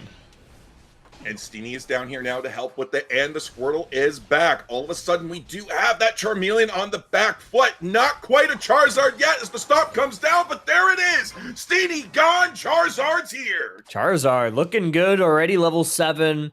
Steenie needs to get level 6, and this is kind of what I talked about earlier is it does kind of struggle in the early game, so if Shopify Rebellion could get a little bit of an advantage early on, it's going to go really well for them, and so far it really has. They're going to ignore this Regidrago and head back down towards this bottom pad. Mega Mewtwo X has Mega Evolve, but instead of pressing forward, they are going to mostly retreat. Up in the top there, Delmise is going into a 2v1 scenario. It's just 1v1 right now with the Latias, but the Steenie's trying to get that Serena quickly. Down in the bot side there, Charizard goes in with a nice fire punch into the mean look on the out there, but the Flare Blitz wasn't enough. Wow. Miraidon and Squirtle take him down, and now the other Kanto starter, Blastoise, is on the field. Insane work. This Miraidon's looking really good now that it's hit its power spikes. Now has access to Thunder, so look for it to kind of attack these pads when it can. It has a long range with that Charge Beam. Gonna have to be very careful for this Mew. Is on Solar Beam right now. In the bottom path, we do have a Registeel already getting chipped down. Is Machichis. We have Mew looking for a boosted auto and the Solar Beam, but it's actually Mewtwo X, the counterpart, that gets it. Yeah, the mean look is on that Blastoise, trying to shut it down, but Umbreon is caught out, taken down, level 5. Don't quite have that Snarl yet to try to get those shields going or the wish to get that healing going, but we do have them now rotating into the top. Latias already moving up, Blissey following suit. Serena's now going to be picking up, but Delmise go for a cheeky 30. Okay, Shopify Rebellion able to get a nice little 30 points in that T1 goal zone on the top side. Gonna actually pull in this Latias, but not enough follow-up damage from the rest of the squad. Dragon Pulse is gonna connect. Charizard, we're gonna be in a little bit of danger. Gonna avoid the Unite move from the Latias, but it's gonna not be able to avoid the Serena. Now the press is forward. Miraidon doing a lot of heavy lifting, pushing this Blissey backwards. Egg Bomb onto the Serena, pushes them back, but damage is done. Regieleki walking towards T1. Yeah, they're going to give up the pad there. Going to let that break. 39 points in for 1 point over after the 40 cap goes through. Now all of a sudden, Machichis is putting pressure onto this central pad here. Or not central pad, central lane. They want all of this wild experience for themselves. And they're pushing Shopify Rebellion out. Mew Unite move, gonna look to chase down this Miraidon, but Miraidon getting the last laugh there, able to take down Mew, send them back to the Pokemon Center. Machichi's now looking to be offensive down in the bottom path. Charizard does not have their Unite move just yet. Mean look onto the Serena, try to prevent them from dashing on in, but there is this Blastoise with a big Unite move. Avoiding a lot of the damage was the Charizard thanks to that Blissey. And Blastoise gonna push down on this Delmise. Delmise gonna try to do a lot of heavy lifting on them. Blastoise pushing them towards the pad. Unfortunately, for Machichi's unable to really get the push on. And now it's gonna be a fight for this Regice. The Mewtwo does have Unite in the pocket. There's 3 Unites there for Machichis as the Infinite Cyburn comes out. The Queenly Ascendant comes down, takes down the Charizard there. Mewtwo X grabs the KO. Mega Charizard's gone. Umbreon caught out. 1, 2, 3, 4 for Shopify Rebellion. Down as Machichis turns on Regice. Okay, Regice gonna be awarded to Machichis for a fantastic team fight. Miraidon getting the last hit there. Now they're going to try to press forward. No one there, but the enhanced charge beam just to make sure those points go on in. 4 minutes left in this match. 195-93. Machichis picking up right where they left off in the previous set with a nice early game into this mid game, and the Serena that was struggling early on, now level 12, leading the charge on the right side of the map. Mega Mewtwo X is already there again, putting the pressure on Blissey, gonna take them down, send them back to Nurse Joy. Mega Charizard does get their Excavalier, but Mega Mewtwo is in pursuit. Blastoise going for the cheeky 40, but that's just to lure them in. Surfing to the wall, but we pick up nobody. Serena comes in with heavy stomps. Blastoise comes in with the Hydro Typhoon. Huge! Pulling all of Shopify Rebellion off of the pads, allowing for massive damage to come in on them from Machichis. This team fight's really good for Machichis, and they're just picking up where they left off in the last set. Looking good. There's a triple KO for the Serena, who we were worried about getting online. Not really worried anymore. Level 13. It's been an absolute menace for this all-rounder composition of that Charizard and Delmise. It's very bulky, very beefy. Gonna have to find something if you're Shopify Rebellion. Love this push on this T1. However, that is gonna yield this T2 on the bottom side. Yeah, 145 to 284. It's less than 60 seconds until Groudon spawns on the map here. This is going to be an absolute crucial moment for the side of Shopify Rebellion. They got to get some scores in to help close the gap. And Blissey, the ultimate secure Pokemon, grabs the Regieleki. I mean, it's the best secure in the game. I mean, what else can you say? I mean, Blissey is always really fun. I mean, it's a strong Pokemon. It shouldn't be able to secure those objectives like it, but it does time and time again. That additional damage from supporter class Pokemon looking really good there. 20 seconds until this Kyogre, and it looks like Machichis has full position, and they're gonna kind of block out Shopify from entering through this choke point. Yeah, they want to take a position early there, but Shopify is going to be moving into the top. Metallic does get that vision on them as the Thunder comes out and starts dealing a little bit of that poke damage. Already Mew is caught out there, and we are going to be down. Future Sight already hitting that Mew, doing massive damage to it. Blissey's got to get on there and throw those eggs down as Miraidon comes in with the Charge Beam. We're just tipping and tapping and towing back and forth. We're looking for the engage, but there's the Infinite Sideburn. All of a sudden, Machichis is diving in. The Umbrea comes in with the Moonlight Prance, but Delmise is gone. Charizard X is gone. Machichis is looking for every KO. 1, 2, 3, 4 down for Shopify Rebellion, and Mew is on the retreat. That was a juicy Miraidon Unite move. It was raining down meteors and hitting Pokemon after Pokemon, and Shopify just didn't have enough healing, and that means that Machichi is going to take this Kyogre pretty handily and going to try to make their way towards these T2 goal zones. 321, 167. Shopify's going to need to steal some of these away, and losing a Charizard, not the way to do it, unfortunately. Yeah, but they're on the defense. There's 60 seconds to go. Can they pull it off? Points are coming in now from the side of Machichis. Another Hundo Burger from Mewtwo X. 499 to 167 with 50 seconds left, and another KO goes down to Shopify Rebellion there. They are looking very bleak right now, Kyle. Really is. Almost 600 points in, and Shopify looking like they're just going to go back to the drawing board, sit in base, try to figure out exactly what went wrong, and I think a lot of it might be just centered around this Miraidon. Bora was looking fantastic on it. It was kind of the plug that they needed to allow this Serena, allow this Blastoise to get online, because Miraidon does so well in the early game, and some of the Pokemon that they selected do take a little bit of time to get online. So Miraidon being able to kind of hold the lane very well, finding, I think, one of those really crucial double KOs early on, really helped, kind of keep some momentum in their favor early on. Blastoise 2 was also a huge threat there, because when it is able to position itself, I mean, we saw right there on that pad match there where they went in and the Blastoise just pushed everybody off, and they've been doing that all game. They've been setting up surfs to allow for these opportunities for the side of Machichis to just dive in with massive amounts of damage, go for certain picks. It gives them time to aim certain moves even, so they know who they want to hit with the Mist Blast. They know who they want to hit with the Queenly Ascendant there. Because these are often moves that you can kind of click and you're like, oh no, I hit the wrong target. Yeah. But these teams are being given that opportunity to do that because of the Blastoise setting them up. So 2 strong Pokemon on the side of Machichis, and it's going to be interesting to see how Shopify is going to respond.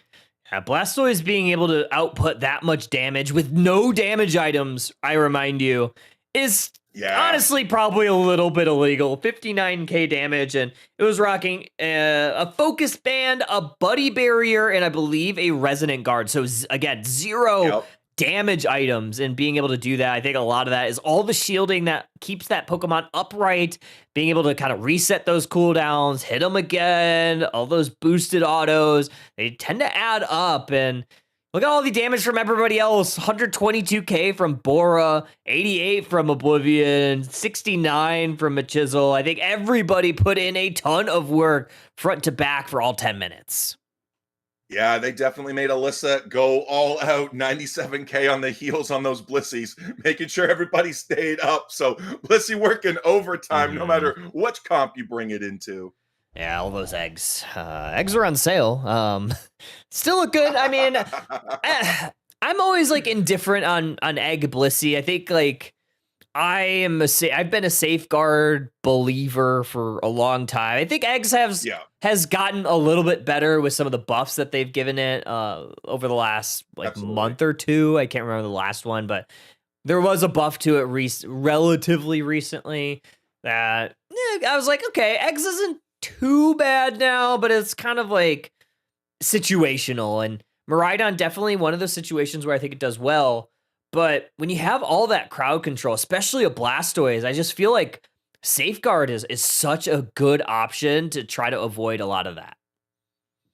Yeah, when you're put in a position like that, you almost got to think to yourself, do I go the Safeguard? Do we go with the Wish? Do we really need the healing on the Blissey? Because the Safeguard provides a huge value. It gives 2 targets that immunity to the crowd control there. Blissey, as well as whoever it is able to put onto that Safeguard onto. And oftentimes that target that you choose with Blissey can make the difference. It could be the difference in allowing Charizard to get that key KO. Could be the difference in allowing Delmice to survive a hit that it might not have normally. It's just a strong Pokemon there. But Shopify Rebellion is saying Mewtwo X, 88k damage, needs to go. Yeah, I don't blame him. I don't blame him. I mean, that Pokemon's incredibly powerful right now, especially in the right hands. I think Mewtwo Y has also been kind of a menace for Machichis, so wouldn't be surprised if that's still available if they go ahead and take it. Any of these Mega Pokemon are I think usually worth a ban, so I'm never like sad about it. So I mean, seeing 3 of them already of the 4 Pokemon banned, I'm not super surprised. I wouldn't be surprised if we see another one by the end of this. And yeah, Mega Charizard Y might be that last one. Yeah, they're getting rid of Charizard Y. They're saying, ain't no way we're dealing with that. Charizard X, that's fine. You can bring it all day, but Y is too much of a pain. But Miraidon does get the ban hammer as well. Shopify Rebellion in that first pick slot, they can take the Blastoise away from Machichis, which would take 3 Pokemon away from the comp that took them out. And there it is. Vainglory locking in Blastoise. I don't blame him. I think this Pokemon is just too powerful right now. I think having a defender that can output that much damage is usually problematic. And given how it's performed today, I'm of the opinion you either probably have to take it or ban it at this point. Especially when you have an enemy Pokemon or an enemy player that loves playing it, that is kind of a menace on it. We are seeing this Mewtwo Y, though. I thought that we would probably see, I think you have 2 players on Machichis that play it really well. Metallic has played it quite a bit this evening, and we've seen Oblivion on it, I think once or twice as well. That's interesting. I mean, they still want that early Mega Evolution, and Mewtwo Y is still able to output that pressure just in a different way. You shove Pokemon instead of bringing them to you. You output a lot of auto attack damage from a distance, and you get faster when you're Mega Evolved. But we're locking in the Snorlax, and Gengar wasn't brand, so Boris says, let me at it. Yeah, I mean, this is a thing that we saw there. We saw Bora on the Hex Gengar a little bit earlier. Into a Blissey, who was Safeguard. So it was something I was always worried about if I'm a Gengar player, that you have to just watch that Blissey Safeguard, make sure that it's not available before you Sludge Bomb, otherwise your combo might be doomed. So Bora did an amazing job of doing exactly that in that game where they picked it. So I have full confidence that this could work. However, we're seeing a lot of brawl here for Machichis as well as that Gengar. I mean, you're adding in that Blaziken, which could be a really good, kind of stopgap to this Zacian. But a little bit of a tanky composition is going to be maybe a little bit tough for Gengar, so we'll see how it performs. Yeah, I mean, Blaziken coming in, Zacian coming in. We got two Pokemon that have different kinds of pressure as well. The front line is looking strong for Shopify Rebellion there, but are they going to be able to make it to the Mewtwo? Is that damage output going to be too much? Is Gengar going to be able to absolutely shred? Yeah. The bulk is there, and we do see Kasai going away from the stacking special attack specs into the leftovers. Yes. So it is possible now that Gengar's on the field, we see Safeguard coming out of that. Yeah, it's 1000% going to be a Safeguard game. Otherwise, you don't really go the leftovers, because the leftovers mostly there just to get that out of combat healing to itself, which will be really nice, so it could kind of stay in that backline, stay safe away from all this dive, try to recharge itself while giving those shields to its front line. So I imagine that's going to be the thought behind it. And there's a lot of Pokemon, right, that can benefit from that. Yeah. The Zacian can benefit. This Blastoise can benefit from the extra helping hand with the boosted autos because it's the healing. And even Aegislash to some extent can benefit from that. So I'm excited to see this Blissey in action. We'll see if it can kind of slow down this winning streak from Machichis. Yeah, I mean, Shopify Rebellion is coming in with an army of gold badges to Machichi's 1, so maybe that'll make the difference. That means these players know how these Pokemon go, and we're already getting into game number 1. Aegislash going to be taking that central lane for the side of Shopify, and Machichi's going to be sending Gengar into that central path. We have down on the bottom path, a little bit of a play here for the Snorlax. Gonna tackle into this tall grass area, look for a last hit on this Bunnelby. Able to do so. Mewtwo Y gonna be in a little bit of trouble. I think this Squirtle should be able to get the best of him. It's actually gonna be Mew that closes that one out. Great plays there. Now Snorlax gonna take a little bit of exception to that, take out that Mew for its fallen comrade. I mean, they ejected for that. They really wanted the KO, and that is actually crucial because it sets behind the main carry for that lane. Mewtwo is going to be back sooner, allowing it to grab a lot of that experience before Mew's able to come back. But in the top lane here, 850 birds are now 10 seconds away. We're now seeing this Doublade come into the top there as Haunter is here as well. We're already engaging on top of the Haunter there. We're going in as the Hex comes out and takes down the Zacian. It is now a 2v2 scenario because Torchic is up in the other lane there. And there goes the Haunter. Doublade takes it down and barely gets away. Blissey trying to do everything he can to intercept. And we make it to the berry. 1 HP in a dream. Insane. I think that a little bit of healing from heal pulls from the Blissey might have been the difference there. So incredible stuff. Now Zacian looking to try to get the last hit on that Bunnelby. I believe it was Ian Wisp that was able to secure that for Machichi. And now 20 seconds until this Regidrago. Teams just capturing wild Pokemon, trying to get those levels up before this next fight. Yeah, Doublade trying to become a real character in Aegislash. They got to take that Baltoy to achieve that dream. Mewtwo, and we do have the Wartortle looking to try to zone out and get vision on where everybody's going to be. Wartortle holding the bottom path. Mew just scouted out where the Haunter is, and now we're in a 3v2 scenario up in the top lane there. It's going to be a huge... It's going to be interesting how teams are scoping out where they want to make their next play. Now Haunter gonna immediately put a little bit of damage on this Regidrago, maybe bait out a couple members of Shopify Rebellion. Good engage from Oblivion. Heavy Slam is gonna knock up 3 Pokemon. Musid Auto gonna connect onto that Suicune. Another Heavy Slam avoided by that wide guard from the Aegislash. Aegislash Sacred Swords away towards this Suicune. Suicune in a little bit of damage. Zacian is just shredding through it. Now we have the Gengar looking to go on in. It's currently a Haunter still level 7. And this Wartortle might be in trouble because now we have a Mewtwo Y. Regidrago still on the board, being like, I'm still here, guys. But the rest of Shopify Rebellion has been pushed out. They're giving up the Regidrago, and Machichis is going to be taking it there. Yeah, I think if Bora wants to go ahead and finish this rip, they're going to. They're just waiting for those cooldowns to be reset. They are 22 points, as well as a little bit additional from this Snorlax going on in.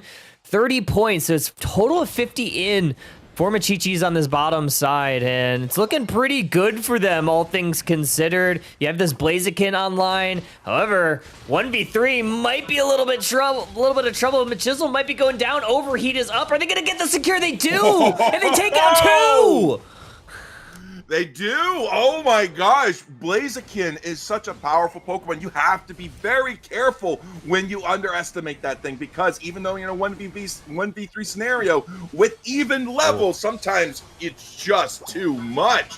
And look at that. Regieleki connects, 35 goes in, and all of a sudden it's 139 to a big old goose egg. Shopify Rebellion did get a valuable bit of a comeback experience there. They got the Blaziken, they got Gengar down. Aegislash in a little bit of trouble. That's a good bit of comeback experience for this Mewtwo Y, who is level 8 now, was a little bit low, and taking out that level 9 Aegislash can be very valuable for them. So 139-0 in Shopify Rebellion. While they kind of got off to a decent start, they've kind of started to lag behind a little bit here, and they still have yet to find a point.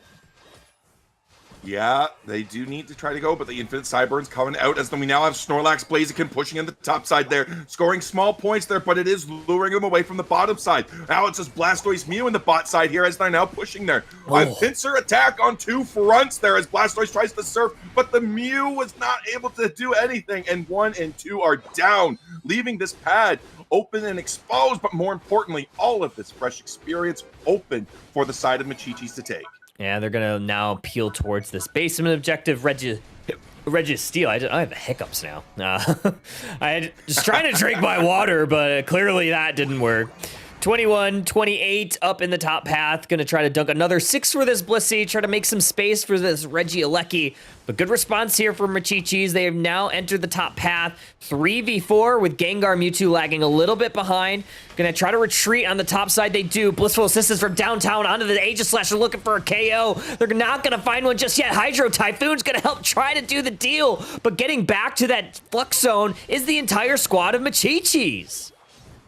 But this Blastoise was able to push them out with Surf, and unfortunately the Mew wasn't able to line up the Solar Beam, but there it is! The second time's the charm, takes out the Blaziken and Snorlax in one fell swoop with the Zacian. But 1, 2, 3 are now down. Blissey Blastoise not in position to be anywhere near this objective here, so now they're gonna have to play on the defense here for their tier 2 with Machichis barreling down that lane. They really are. They're putting a lot of pressure on this T2 goal zone. Mostly grabbing Vision, both Suicune and Gengar, but you have a 3-piece combo running through the central area looking for an engage. Now they're going to find this Aegislash. A lot of damage from the Gengar as well as the Blaziken, and in that Ghost Pokemon immediately going back to that graveyard. Another nice little Solar Beam there from the Mew. However, it's not going to stop the onslaught of all this damage. Machichi's Litter Box see the response. 3 members down here, so they're going to put on the retreat pedals. Yeah, but Shopify Rebellion is able to push them out. We're looking for a way to get in there, but we are luring them to the first tier 1 pad there. Hydro Typhoon comes out. That might... Huge pickup on the Gengar now as they look to catch out the Snorlax there. Block coming in as the scores go in a little bit. Another 8 for the Blastoise. Got to get that Unite charge there. But oh my gosh, as it comes in, now Machichis is on the onslaught. You just had that coup de grace from this Aegislash, try to find a KO. Good blissful assistance onto them to make sure that they try to get out of ahead, but unfortunately Metallic was in full aggression trying to go on in. I believe they teleported, attached that Psystrike, and rest is history. Aegislash goes down, and this Mewtwo now level 12, and you have a Regirock on the side of Machichis now.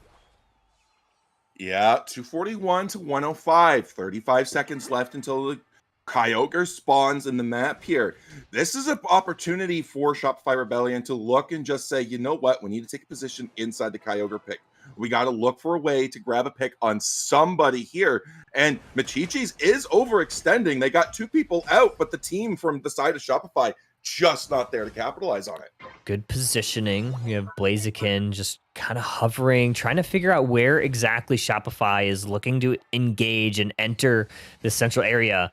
They are able to spot that Mew, so they have a bit of intel on there. Going to throw a Focus Blast to try to lower that HP bar. But that means that a Musid Auto is going to go back on Machisel. We are going to be looking to catch this out right there. Gengar gone. That is huge for the side of Shopify Rebellion. Snorlax goes in with a heavy slam with a block, trying to block as many people in against the wall, try to delay the respawn timer as much as they can. The Hydro Typhoon comes in as the Bliss Assist, connects to the Aegis Slash. Infinite Ice Spike comes out from the Suicune, freezing everybody in place. We need to look for a KO, but the Infinite Cyber comes out, and there it is, the KO on the Mew. But the Mewtwo also goes down. We're 4v4 right now. Gengar is coming back. Their respawn timer is gone. Blastoise surfs into the wall. Blaziken comes in with the overheat, and down goes the Blastoise. Still have a couple Unite moves here for Machichis as well. You have Snorlax and Gengar if they want to go on in, and that is exactly the play. Blissey going for 100 points on the back end. Kyogre immediately getting chipped down. That 100 points not going to do it. Ian looking to freeze them up, looking for a secure. Who's gonna get it? I believe it was gonna be Machichis as the Blaziken overheat the Sovereign Sword, unable to secure and steal it for Shopify. Yeah, unfortunately it wasn't enough, but they are on the defense. The points are close enough they can make a comeback. They got 40 seconds left.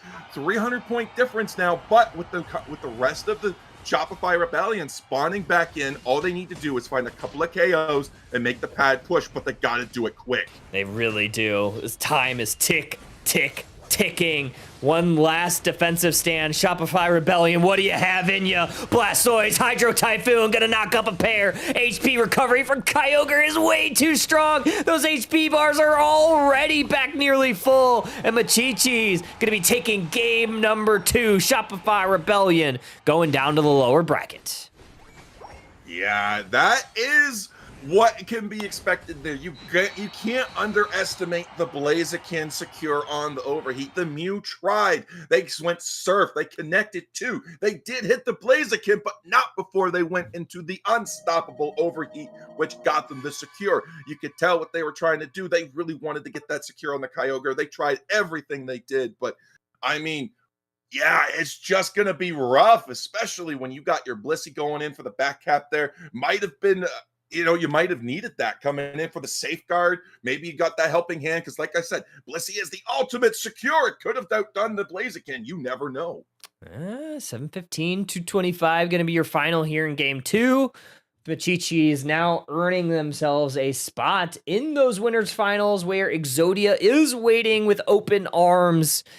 And now, I believe Shopify Rebellion, I don't know if they have their next opponent just yet. Actually, they do. Mude Addicts and Relapsers. I believe there's a couple members from IX Gaming, as well as a couple members from, like, Ace of Cards. So that's kind of like a little mishmash squad. So some very notable trainers on that. So they're probably going to have their hands full. I wouldn't be surprised if we see Mude make a pretty heroic lower bracket run. And we have a lot of options here, but before that, I mean, what can you say? Every objective went Machichi's way.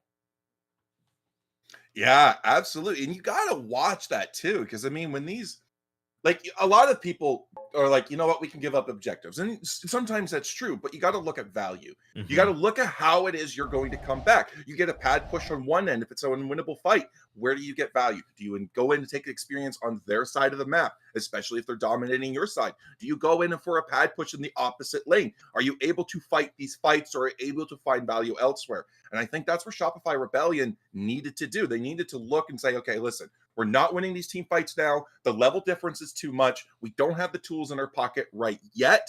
So where can we get value? Yeah, it's tough. It's tough when you have a Gengar that's as proficient as Bora Reach. Has earned some bans on that Pokemon tonight, and rightfully so. I feel like every time we've seen them play it, it's performed quite well. I'm very interested to see how the win rate looks on it when we get to our stats portion, probably tomorrow or over the next couple of days. By the way, incredible stuff here. We have a couple more rounds to go. We have the winners finals coming up very shortly. It's been a quick yet a very long tournament so far here at Underdunk 68. Yeah, I could see that. Yeah, absolutely. But I'm excited to see what these teams are going to be bringing up in these upcoming matches because, I mean, if there's anything about Unite, it's that anytime something new comes into the game, there's a whole shift. there's a whole new way to expand on stuff. And we got patch notes. We got a whole new experience rework as well. Yeah. So how teams have been adapting to that has been really cool. We haven't gotten many official events. We haven't gotten many tournaments in the grassroots scene that have gone into depth to showcase how teams handle this. So this is really interesting to see how all of this is coming to fruition tonight. Yeah, we're going to take a quick break while we get the next match set up, so don't go too far. We have the winners finals, as well as the lower finals, and the grand finals still to come. So don't go too far, trainers. More Underdunk 68. We'll be back after a brief intermission.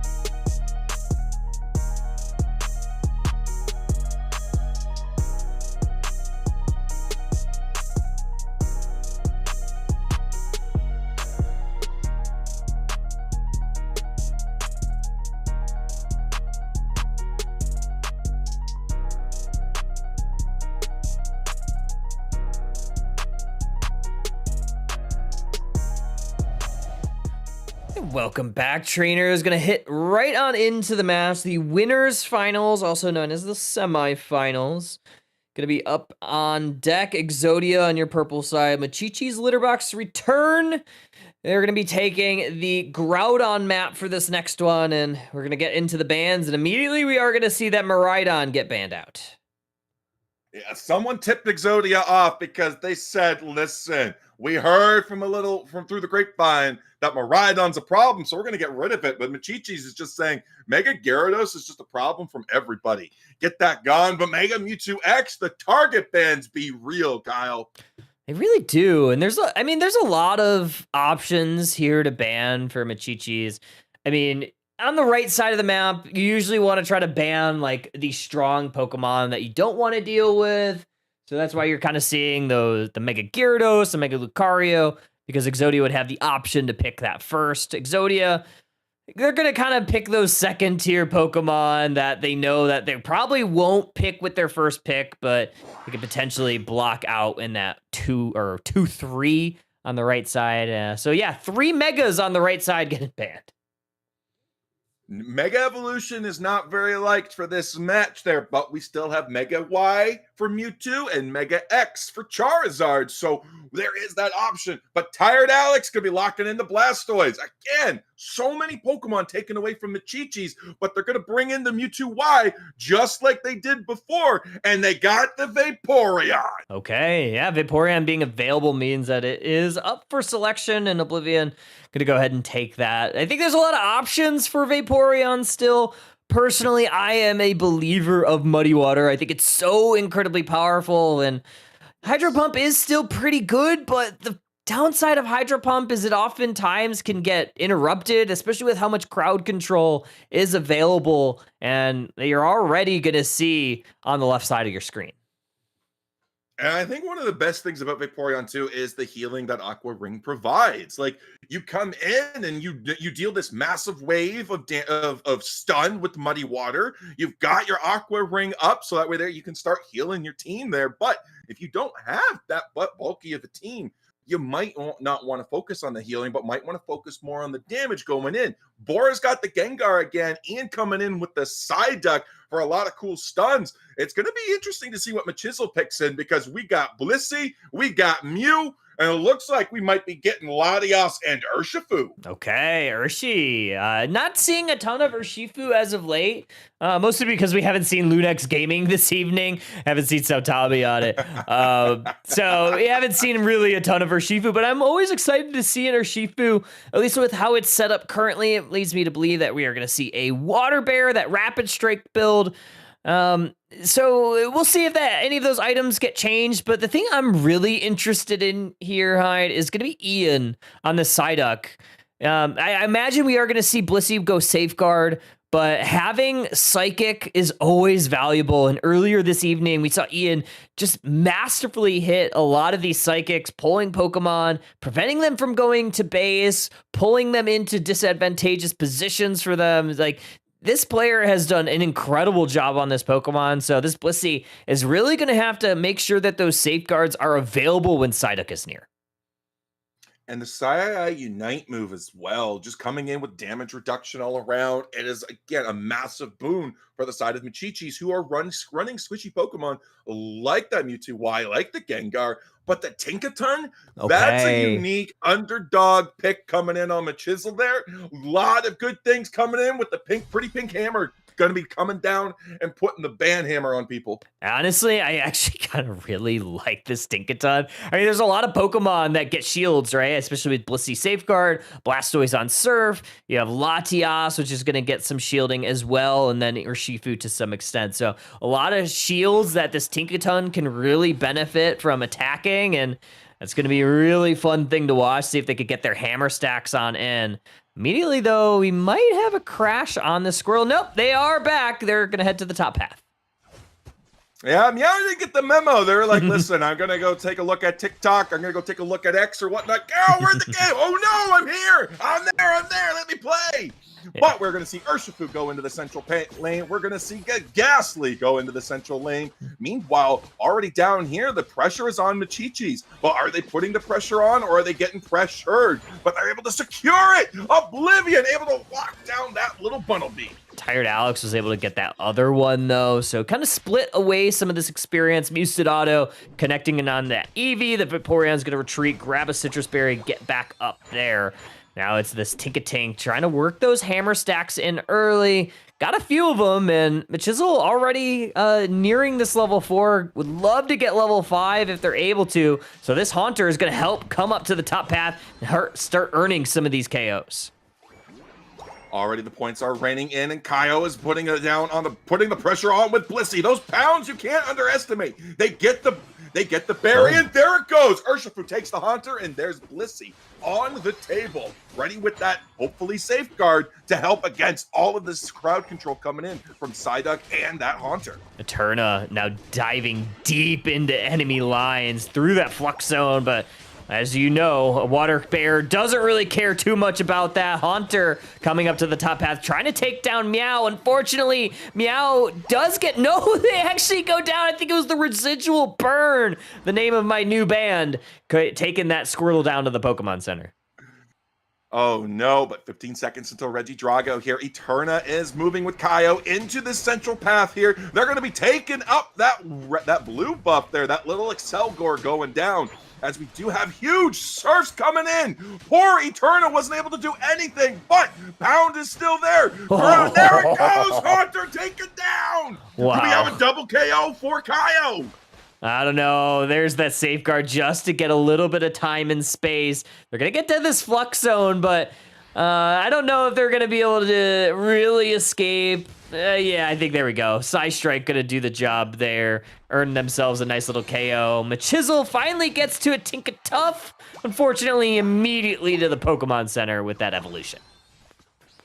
Yeah, Machichis is on the back foot this game, but look at them now. 3-man in the top. They just split up Exodia there. Blastoise is now on the back foot looking for a berry. Gets a little bit of knock up there from Mewtwo, but now they're moving into this central path there. Haunter is giving chase there.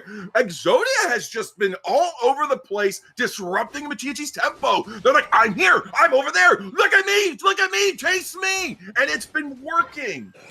Mewtwo Y Mega Evolved. Maybe at an unfortunate time. I think they thought that they might have been able to get a little bit of pressure, but I think Exodia fully saw what that Mega Gauge was and fully retreated. They wanted no part of Metallic on this Pokemon. So, honestly, pretty good there. Down the bottom path, Regieleki looking to get earned, and Gigaton Hammer doing the job, getting that KO on the Regieleki. Haunter getting the KO on the Blastoise. Huge stuns there on the Urshifu. The Surging Strikes with the Unite move coming through. Tip picks up the Haunter, takes it down. Tinkaton goes down to not the Urshifu, but the Blissey. As the Bliss Assist comes through. Kyle putting overtime work on this Blissey, being like, listen, I can be a carry too. Yeah, doing pretty good. Unfortunately, going down there. 3 people from Machichis. Now going to look to try to push this Regieleki in. However, very low HP bar, and that Regieleki getting taken down by Exodia. But they're still not going to be able to defend all these points from going on in. 11 from the Vaporeon. Mew gets taken down. And now Tinkaton trying to work those hammer stacks. Going to farm that up on the enemy targets. Meanwhile, they're stopping that Tinkaton from getting in. They don't want Machizel to score. Gengar's able to solo Reggie Ice and take it down. But we do have Kaio and Meow duoing onto this pad, getting shields, heals, dodging damage, taking little hits, doing everything they can to not just stop these scores in, but stall them, wasting time, which is crucial for the Machichis if they want to keep their level lead. Gonna try to hit that Gigaton Hammer. Unfortunately, missed the mark there. But these hammer stacks are starting to add up for Machizel. Once they get maximum, that Gigaton Hammer is going to be absolutely wide. It's going to pack a big punch. Here comes this Urshifu looking to hit into the back line. Metallic going to teleport over the wall, and poor Urshifu going immediately down at the hands of this Mewtwo Y. Triple KO.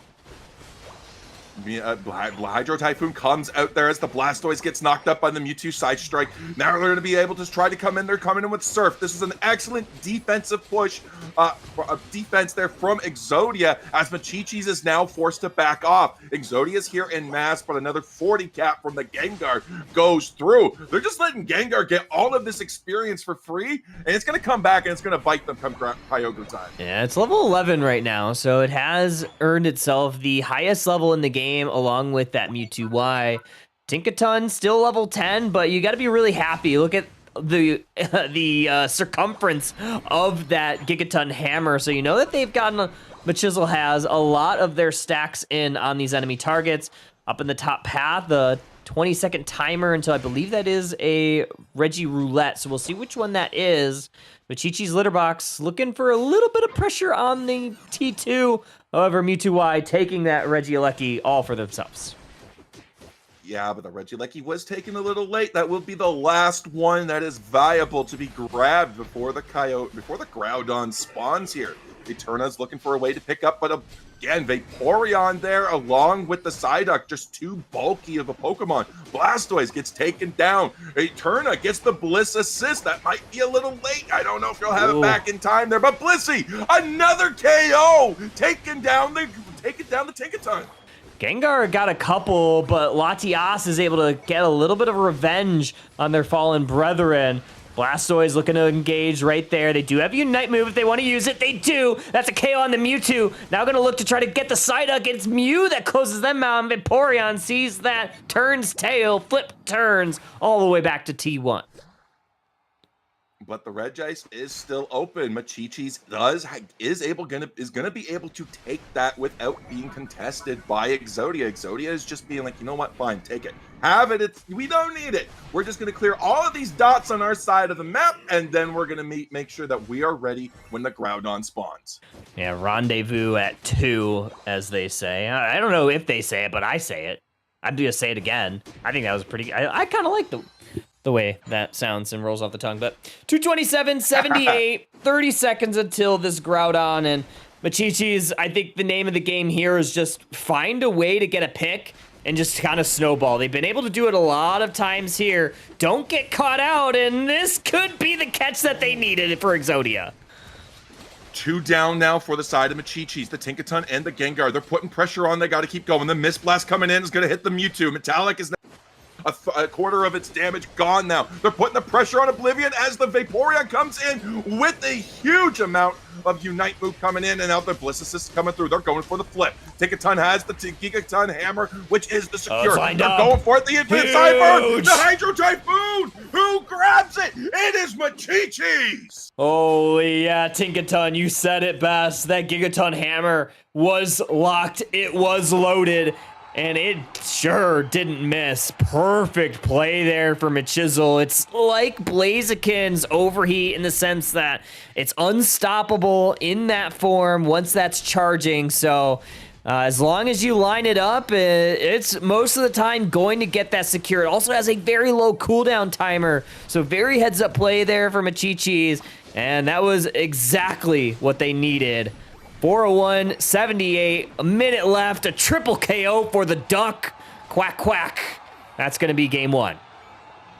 It is looking bleak there. 675, 78, 600 point difference now. There is just no, or 700, I guess. There's just no way they're going to come back in time for that. There's not enough points. There's not enough KOs in the world that's going to be able to save them from this now. So now you got to go back to the drawing board. You got to say, okay, what worked? What didn't? How did we not flip?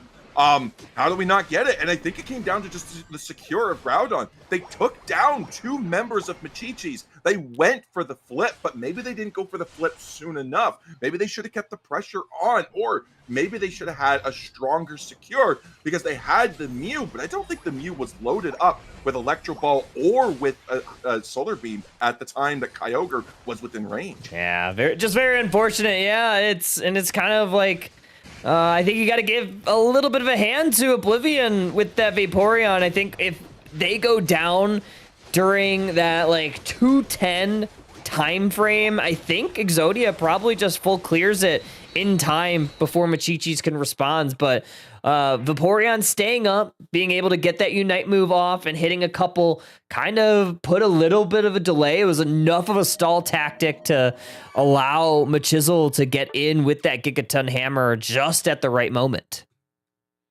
Yeah, 845 to 78 speaks for itself there. And Machichis is going to be 1-0 in this set. One more game to go, though, Kyle, because this is the winner's semifinals. So we're going to be going into this, and the loser's going to be moving down into the lower bracket. Best of one down there. Yeah, winner's going to be heading to your grand finals. I'm really excited to see what we're going to have in game number 2. Machichi's litter box has been on a absolute tear. I believe they have won now 5 games in a row. The last loss that they had was in those winners quarterfinals, and they lost game number 1. And since then, they went 2-1, but they won the second 2 games of that set. They took a 2-0 against Shopify, and now they have won game 1 of your winners finals against Exodia. So yeah, 5-game winning streak for them. Hyde, what do you think Exodia needs to do to get into this and maybe put an end to that and force a game 3? I think they need to focus on what they did right in the last game. And they had that Urshifu. They powered that Urshifu up. They had a lot of good engagements with it. It handled Bora very well. Gengar didn't stand a chance. Mewtwo couldn't stay on it. How did the Urshifu fail, though? Urshifu went too deep. It played way too far ahead from its team, and it did this multiple times. The team either wasn't able to keep up, or the Urshifu went too deep, just got carried away. We saw the magnificent play you called out there. Mewtwo teleported over a wall. It was able to back up and then just get completely out of range. Now that left Eterna just outside, completely surrounded, no way to get back, no value to be gained from its KO, which was ready to sacrifice itself for. And yeah, so that is the kinds of plays that they need to do. They need to make sure they have follow-up for the Pokemon that they want to empower. I mean, we'll see how this goes. It's going to be really tough. It seems like once they've kind of switched their team composition, did Machichis to allow Oblivion to kind of play more of the engaged Pokemon. I think that's when this win streak started, if I'm being completely honest. Playing out of his mind on these defender class Pokemon.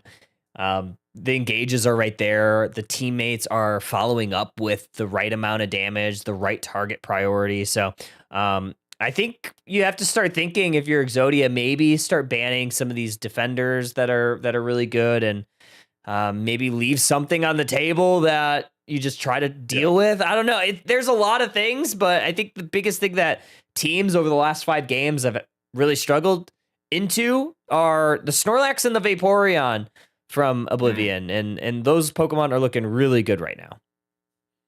Yeah, Snorlax always been a great engager there. We got a huge, I mean, with the heavy slam, you're able to knock out multiple people at the block. You're able to push people up against the wall. And it's either a delay tactic, which you're just constantly fighting because you're getting a huge shield of Snorlax. Vaporeon has always had good bulk. It's got great healing. It's got great sustain. It's got good damage output too. And it's got great CC. It is like the defender pick right now because it's got a little bit of everything in its kit. It's like Umbreon, but a step up. Yeah. It really is. It's really strong. Vaporeon is, obviously it has received some nerfs over the last couple of patches. It had the emergency one. It had another one where everything got nerfed. But I think I've played it a little bit since then. It's still incredibly powerful. But I mean, Aqua Ring is kind of like a mini Clefable Moonlight. You have a lot of really good things with Muddy Water. We saw Flip Turn there, which is one of the first times we've seen that one played. I personally think it's really fun. I think that one's the most fun of all of the sets. I think you just kind of swimming with Vaporeon, look for a target, jump off, do a little flip. I think that was just, I think the part of the visualization of that move and that ability is just super fun. So I'm excited. We are going to get into game number 2.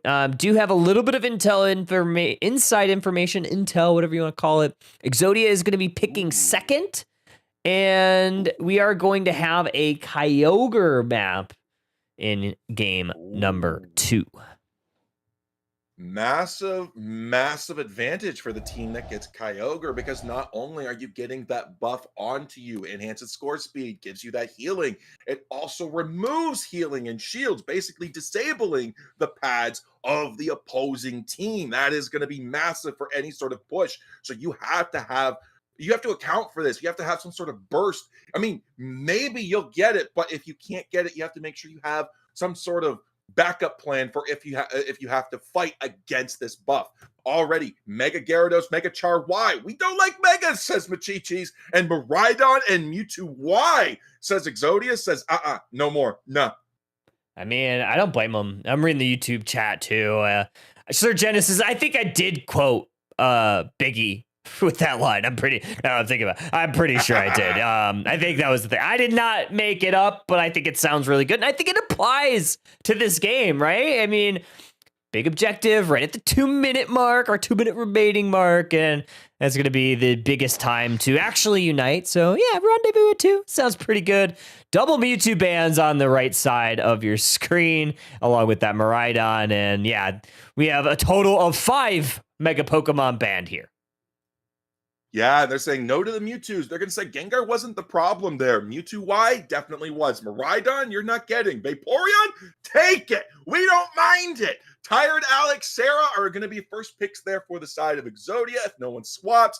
Blastoise coming in, going to be able to lock that down. Do we go for the Blissey as well? Blissey's still up, and it did empower that Urshifu incredibly well, and there it is. Going to be locking in Blissey Blastoise. Yeah, I mean, Blissey Blastoise has been an incredible core pick in that 2 slot, which anytime it's available, I don't blame them. I love that combination, especially if you are going that helping hand set, because you can really like bolster that Blastoise. Being able to use those boosted autos is always really good.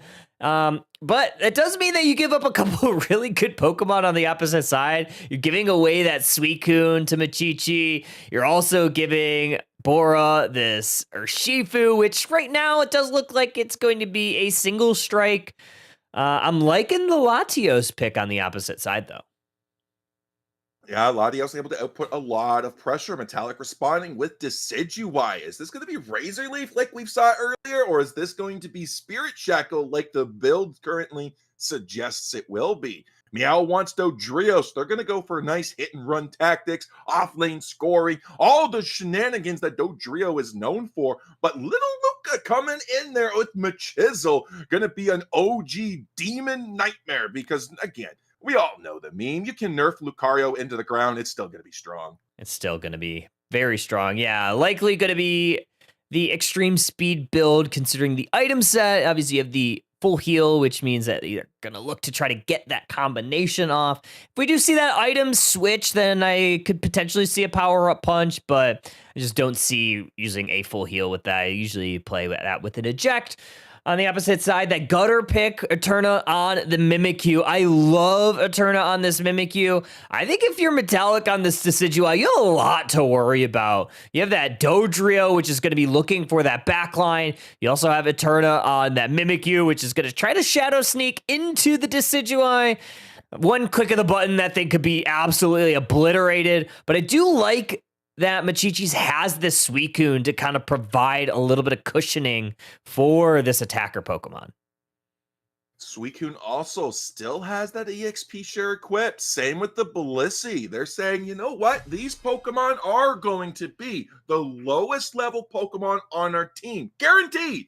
So we're going to make sure that they have the tools and utility to continue keeping pace with those levels by getting that increased overtime experience. So they want to make sure that's done, and that could be a cool, useful way for these Pokemon there. But that does mean you give up a third item slot for these Pokemon as well to do that. So you're looking to value levels over everything, but we're already going into game number 2, Kyle. Alrighty, and it's going to be that Eevee, the Vaporeon, down in the bottom path, along with the Suicune, Lucario up top. They're going to give that central area to that Urshifu. Very wise. You definitely want that level 5 as fast as possible, and that is the fastest route, unless you do get invaded by this Blissey. Yeah, Kyle being very, very annoying with that going there. They're already going for the red. They don't have their... By the time they're going to have their auto there. The Urshifu now sees it. They got Pound. It's in range. Oh. They don't get it, though. All they did was help speed up the Urshifu's clear there, but they're going for it. They get it. They get it. They deny the 5. Denied. Not only that, they almost get their level 4 for themselves, so that's very, very helpful. It's going to be a 3v3 up at the top side of your screen. Vaporeon doing his best job of really being a distraction for this Rowlet to try to get as much experience as they can. 3v3, though, for this Altaria family. Yeah, only level 5 on the Mimikyu there. They take everything going to the side of the Machichis. Now they're going to be looking to grab the Mimikyu. Mimikyu Shadow Claws into nothing, but Machichis just says we were never even going to be there. Hiding in a bush now with that Wicked Blow. Yeah, it's going to be really strong up against Exodia. Yeah, Wicked Blow is really strong. You saw how much burst damage it provided right at the big fight for that Altaria family. Oblivion now going to fight on the right side of the map. Maybe as a little bit of a distraction tactic. I think it has so much HP that it could kind of just hang out. Could even find a little bit of value. Maybe if they get a KO on this Squirtle, that's going to bode very well for this water type. Squirtle gone down there. Reggie Drago spawning in 5, but Squirtle's back sooner. He's like, oh, listen, you know what? That was just a love tap. But what isn't a love tap? What happened in the top lane? 2 KO streak for Lucario. Now this is free stacks for days with all of these individual points. Yeah, they're going to be almost fully stacked by this time. If not, if they weren't before, they definitely are now. Mimikyu going to pay a little bit of exception down in the bottom path, 3v2. Actually going to be 4v2, but they're actually going to peel towards this central area. Lucario trying to join the fray, going to look to attack this Mimikyu, and they do. Bone Rush into the Blissey, into the Squirtle, going to retreat back into the Bone, but that is still going to be Squirtle going down at the hands of this Vaporeon. Listen, Blastoise is a huge Pokemon. It's a threat. It's a demon. But it's got to be a Blastoise. I mean, if you're going to keep it as a Squirtle, it's not a threat. It's Tickles at best. So Exodia has to find a way to get this Blastoise online because this is how they defend against this onslaught that Machichis is going through. We do have experience. Reggie Roulette is here, and Reggie Ice has appeared. I mean, Regieleki's going back up to the top side, just like the normal Rayquaza map. Just like Arceus intended.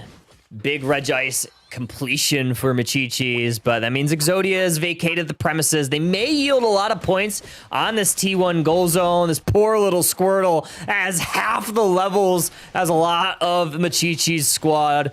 That's going to be a very tough matchup there. Spirit Shackle charged up a little bit early. Latios able to salvage a little bit of experience for Exodia. Mimikyu's taking massive damage as the knock-knock comes out. Wasn't able to get the play with me off, but now Machichi just does not care about this Regieleki. Desi's got it in the pocket there. They're ready to go. And now they're keeping the onslaught down. 3v everybody from Exodia up in the top. They break the pad. 184 to 11. They are running away with this game. Chisel is having a clinic right now, and doing an incredible job. 3 members of Machichi still hiding in the central area. Vaporeon going to engage onto that War Turtle. Might met its match. Lucario is able to take the Blissey. And Decidueye able to take out the War Turtle. Mimikyu does take out the Lucario, so not all is lost. But unfortunately, Mimikyu immediately goes down to the Decidueye. Vaporeon getting another 17 in cheeky scores. All they got to do, get that Unite charge back, and there it is. Unite in the pocket for Vaporeon as it just swims away. There is that flip turn coming out again once more. Yeah, I always like the stun that flip turn provides. It's super fun.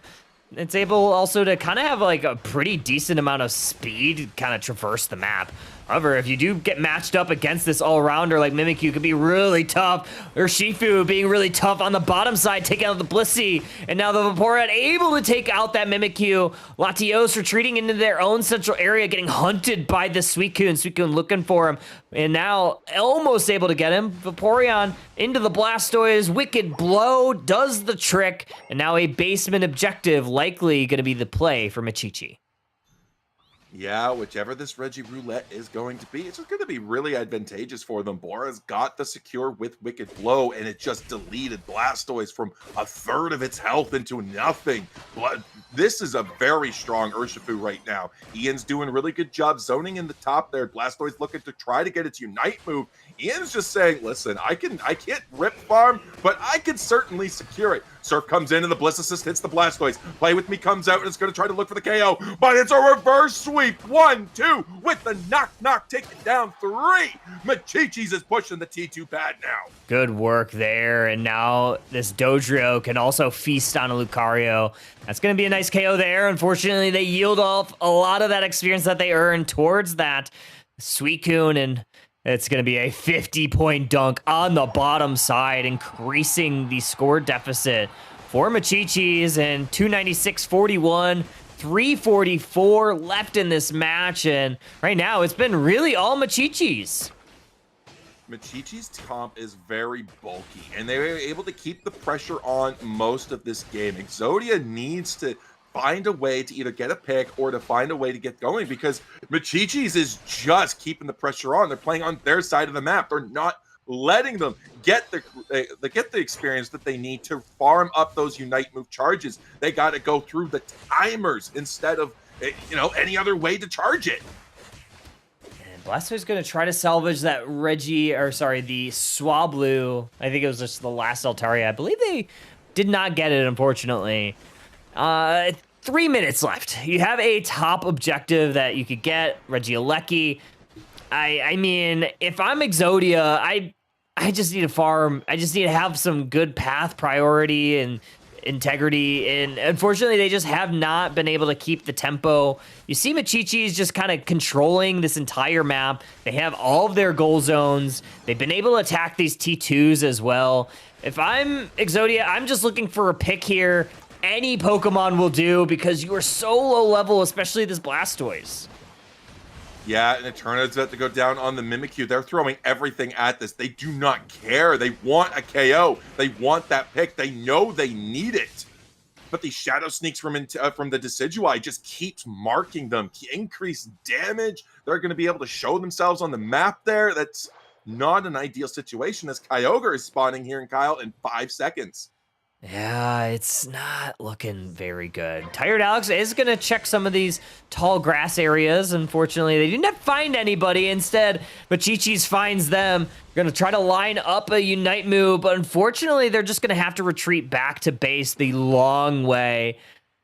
Just haven't been able to find anything. They're still down by over 250 points, and eventually something's got to give.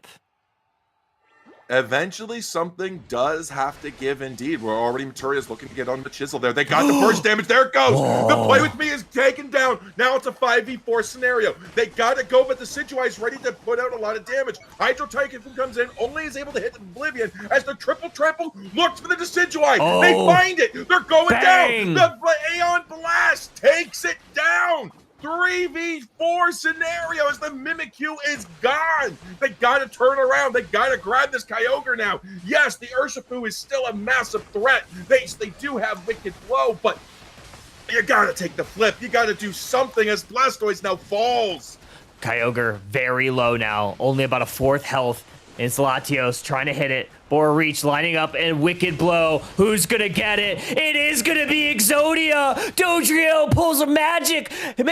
Pulls a rabbit out of a hat. Vaporeon chasing him down, trying to retreat over towards the opposite side. 100 points in on the top side. 243. They still need over 100 points. Dodrio gonna make a little bit of a dent. Yeah, 275 to 351. The Dodrio's points could matter here. They got to get them all in and quickly, just like that.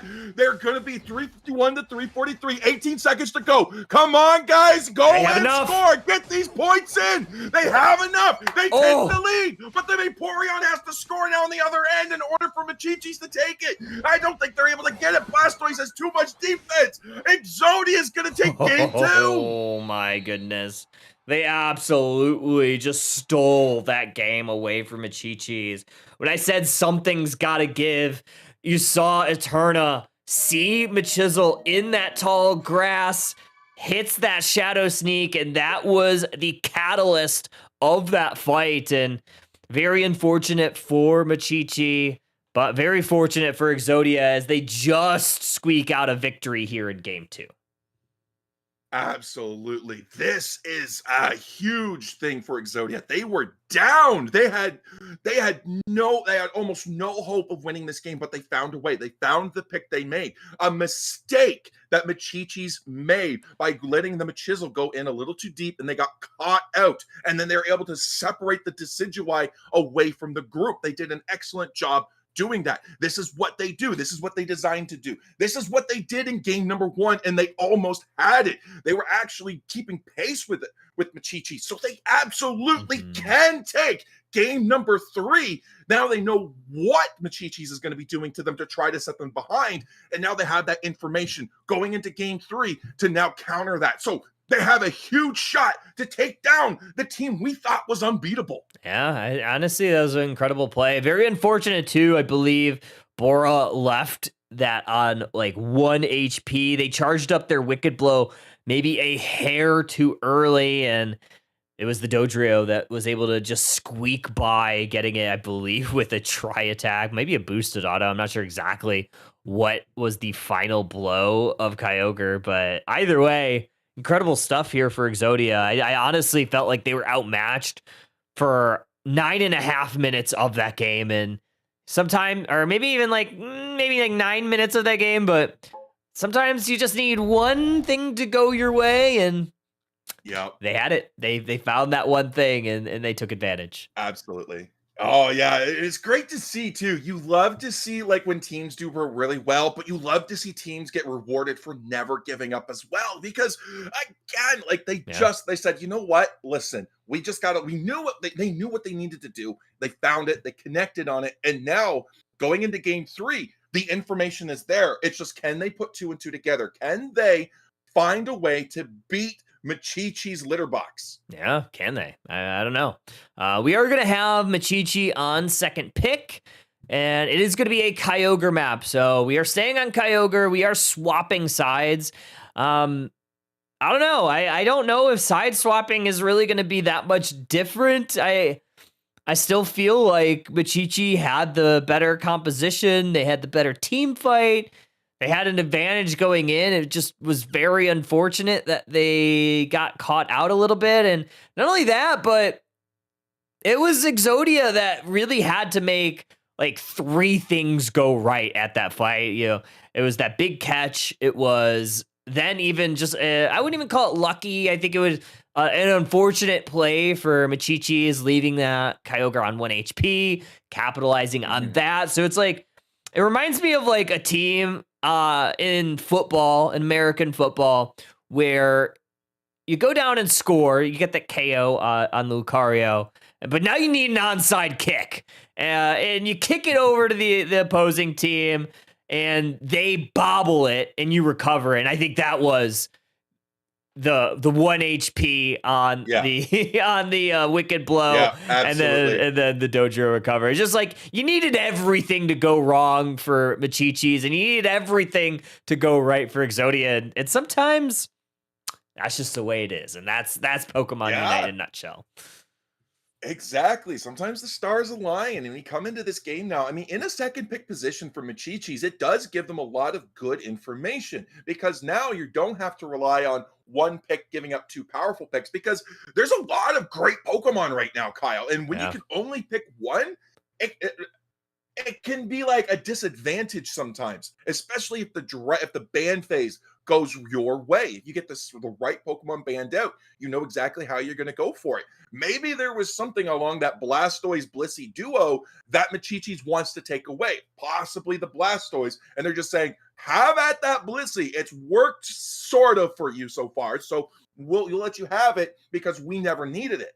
Yeah, we'll see what happens. I think if you're Exodia, you just have to watch out for Oblivion. They've been playing really well on these defender picks all evening. So whether it's Vaporeon or whether it's Snorlax, find a way to kind of prevent the engage, because I feel like that's what a lot of these teams are struggling with this evening. The engages have been really good and on point, and when you have a lot of damage dealers like Machizel and Metallic and Bora that can really capitalize off of a strong engage, it's just tough to come back from. So I'd say exactly why I said we are banning the Vaporeon. I love that play. I wouldn't be surprised if they maybe take away a Snorlax or maybe something else of the like. Yeah, but Mega Pokemon are being hated on again. True. You know, I don't know where this Mega Pokemon hate's coming from. Actually, I do. They're very powerful. Mewtwo Y, banned out. Char Y, banned out. We don't like Ys. We don't want to know the reason. We just ask Ys, we just get them gone. Miraidon, gone. Vaporeon, gone. Gary, gone. Dragonite? Nah, that's probably going to be another Mega. Blastoise, I think is a really good ban. I honestly wouldn't have been surprised if we saw Blastoise banned from Exodia, or pick it first. I think that's probably their play was, let's just ban Miraidon. If they leave Blastoise, we will pick Blastoise first. Instead, that means Lucario, Mega Lucario is going to be on the table, and Meow is going to go ahead and gobble that one up. You have a lot of options here for Machichis. I wouldn't be surprised if you see a Blissey along with the Defender here. It seems to be the play for a lot of these teams. Metallic covering that Zoroark there, but it's all a bait because Machizel's coming in on the Mewtwo X. Ian locking in the Blissey. We've now taken away 2 core Pokemon that allowed Exodia to thrive. Blissey and Blastoise there. So now how do they pivot? We're going to go see that Eldegoss locked in by Kaio. That's going to be a great Pokemon there. Still good healing, some damage reduction. Still going to be running that XP share there. Alex coming in, though, with the Trevenant. Yeah, I actually really like Trevenant. We saw it a little bit earlier today, and it looked really, really powerful. The engages are really good. I think it benefits from the rework to experience in the game. So I like this Trevenant. We'll see how it pairs and kind of stacks up against what Machichis is doing. I think it works really well into the Gengar, but Gengar can avoid some of that crowd control with those iframes. Oblivion, once again, on this Snorlax, so they gotta watch out for this Pokemon. I do like the Lucario into it, though, the Mega Lucario, and even this Mew. Yeah, Mew coming in there, and Eterna locking in the Scizor. Could be a Scyther with a full heal, possibly Scyther there. But listen, Kyle, I've been seeing a lot of Scizors on ladder, and they have been bulky as everything coming in. It's possible it's there, but I'm pretty sure it's Scyther. Eterna loves those fast-paced Pokemon there. Urshifu, fast-paced there. Scyther, no exception. Metallic coming in with the Glaceon, though. Very hard Pokemon to lock down for the side of Exodia. This could be the difference maker. Huge damage to pair with that Gengar. Yeah, I really like this Glaceon. I think it's going to do really well into the Trevenant. I think it's going to do really well into this Mewtwo Y. I think it will struggle a little bit if this is a Scyther, which like you said, I imagine it's going to be a Scyther. I think with Scissor, you probably maybe throw a big root on there just to, kind of help that self-sustain, which is why it's so good. But also, you kind of struggle as a Scissor into a Glaceon. So I don't think that you probably play that. I am excited to kind of see how this one plays out. This is going to be game 3. Winner is going to go on to your grand finals. Loser is going to be taking on either Lunex Gaming or Mude Addicts. And I believe that game is underway in the lower bracket. Ooh, we love quick games going through here. Hopefully, we're going to know who's going to be facing them in 10 minutes or so. Well, I'm going to be interested to see who's going into where and what lanes are going to be going up against each other. We're probably guess Trevenant, Mew to the bottom side, Lucario, Eldegoss into the top. But wait a minute, Eldegoss is going bot side. We're going 1-1-3. Okay. No, we're going invade. Okay, actually, I really like this. I think Lucario is one of those Pokemon that can really handle a path mostly by itself. So I think that's a very wise decision, especially if you could slow down Bora, kind of hamper the Haunter phase as much as you can, and they're going to stake that blue buff. That is our blue buff for the Gossifleur.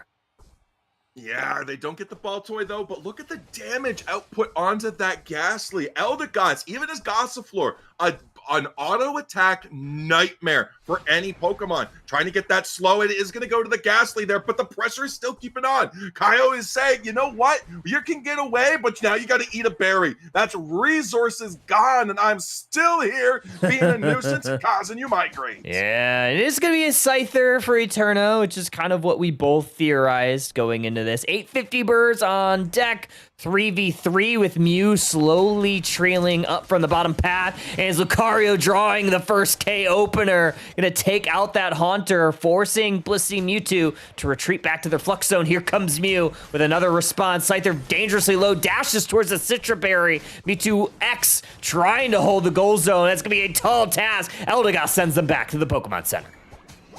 But the points are still raining in. Blissey is still there with the Haunter. Snorlax has now come into the top. They left the Glacier side. They're like, listen, you need a tank, you need the HP, you need the bulk, and the muscle has appeared. All of a sudden, now the Scyther's caught out, but the Gengar, look at the reverse KO. They didn't get baited, they got. Gang gone is what I like to say. And that's going to mean an invade here for Exodia. They're going to take away that red buff. They're going to look towards this blue buff. Gengar, it's currently still a Haunter, able to get it for themselves. Good engage there. Heavy Slam hits all three members, but just going to tickle them with all those levels that they've earned with these team fight wins. Regidrago also getting gotten by that Scyther.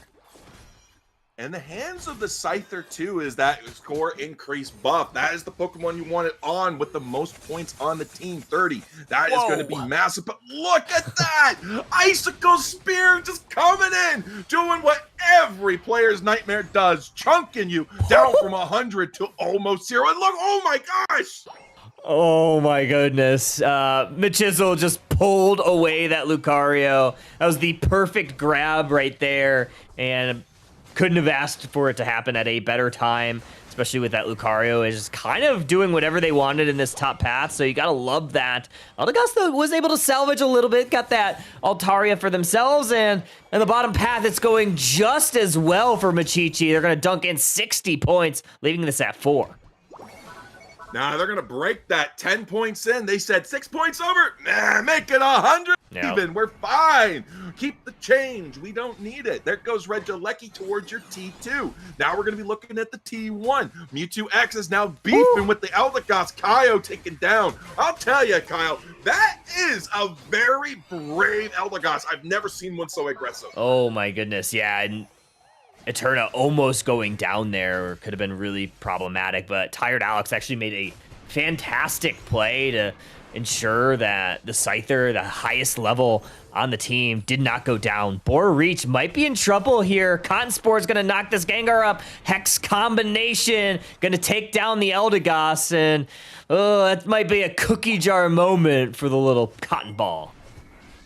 Yeah, Bora knows they can take the Mew. They just got to wait for the cooldown resets, land that Sludge Bomb, get those hexes off. But meanwhile, Machiz is now doing what they do best, taking real estate away from Exodia. Is that your cat meowing? Yeah, that is my cat meowing. She is on the other side of the door, and she wants in. Oh, poor baby. I was like, I think I hear a cat. I couldn't tell if it was my cat or if it was your cat. But I was like, there is definitely a cat somewhere. One cat that's still on the screen, though. The Mew looking pretty good. Gonna hit a solar beam right there. Snorlax gonna block a path. And Trevenant's gonna have to retreat. Icicle Spear is gonna lock onto Kaio on the Eldegoss.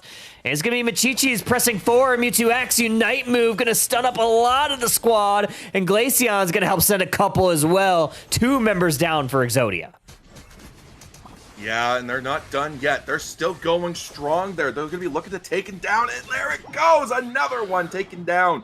They're taking over the central path here, there, but look at the Scyther. They almost get the KO on Oblivion there. Snorlax is now peeling away to try to stop the 40 score from Lucario. Gengar's now here to assist. Scyther is gone. Lucario is poisoned. You never thought you could see a steel type get poisoned, but types don't matter. Hey, Gengar's gone! Gang gone once again. Yeah, level 11 Pokemon going down is always good for Exodia, always bad for Machichis. Fortunately, Gengar did not get the value that they wanted, but They still have a lot of positioning down in this bottom path. See 4 Pokemon there, Eldegoss going on the backside and maybe dunk a couple of points in, maybe offer a little bit of a distraction. Mewtwo X going to start weakening this Regieleki. Good heavy slam in there from Snorlax to check that bush because there was a Pokemon hiding there. And it is a Regieleki earned gotten for Machichi. And it was taken with enough time for another one to spawn right before Kyogre comes in. So you got to be wary of hitting that T2. We do have Kaio sitting on the pad there, not quite sure what to do there, but look at the top. Reggie Ice gets taken by the Scyther. Scyther goes in, takes down the Gengar, but gets got by that, what's that Pokemon's name? Glaceon! Oh my gosh, why did I forget that? But holy crap, all the G's. Kyle, there we go. Yeah, lots of damage coming in. The Phantom Force comes through. Oh my gosh, but Chi-Chi's wants this pad. They really do. 17 points, trying to go on in from the Oblivion, or from Oblivion on the Snorlax. Big ol' Solar Beam gonna connect on that Mewtwo Mega. And now Mega Lucario looking to power up punch and hit that close combat. Unfortunately, a lot of these close combats have missed, enabling this Gengar to get that double KO. Gonna be a triple KO. Instead, it's gonna be Glaceon that takes credit for that. 33 points. It's gonna be 11-point overcap, but more importantly, a lot of space here for Machichis to extend their lead, extend their levels.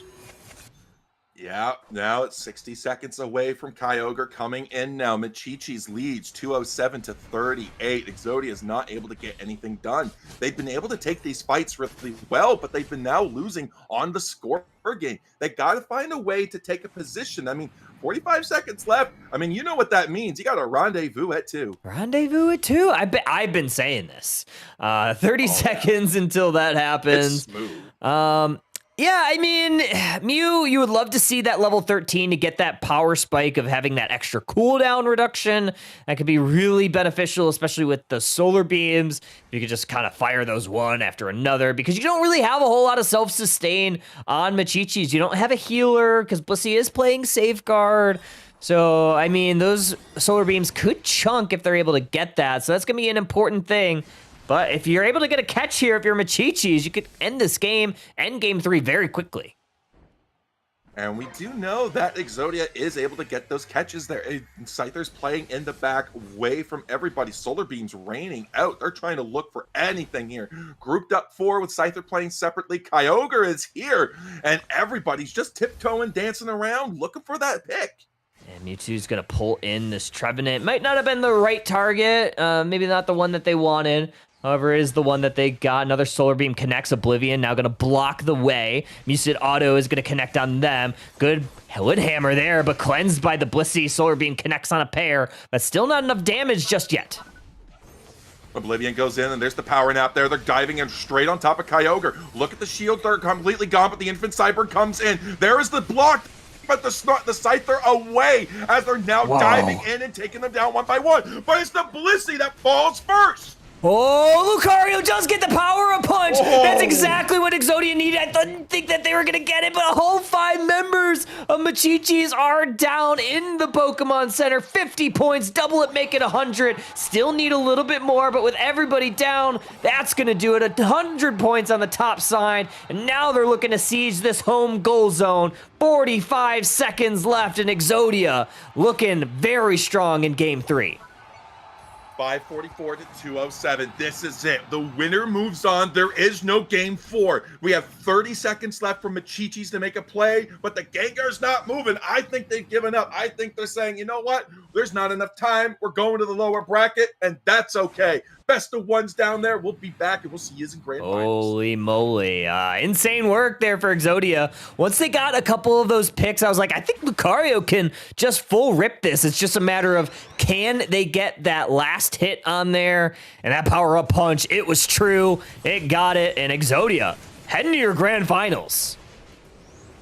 Yeah, a surprising upset. Like I said, Kyle, they had the tools. They had the information. They had a way to beat them. They just had to have the confidence in themselves. And even though Machichis kept the score and the pressure on them all match, Exodia was able to keep the level pace, which was very important, very crucial when it comes in. And they found that pick that they that worked for them in game 2 on that Blissey, and it just snowballed from there. It really did. Honestly, really fun stuff there in game number 3. It was back and forth. It was Exodia kind of finding and clawing their way back in it.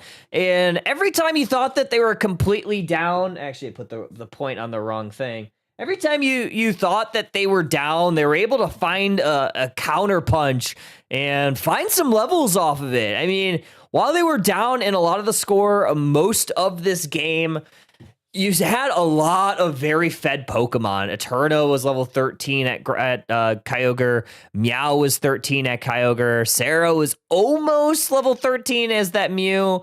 And then eventually they found those levels in the end fights. And yeah, insane work. So they're going to the grand finals. Machichi's Litter Box return. They are going to be going down to that lower bracket where they are going to be playing against Mude Addicts, which, if anybody's been following along with the bracket, exclamation point bracket, but Mude, they lost 0-2 in round number 1 to Shopify Rebellion, and they have faced the gauntlet. They have won every single best of 1 after that. That is 1, 2, 3, 4, 5 of them, and they are one best of 1 away from heading to your grand finals on that lower side. That is crazy.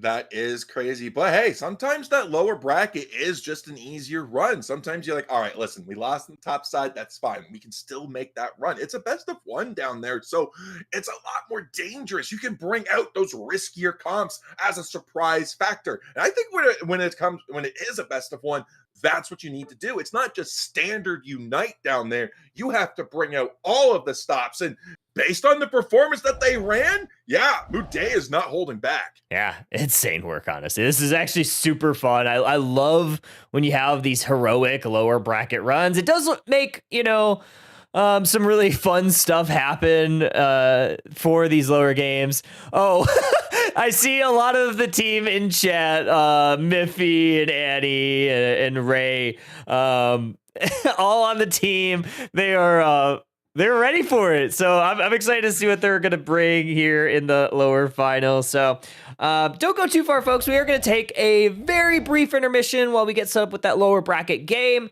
It's going to be the lower finals, Machichi's Litter Box versus Mude. Insane work. We'll see it in just a couple of minutes. So don't go too far, folks. We'll be back very, very soon.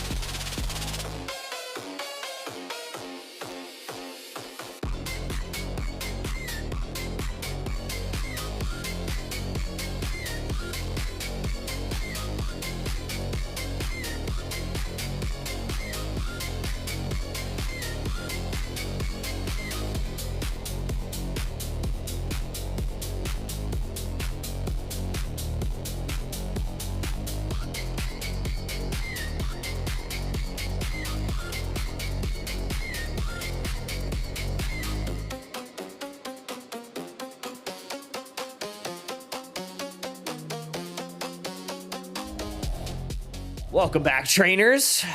Not too much longer until we get our game. It is going to be the lower bracket finals, and it is Mude Addicts and Relapsers versus Machichi's Litterbox.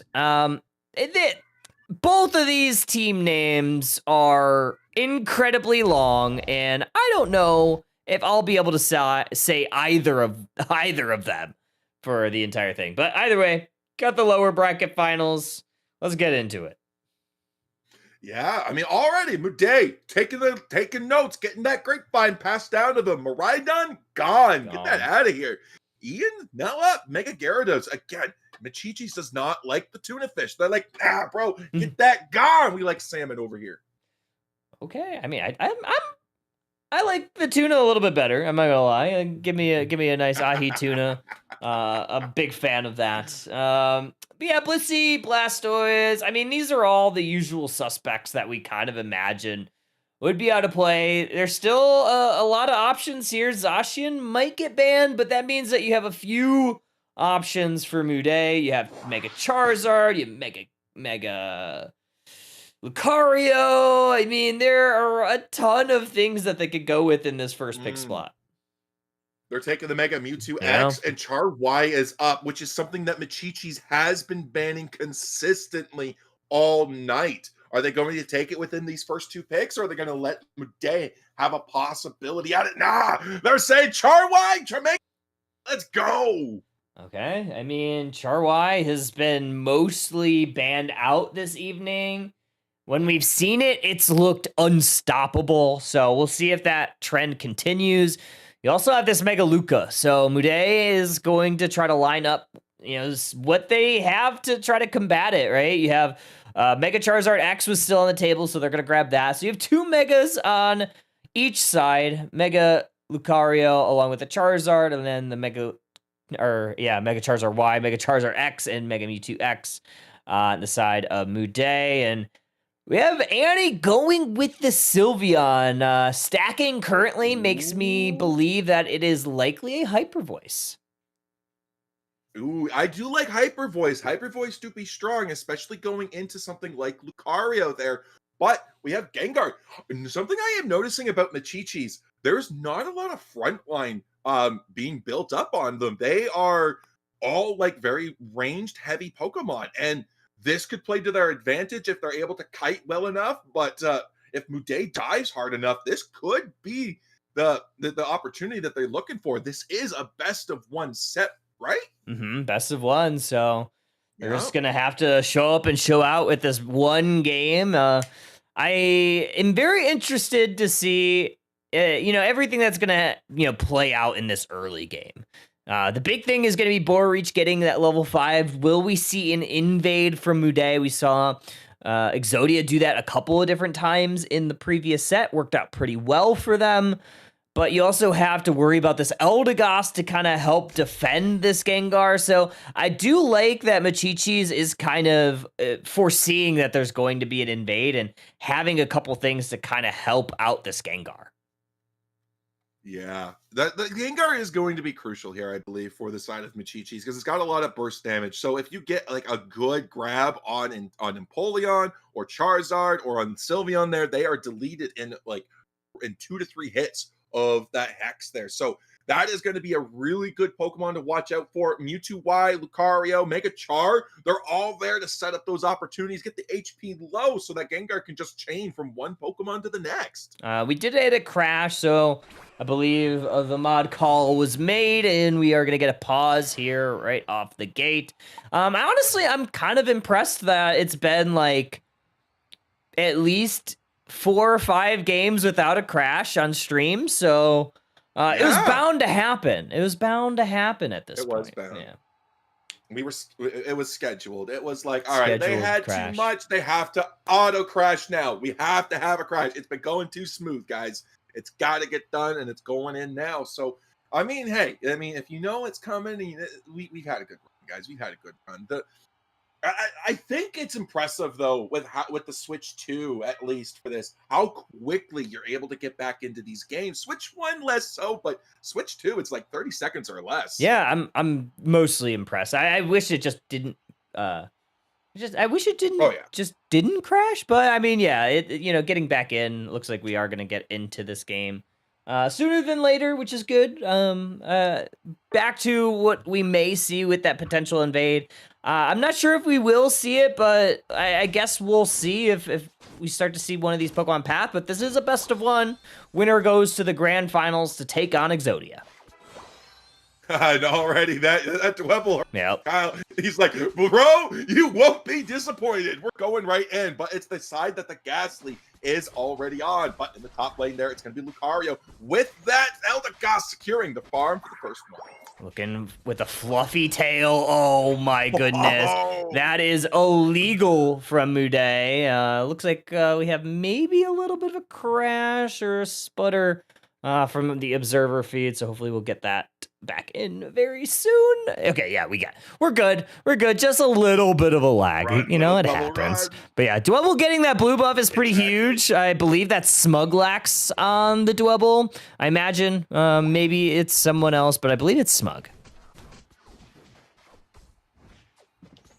We're now going into the top side here. Our junglers are ready for their ganks. They're Ghastly, still a Ghastly, not able to hit that level 5, but there is enough Pokemon on the map for them to do that. That back ball toy will be enough. 3 seconds, 2 seconds until those 850 birds spawn in now. Oh, never mind. I read that timer wrong. It was 7 seconds, Kyle. Yeah, Charmeleon up into the top pad. Gengar going immediately in, directly onto this Suicune along with the Piplup. And it is a Hyper Voice, Sylveon, so we thought we may see it. Sure as rain. Looks like we do get it. Gonna try to scream onto this Lucario. I do kind of like it here. I mean, I would... If you're gonna play Sylveon, normally we would see the Mystical Fire, especially into like something like a Gengar, but... I think with all these all-rounders, I think Hyper Voice kind of shreds them. Yeah, look at how much damage it did to the Lucario alone. Lucario was able to kite it, get behind, but Piplup's looking for an opportunity there. Eldegoss putting down the beat down there, and we missed the water gun, allowing the Eldegoss to get the KO. But Charizard isn't doing much better. Mewtwo X has now Mega Evolved. Charmeleon gets away, but Mewtwo Y is taken down. Oh, Charizard comes to the rescue, or I guess maybe not the rescue, but is able to clean that up as a Regidrago as well for Machichi, and it's going to be the Char on the top side that is doing a lot of work. I believe that's the Char X version. Another Haunter engage onto this Char X, but it is Charge getting a lot of damage done, forcing that Haunter back into the Speed Flux. Yeah, lots of farm though still for this Prinplup to try to evolve to Empoleon there, but Gengar just comes in and says, no, Bora does not want you having any more experience. You're fine as you are. Stay as a Prinplup. But Charizard Y is already putting down the pressure one more level away until it is Mega. On the bottom side, I believe Muday is getting a little bit of an advantage. They're kind of pushing that Mewtwo Y as we start to see Machichis migrate south for this basement objective. And they're going to catch a couple Pokemon out of position. Bora's going to clean those up very quickly. 30 points in. Hyper Voice is going to try to put a stop to these scores. Unfortunately, really can't do it against 4 Pokemon, so they are going to yield that T1 goal zone as well as this basement objective. Going to be a Regirock. Yeah, they're already sending everybody up top. They got the Eldegoss there to help zone for Bora there, but Bora just doesn't get enough experience to hit that 9. They got to take one more farm. But Mega Char Y is here, but they don't get it. They're not able to do anything, but there it is. The Mega Evolution for Y comes out. X is now backing off. Yeah, Charizard Y is going to put on a really good defensive stand there. That Mega Unite came at the right moment. And, I mean, 4 minutes is the early part of the game, and I think you gotta give it to Machichis here. Obviously, they have the score lead, but it seems like the team fights and the macro has been there for them as well, right? They're now also able to do some invading. They're going to be able to score on this T2 on the bottom side, so things seem to be going very well for them early on. And Kyle, I can't believe I didn't realize this until now, but it is a battle of the X's versus a battle of the Y's. True. Charizard X and Mewtwo X on the same team against Charizard and Mewtwo Y. It is absolutely demonic, but Machichis is ready to prove the Y dominance. 164 to 49 as they now take down not one, not two, not three, but possibly 4 Pokemon. Smug was able to get to that Citrus Berry and pop the Unite move, meaning that this Gengar is going to have to retreat, and they do.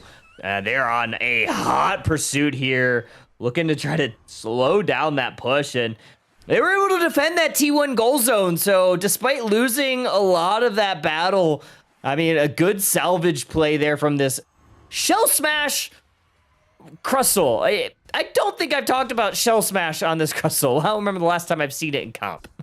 This is great. Yeah, Shell Smash is a choice. Shell Smash is a choice for sure, especially into Stealth Rocks there. But yeah, you got that extra damage boost. You can do exactly what they did. Throw the Stealth Rocks, hide in a bush, Shell Smash, and then you got that range damage, getting that extra power and the extra ticks. It's absolutely demonic, but the Infinite Cyber comes out from Mewtwo X. Charizard Y, Charizard. Charizards just ulted each other. They get taken down on the X as the Y moves on to the objective. I'm sorry, but that is the funniest thing. It's just like, I'm gonna pick you up. Nope, you go up now. And it's just a return of the favor, Charizard for Charizard. I think it's my favorite and least favorite.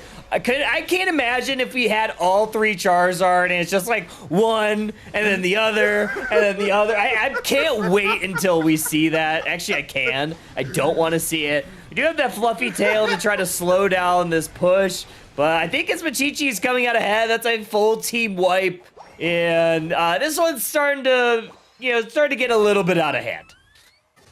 Yeah, 71 points getting pocketed there for the Overcat. 271 to 49 now for Machichis. They're moving in and taking the Regidrago, and they're slowly moving their way down to the bottom path. Does this mean they're going for a push, or are they just zoning out?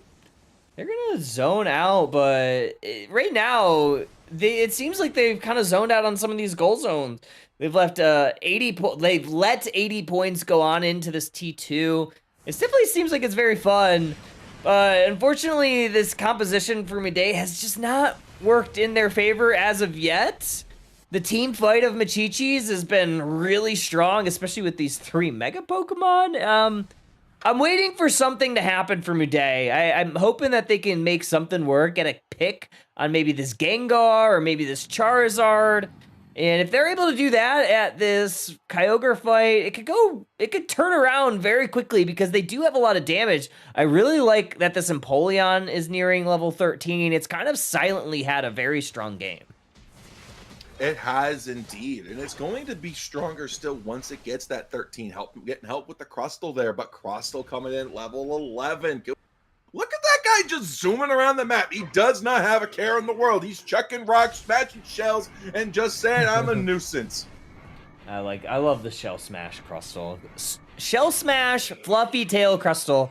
It reminds me of like Seasons 1 of this game when Fluffy Tail on it was like incredibly broken. And yes, everybody just loved flipping. But here comes all the Unite moves, Mewtwo. But it is going to be Charizard that's falling on the right side of the map, and 3 members are down for Midday. The X's beat the Y's, but now it's a 2v3 scenario there, and they are separated. All of a sudden now we're ripping onto the Kyogre. The Mewtwo X does not have a strong secure. They're going to try anyways. Wow. They go for it. Do they get it? Nah, Machichis picks up the KO on Kyogre. Yeah, I think immediately when you have that Lucario in the Mega form, you could just full out rip there. They had 3 members down from Uday, and Charizard had to vacate because they were too low. But can they defend this goal zone and maybe try to salvage this game? They've already found a KO onto the Gengar, so they're going to have a buff on this Crustle. Not all's lost yet. They only have a 220-point deficit, and they have a couple goal zones to do it, so if they could get a couple KOs, this could be a game again. Crustle's already moving on to that T1 pad. He understood the mission. He's like, I got the buff, I'm gone, get me out. here. Charizard X gonna ult the Charizard Y, gonna bring it down to really low. Wow. Charizard Y is gonna be throwing Fire Blast as Mewtwo X now falls. Now there goes the Mega on Y and Mega on X. They're coming out. Look at the damage. Wow. Look at the size of that Fire Blast. Okay, they're only down 120 points. They have 2 shields. Mega X is gonna unevolve, and they are going down. And now Empoleon is dangerously low. They're gonna drop 36 points in. That's not gonna be enough, but they need another hundo point. Dung, do they have it in a Mewtwo X going down? And now on the counter punch, Machichi's gonna secure their spot in the grand finals. Muday had a strong showing here at this on the defense there, but it wasn't enough. They weren't able to get enough KOs. They got one, and that was all they were able to grab. They weren't able to capitalize on it. Such a close game, though, but it is going to be Machichi's moving back up to your grand finals for the rematch against Exodia. I am honestly very impressed by the composure of Muday in those final moments. They were maybe a small bit of HP away from completely turning that around. I think there was a moment there where Lucario, or sorry, not Lucario, is the Mega Charizard Y almost went down at the hands of the X on the T2 goal zone push, but with living with a very small sliver of HP, and then they kind of spaced backwards to allow that Kyogre buff to regenerate their health bar just enough to refight. If they would have gone down there, I think Muday wins this game, but that just goes to show you the power of Kyogre. Yeah, the power of Kyogre, the power of the Mega Ys coming through. Mega Pokemon, I said it before and I'll say it again. They are the brand new remastered EX Pokemon. Insane stuff. Alrighty, yeah, Muday, they're going to be going home, unfortunately for them. Maybe fortunately, it is quite late for them, but insane stuff for them. Yeah. Good work, and incredible lower bracket run. They ran the gauntlet in, came just a hair shy of getting to those grand finals. That was a very fun team to watch. I love that composition too. Seeing like the Shell Smash Crustle, I think that was really, it was a treat for me, honestly. But yeah, insane stuff. Good work for both of these teams. Oh, and Annie, thank you for the raid. Hope you had a good stream. Congrats on a fantastic run. Love the hyper voice. That was super fun to watch. So, but it is going to be Machichi's heading to those grand finals to take on Exodia soon. Ooh, yeah. Exodia, though, it does have winner's side advantage, I believe. Right, Kyle? Yep. Mm-hmm. Yeah, that means one game. That's all they need to take off of it. They took 2 off of Machichi's, so they just need to take 1. They have already got the information that they needed. They've already got the experience of being able to take them down. So all they need is just 1 game. Machichi's has to come in and win 2. So they could take 1 off. Exodia could just say, you know what? You can have this first one. That's fine, but we will take game 2, as they infamously did in the last set they had. Shout out Ray and Annie. Good run for everybody on the squad. Send the love to Liko and Smug. I don't know if they're in there, but yeah. We'll see everybody on the opposite side of the break. We're gonna take a quick intermission before we get set up with those grand finals. Exodia will have a 1-game advantage, and it is a best of 3. So we'll see if Machichi's can take the next 2. If not, Exodia is going to be crowned your Underdunk champions. But we'll find out who is going to be that champion after a very short break. We'll be back on the other side or whatnot. All right, I'm going to hit the button now.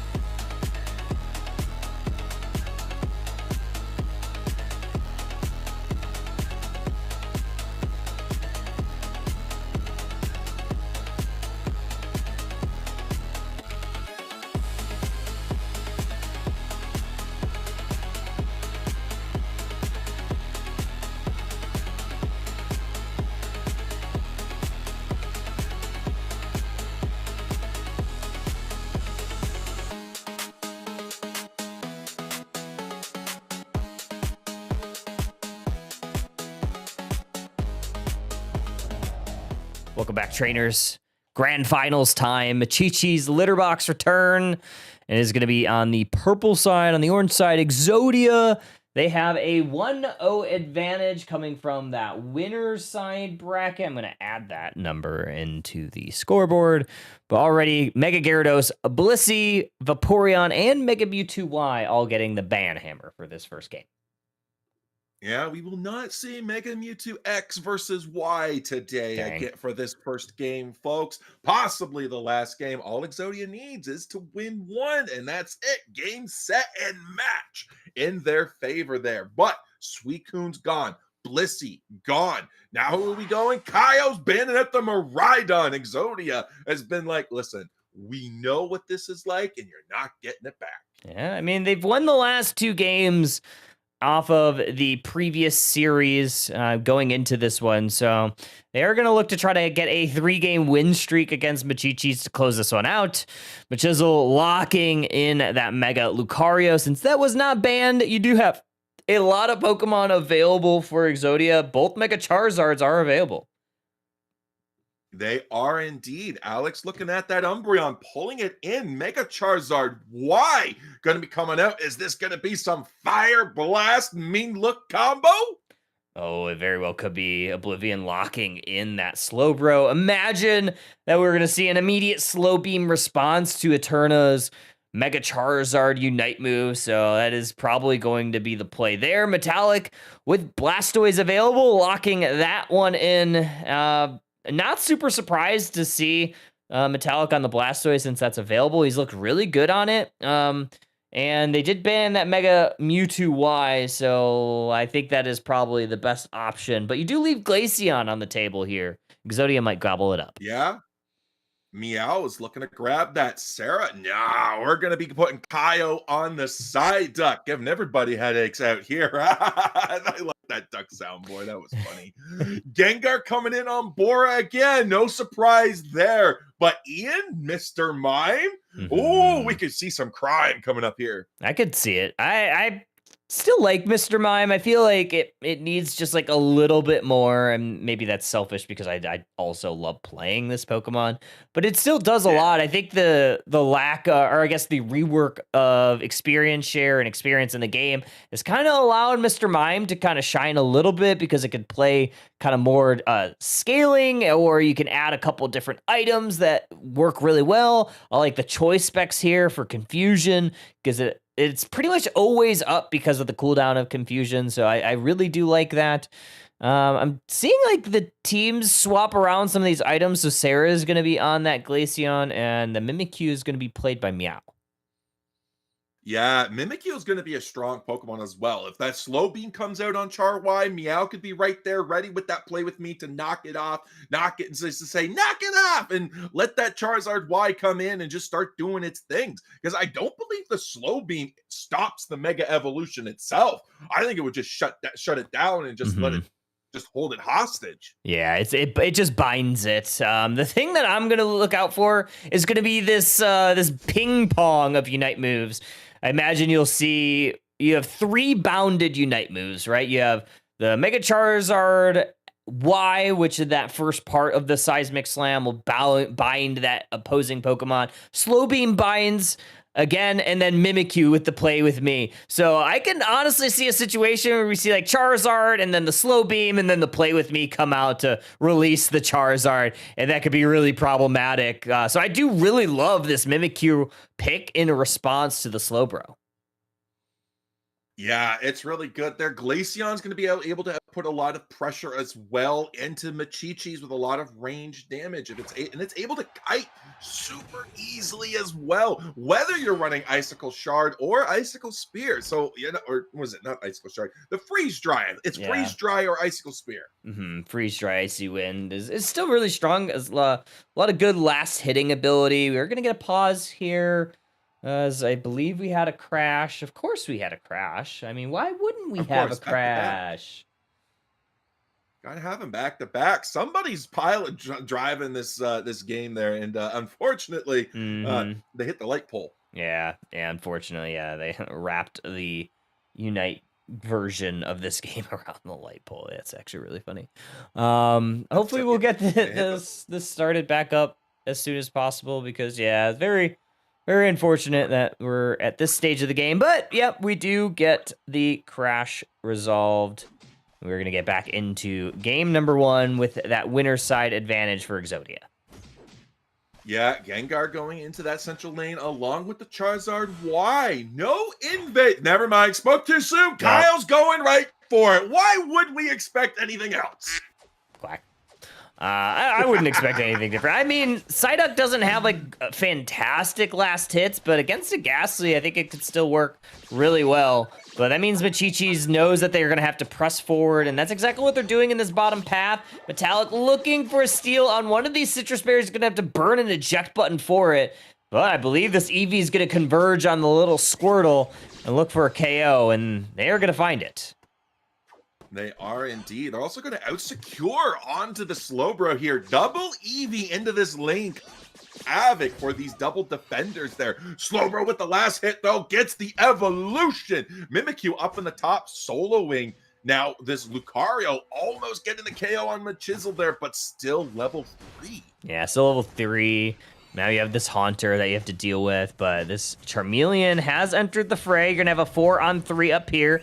Haunter is going to look to take down the Psyduck. Headache Gauge procs. It's going to push away that Haunter from getting a KO there. They're going to go in once again, but they see the writing on the wall. They do not want to get caught out by this Glaceon that can really hit the delete button. They gave Kyle a mission. Your mission, stay on Borat. That's exactly what he's doing. They are going in. They're sticking to that Haunter like glue. I'll tell you that. Holy, are they ever being a nuisance? I can't imagine the headache that Bora's got on their hands right now, being like, gosh, dang, get rid of this thing already. Yeah. I mean, well, Psyduck also has a headache, but in a different way. Giving headaches, taking headaches. That is the name of the duck here. Looking for a last hit. It is going to be that Surf that gains it, and they're going to salvage a little bit of that experience as Haunter looks to take that central Regidrago. Good confusion there, right on the duck. Pops a potion just to rejoin that HP bar. Good power-up punch there into the confusion, and that's a good KO there for Machichis, as Mime also able to find a lot of value.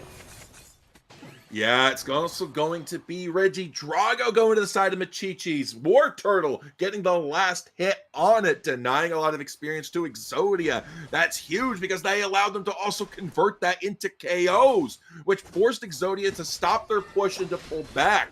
Right now, we're almost to our first lane objectives there, Kyle, with the Regi Roulette and the Regieleki 10 seconds out. Mean look on to Bora, which is, I think, the right target if you're this Umbreon. You want to try to lock down that Gengar as much as you can, especially if they're mid-combo of that Hex, and that's exactly why you pick Umbreon.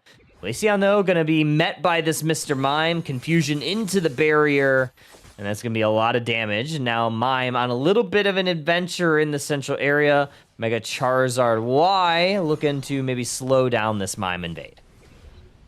Yeah, the Mime's going in there, but Charizard just said, you know what, I'm going to burn some moves on you. We're going to burn you down. Glaceon's coming in. Mr. Mime gets the last hit on it, denying the experience. He's running away. He's in the bush.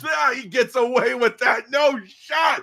I told you Mr. Mime's out here committing crimes. Mr. Crime. Yeah, that's incredible stuff. Meow. Going to play this Trick Room Mimikyu, and that is a Telekinesis Slowbro. It's the first time we're seeing that move. A lot of Icicle Spears out from this Glaceon. The only Pokemon that falls is going to be the Umbreon. Exodia retreating back to this T1 Goal Zone. Blastoise hanging on the bottom path, getting some value. That's Metallic. And I believe the big thing that they're looking to do, trying to work their stacking item. I believe they were stacking. They could have also just be looking to maybe put a little pressure on that T2. Yeah, Machichi's doing a really good job offsetting the pressure that Exodia is trying to put down. They're keeping that level lead. They're keeping that score lead as they are behind on levels. Char Y coming in at level 10 there. We do have that massive Unite, but look at the Lucario. Unite comes in, picks up the KO on Kaio. Kaio goes down and the Psyduck is gone, and all of a sudden Glaceon finds himself. But there's the Gengar gone. There's the Char-Y Unite. The Mega Evolution into the Slow Beam, but it's not enough. Look at the little dent it did. That charge bar for Mega is still going strong. Boom! Showtime, baby. Mr. Mime takes out a pair, however, pays the price from this Charizard, still in its Mega Unite move. Fire Blast onto the goal zone, unmega evolving. Psyduck looking to break it, unfortunately, unable to accomplish that mission. And now it's Charizard Y just gonna try to retreat and salvage the XP that they earned during that team fight. There is so much fire coming out of that Charizard, I'll tell you, and the Chi-Chis is handling it really well. They may have not been able to survive the initial onslaught, but coming back in, they're like, listen, send it on, because we got it. Regieleki now playing for Chi-Chis. Yeah, nice little Psychic right there into the Slowbro, kind of put them at bay and keep them away from this Umbreon. Mean Look onto the Blastoise, Telekinesis onto the Umbreon. This is a spin pump Blastoise, so a little bit of a different look than what we've seen normally, which is, I believe, why we're seeing that stacking item on the Blastoise. A little bit more damage focused. Regieleki not going to find this home. Good defense from Exodia. However, Machichi's litter box looking to secure Reg Ice, and they do. They do indeed. Kyle comes in with the Sai, hoping to get the secure, but it wasn't enough. But Unite four members here up in the top there. It's gone in. Oh, look at that. There's the Char-Y again. That Sun comes in. But Slow Beam was ready for it.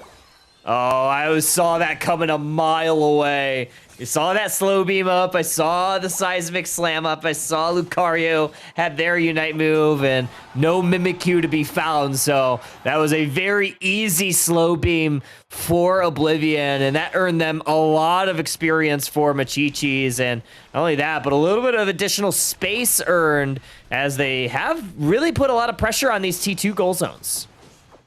That is a really late Blastoise Unite from Metallic there. The Hydro Typhoon comes out, and we don't hit anybody with it, so there was no value gain. As we're going in, Glaceon picks up the Mega Lucario, and there goes the Gengar. Exodia is now putting in the onslaught. There goes the Icicle Spear, taking down the Mr. Cry. All right, Wish is going to go on to this Mimikyu, try to recharge this HP bar. 9 points in on this bottom goal zone. Another 40, leaving it at 31. We're also going to get a 50. It's a 20-point overcap, but more importantly, they have gotten themselves back into the score game. And also got a KO onto that Glaceon, which is really valuable. And Hyde is that we have another objective. It's going to be the Regieleki. One last objective before this. Kyogre and Exodia is going to have a little bit of pressure on that T2 bottom side. But you know what time it is now, Kyle. It is 2:20, which means it's time to rendezvous for. As we're coming in now, our teams are getting ready. Machichi's taking a power position with an early in there, but Kyle and the Charizard Y looking to get early picks going in. Got some valuable vision on where that Gengar is. Telekinesis on the Charizard. Slow Beam looking to also go on in. Charizard's out. They put the Play With Me onto the Slowbro. Slow Beam onto the Umbreon. Kyogre dangerously low. It's Psyduck! Oh! The Quack gets it! There it goes! But Mega Lucario is down, but the Charizard is still gone. Now the Slowbro is taken down, and now Blastoise and Mr. Mime are going for the scores. 222 to 196, but that's about to change. Look at these scores, and somebody surrendered. I can't tell who. It just says your team. I don't know what they mean, because I'm not playing. That's it. That means that Machichi's squad has waved the white flag. Exodia going to be your Underdunk 68 champions, despite a little bit of a lead there. Exodia had the position to go score, so that is the white flag. That's the GG. That is Underdunk 68, and your champions are Exodia. Incredible, heroic secure from Psyduck to send them as your champs.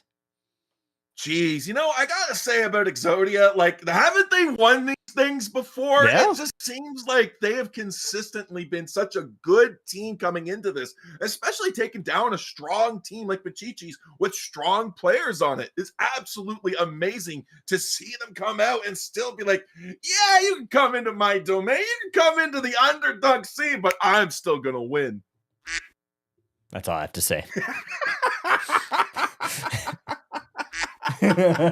that's I mean, what can you say? I mean, luck, skill, it doesn't matter. Like Psyduck securing that over the Lucario, over Gengar, over everything that Machichi had going, and even like their own side. You get it from Psyduck. I mean, you gotta love to see it. Maybe you hate to see it. I don't care. Psyduck, a Pokemon that hasn't been played a ton in competitive over the last couple months. We've seen kind of like this disruptor supports kind of get pushed to the side to favor a little bit more of the healer supports over the last couple months. So exciting to see Psyduck kind of like rejoin and find some value, especially in one of those key moments. But either way, good job, Exodia. Good job, Machichi. I mean, these were really fun games all night. And honestly, I'm just glad that we don't have to have another game and we can end at 1:30 in the morning. Right? Oh my gosh. We started on a Thursday. Now it's Friday. It is Friday. Thank God it's Friday though, right? Mm-hmm. It would have been funny if like we did this on like New Year's Eve and like we went into the new year. Yeah, that would have been fun. I don't think we would ever do it on New Year's Eve. Definitely day, sure. We just did it. We had 16 teams, 17. Yeah, exactly. 17 teams? I think we had 17 teams. But the first tournament in NA of the year. True. Ducks keeping on top of the first, That's by the way. True. That's true, yeah. First on Kyogre, first of the year, Yeah. first with Groudon, 1st with volleyball. Yeah, that is true, yeah. First, we teamed up with Unite Mics for the first volleyball, yeah. We did the first, yeah, like you said, Groudon, Kyogre. Now first of 2026. We love it. Yeah. We're the tournament of first. We should call it First Dunk or something. I don't know. What do they call the first score? Like there's something that pops up in the. I think they just call it like first goal. First goal. Or something like that. That doesn't have a good ring to it. It doesn't have a good ring to First goal. Nah, I don't know. Whatever. All right. Well, that is Underdunk 68. Congrats to Exodia, who's now your Underdunk champs for the next 2 weeks before we hit Underdunk 69. Hyde, any final thoughts before we end this evening? Honestly, tonight was a blast. I'm always happy to come on with Underdunks and casts. We always see some unique stuff. We get to see Sableyes, Razor Desies. Yeah. Now we get to see Psyducks being super aggressive, out securing everybody and getting Kyogre. It's always a blast to see everything coming out. And Underdunk 69, I don't envy the chat coming in. We'll just randomly jump to 70, maybe. I don't know. 6-7 wasn't quite the show, but 69. No, that's coming up. Yeah, true. Well, that is going to be it for us. We will see you in 2 weeks for Underdunk 69. Big shout out, Bina, Lordy, Bina on the cams. Lordy and Bina handling the TO desk. Thanks to Buzzer Bob for joining me a little bit earlier. Thank you, Hyde, for joining me over the last few sets and all the patience through all the crashes. I didn't know it's never super fun. That's okay. But other than that, we are going to say good night. Happy New Year to all. We'll see you in a couple weeks. And good luck to all the league teams that are competing over the next couple months. It's going to be really fun to see. Yeah. We'll see you in 2 short weeks. Bye, everybody. Later.